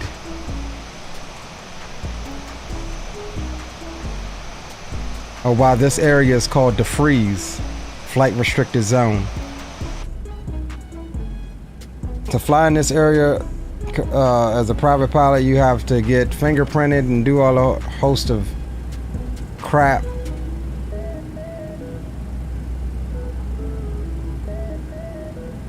So we'll keep it at 250 until we get below, what, 6,000, 5,000? Then we'll drop it down. We're trying to keep the speed up right now to get in here a bit quicker. There's DCA right out in front of us. And we'll be looping out back over the river to pick up Fergie and flying the river on down. This is another park here. This is called Haynes Point. Another spot where I go to look across the river and watch the aircraft coming in and going. So yeah, you boys want to have FSExpo here next year? I'll show you all the nice plane spotting spots.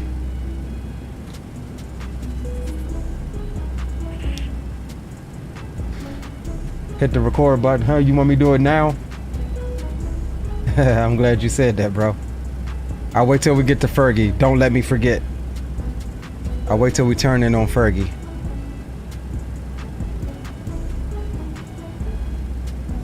Okay, yeah, you're in Clinton. Yeah, I know exactly where that is.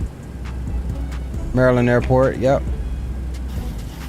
If you start out of VKX, that's where you have to do. You're not allowed to do pattern work at VKX. Because it's right there at the Class Bravo surface to, I forget what it is, surface to 2000 or something. Or surface to, I forget what it is. And it's easy to drift into that Class Bravo from the surface doing pattern work at VKX. So you have to go out to 2 Whiskey 5 and do all your pattern work out of there.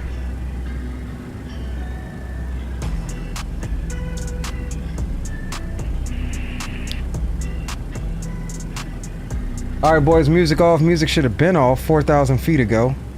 Boom boom room is shut down. Please make sure your seat backs and tray tables are in their full upright and locked position. And the flight attendants will be coming past to collect any trash that you may have. And yeah, thank you for flying with Leo Sticks and Southwest Airlines.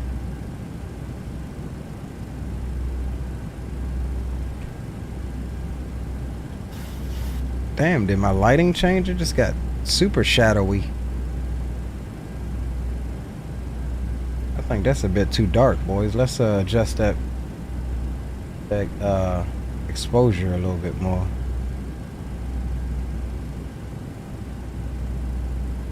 There we go. Let's bring it up just a little bit more. I think that, yeah, that's good right there.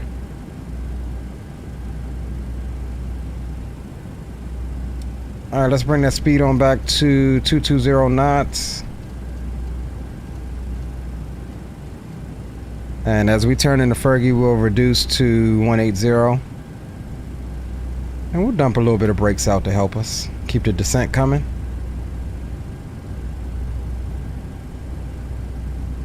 Aircraft out in front of us on approach.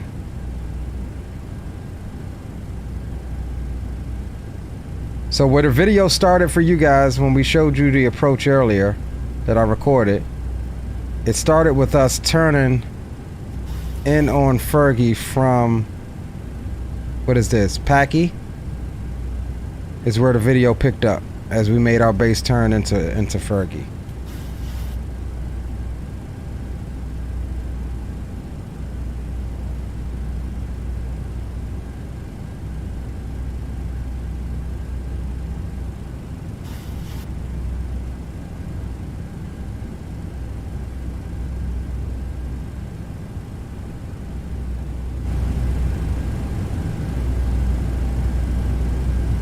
Alright, there's the speed. We'll stow the speed brakes. We'll rock auto brakes 3. And we'll arm the speed brakes as well for right now at least. And we'll come down and get our perf. We're looking at flaps 30 and we'll run 133. That's fine for our VREF.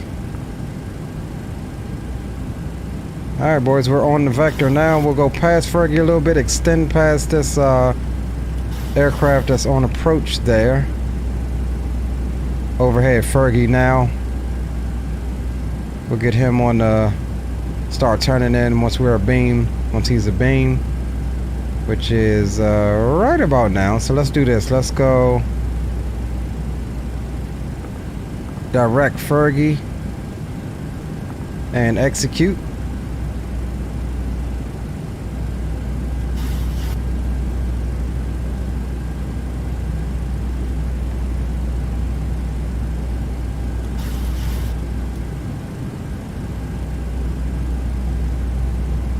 And DCA traffic, Southwest 3752 is direct Fergie, 8.3 nautical miles from Fergie, 3,100 feet, inbound RNAV 19er approach, DCA traffic.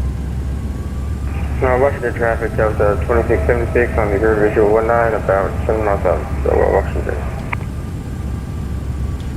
See, when you make your calls, when you think nobody is there, you force everybody else to make theirs. I usually don't worry about it if it's no traffic, but I didn't check to see if it was any traffic. Alright, we'll bring speed back to 180 knots.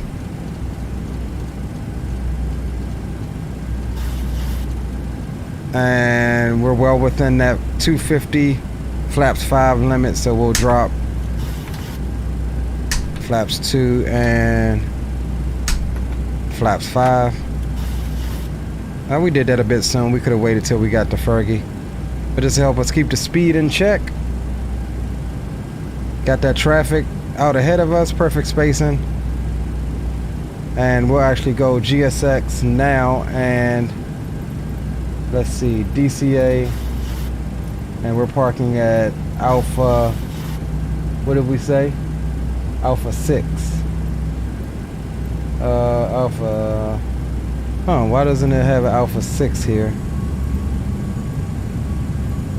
Alright, gate change. We'll do Alpha 9. That's the gate that we originally departed on when we left DCA. And we'll start the recording and anticipate a pause, a big pause or big stutter. And not before we bring the altitude on down. And we'll start the recording and we'll go DCA approach. Oh, okay. I was going to say, I knew it was going to pause. All right, we'll let it do its thing and start the recording. You know, I don't know what causes that big stutter when you start the recording with flight control replay. Sometimes it does it, sometimes it does it, and sometimes it doesn't. But that's why I like to start it on a pretty, decent amount out.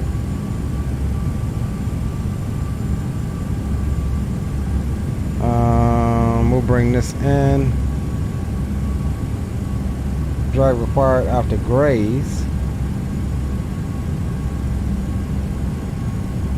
Alright, we'll keep it.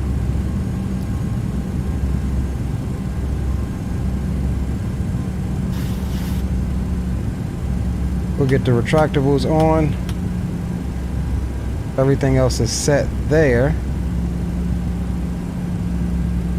We'll get you your landing camera or controls cam.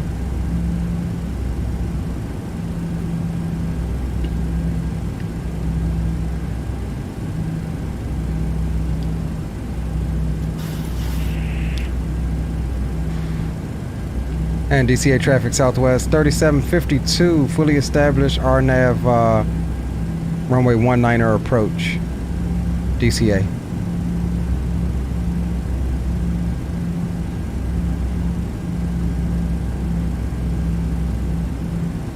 All right, let's bring that speed on back. 160. Gear can come down. And flaps 10 selected. Coming up on Roslyn to the right, that big city there. Flaps 10 set. Watch the traffic shows at 2676 over runway 19, watch this.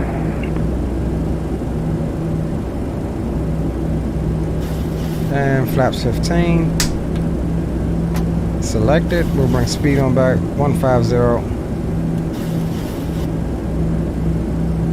Flaps 15 selected. And here's what I'm gonna do is close this. Airspeed full.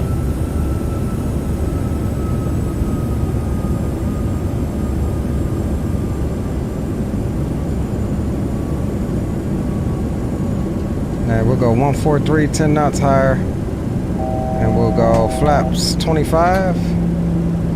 Selected.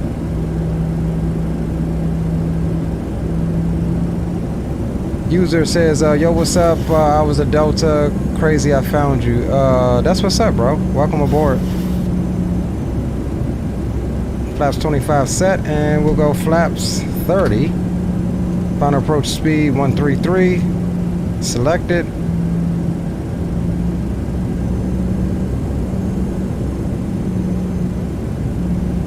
And we'll get ready to take over here. I have the airplane.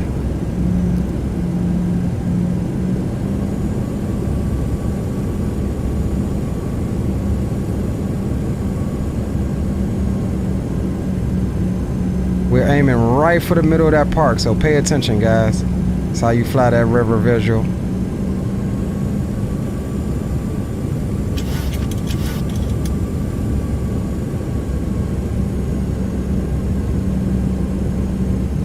Slight crosswind, give her a little right rudder.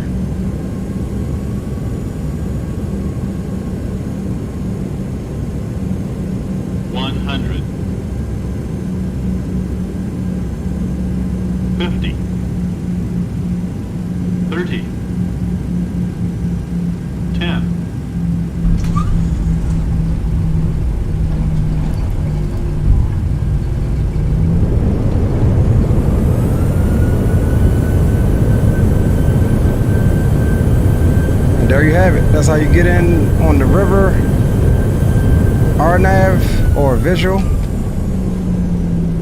Cannot exit here. That would technically be a runway incursion if we were to turn right there. Tap the brakes. We'll keep it rolling. Ladies and gentlemen, welcome to Washington, D.C. The local time is 2:05 p.m. I try not to ever look bad coming in and doing my own approach. I try not to ever look bad, y'all. So the pressure was definitely on. So we'll exit here. And we'll stop the clock. We thank you for flying with us.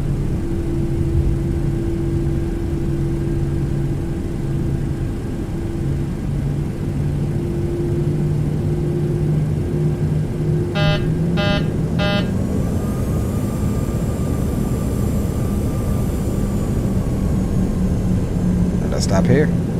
And DCA traffic Southwest 3752 is clear of runway 19er at Alpha, taxiing into stand Alpha 6 via Alpha Charlie to Kilo to the ramp. DCA traffic. Let's clean up the aircraft, flaps up, store the spoilers. Come on top. Landing lights can come off. Runway turn ons, get the taxis. And the start switches can come off, strobes can come off, and wing lights can come off as well. We'll start the APU. Everything else, auto brakes can be disarmed. That's good. Everything else on the overhead is set. And we'll go ahead and actually we'll bust it. Yeah, no, we'll take Alpha to Charlie. And DCA traffic Southwest 3752 is going to be crossing runway 22 at Alpha DCA traffic. Alright, let's get strobes back on. And landing lights crossing the active runway.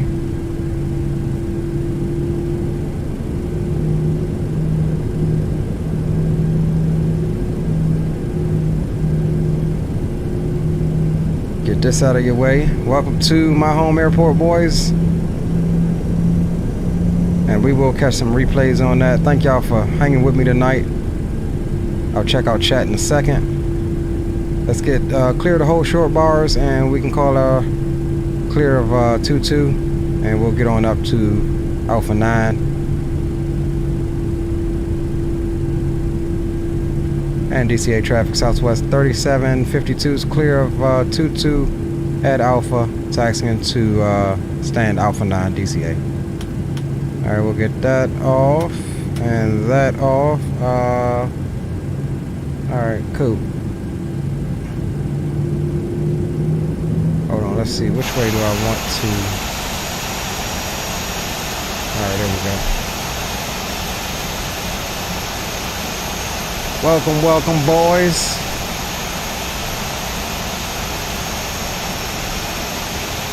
To my home, to my stomping ground.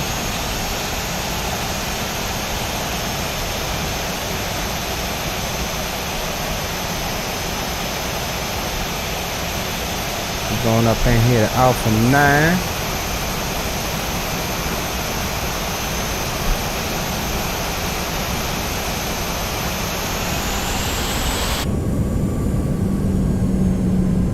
Do we have a marshaller? We do. Ground crew is there, just like they would be in real life.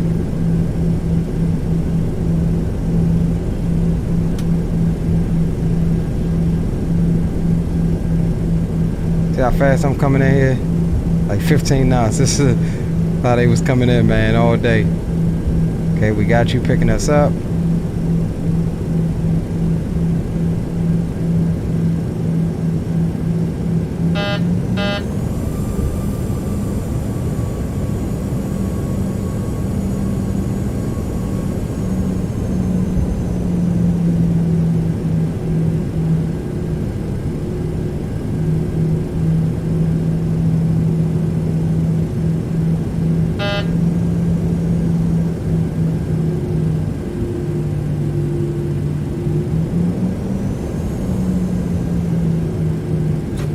Parking brake set, boys, and APU's on the buses, and bleed is on, and we'll go disengage 1 and 2, and beacon light can come off.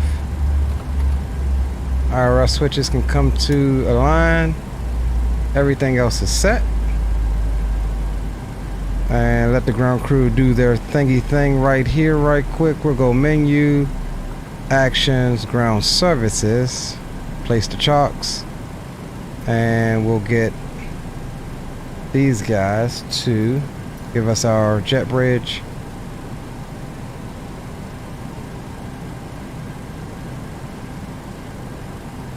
Welcome to DCA, boys. Stand Alpha 9. This is actually where we left from on Thursday, Alpha 9 here, but we're here. We made it. Thank y'all for riding with me. Now we're gonna run some replays. Let's get everything closed out first, and then we'll definitely run some replays. We'll get the belt signs off, and let's go into packs, and packs can belt signs off as well. They can start deboarding. We'll end the flight, automatic deboard. Ooh, that was harder than I thought. 387. Still a good landing though, firm. You gotta plan it here. Alright, that's good. Let's see what Volanta says. Statistics 383. So yeah, it's about on par. It was a firm one, but like I said, you gotta get them firm into here. Butters will send you off into the water. Okay, let's stop the recording there. And let's go ahead and let's get everything else kind of back up how we had it, especially the lights. We like to make sure that everything is working for the video's sake. That's all good, and we'll do that once we start it. All right, let's come here. We'll get this out of your way. We will load the replay.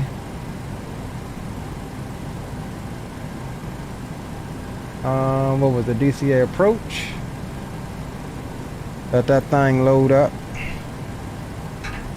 Man, that was a fun stream, y'all. That was definitely a fun stream. Nitro, welcome back. Just in time for the replay, at least, of our approach into my home airport, DCA. All right, so let's go play. Let's get everything back configured like we had it.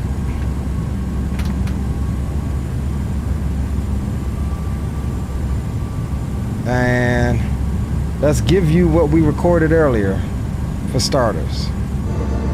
We'll run it from here just like we had on the video that I showed you guys earlier.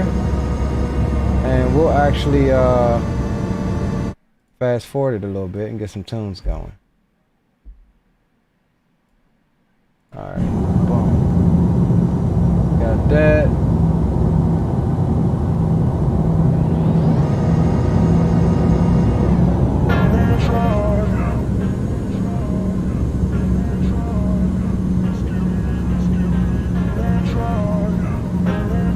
All right, boys, like I said, look forward to some of the stuff that I talk about on the channel in the coming days about FSExpo. There was a lot more that we didn't talk about or that I didn't show you.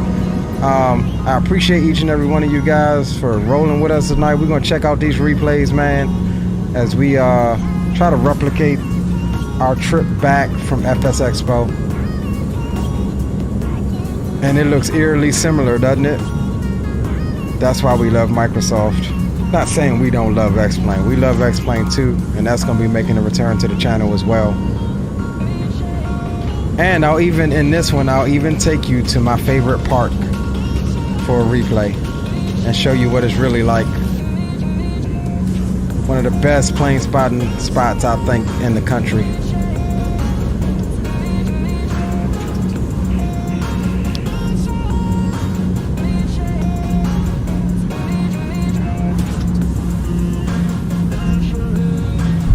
We was in the touchdown zone. That's why I nosed her down a little bit to try to get it. I think we were there, boys. I think we replicated that pretty daggone well. I'm not even gonna lie to you. I think we did pretty doggone well replicating our recording earlier. Probably won't make most streams, sadly, because when America has day, we got night. Yeah, well, you know, I'm starting to thinking about, you know, changing some times up and doing, you know, some more streams earlier part of the day, you know, just to test it out, man. I know that most of my base is on, you know, in the evening, so it's definitely worth a shot, bro. All right, so let's take it back.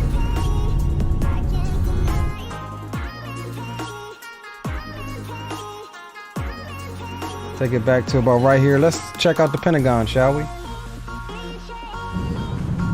This is the inside view of the turn. Looking into Virginia. There's the Pentagon right there. Getting ready to come over 395 and the 14th Street Bridge.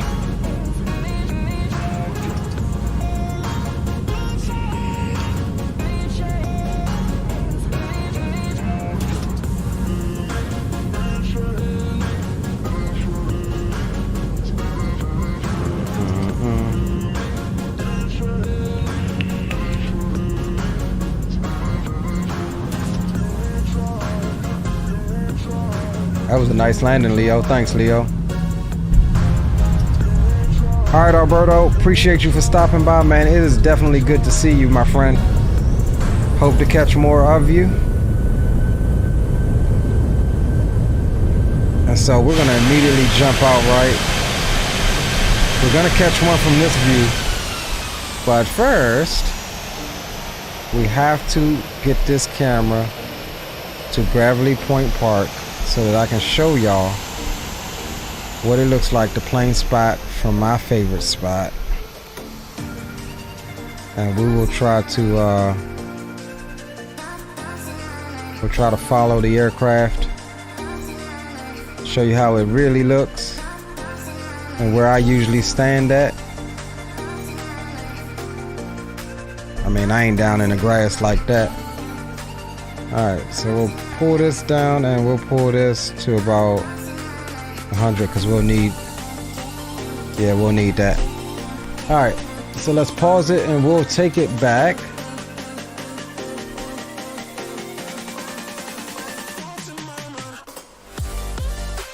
And we'll hit play.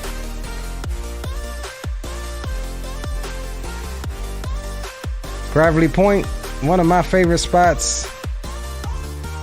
One of my favorite plane spotting spots. Absolute fire at this part. You can cook out, just chill, have a good time.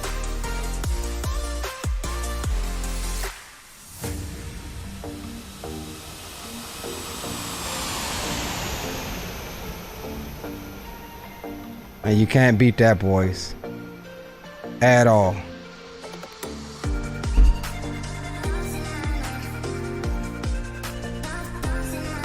That look a little sped up too. Can't beat that at all, boys. So let's go and reset the drone position here. And let's get one from here.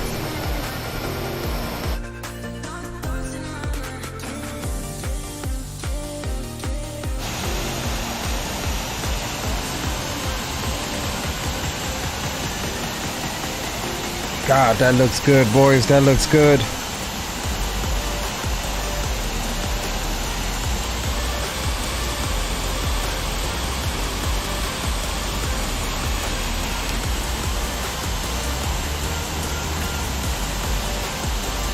That is how you get into DCA. Nitro says, oh yeah, by the way, you see I got a profile picture now. I spent a long time on it. It looks good, bro. It looks good.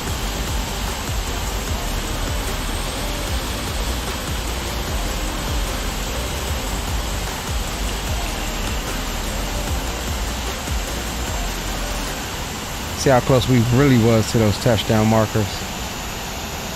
Oh, we were in it. We were in it. Oh, snap.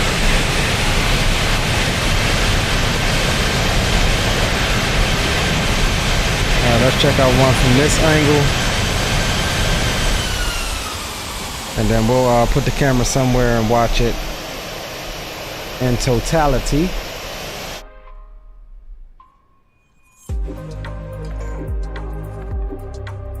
Catch it back past the Kennedy Center. Kennedy Center right there.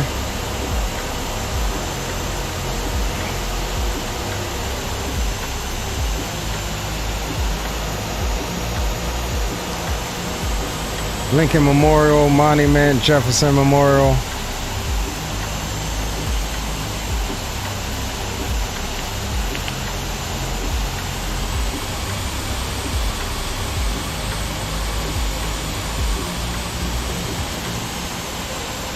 I don't know why my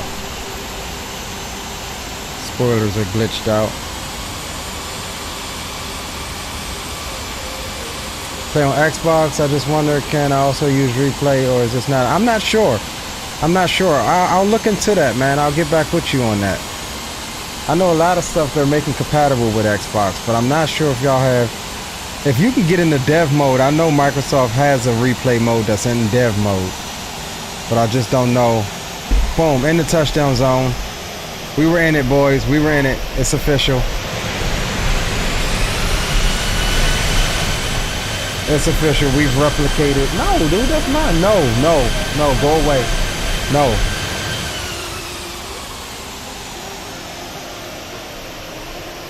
All right, let's see. Where should we put the camera? Let's take off. Let's take that off, and let's see. Let's place the camera somewhere nice. Let's see what we got.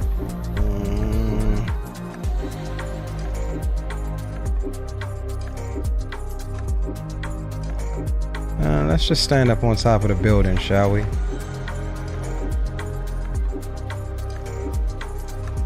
All right, let's run one from here. And then we'll get you a nice little outro. All right, that's what we'll do. All right, boys, cue the outro. Like I said, appreciate each and every one of y'all for hanging out with us, man. I enjoy meeting each and every one of you that I did at FSExpo, and it has definitely made the bond stronger in this community. I think it's good to see so many different groups of people show up and show out and just have a blast and nerd out and all of that good stuff, man. And yeah, we'll try to be back live one day this week. Not sure what day yet, but we'll play it by ear. The best way to know is to follow me in Discord. Discord link is in the description if you want to join. Other than that, we did it, boys. We replicated our flights back from FSExpo and to FSExpo. This is what my journey was like. It's just a lot more tiring than it appears because I have gotten no sleep. So with that said, we'll let you enjoy the last couple of tunes, and we'll go over here, right? We'll go over here to our stand. And I don't think, where's the marshal? Okay, we'll just watch ourselves pull in here. How we normally, alright, I gotta slow this camera down. How we would normally watch ourselves. God damn, still fast. Let's go stand down here. Let's go stand down here, shall we? And let's zoom this joint out.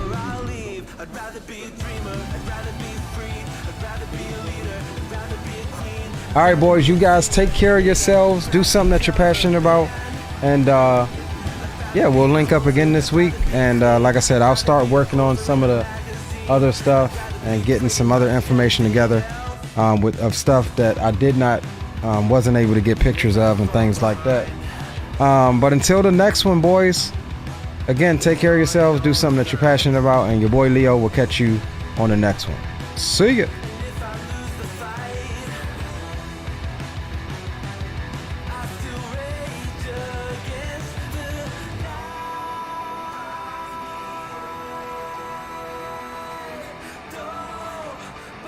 I'd rather be a dreamer, I'd rather be free, I'd rather be a leader.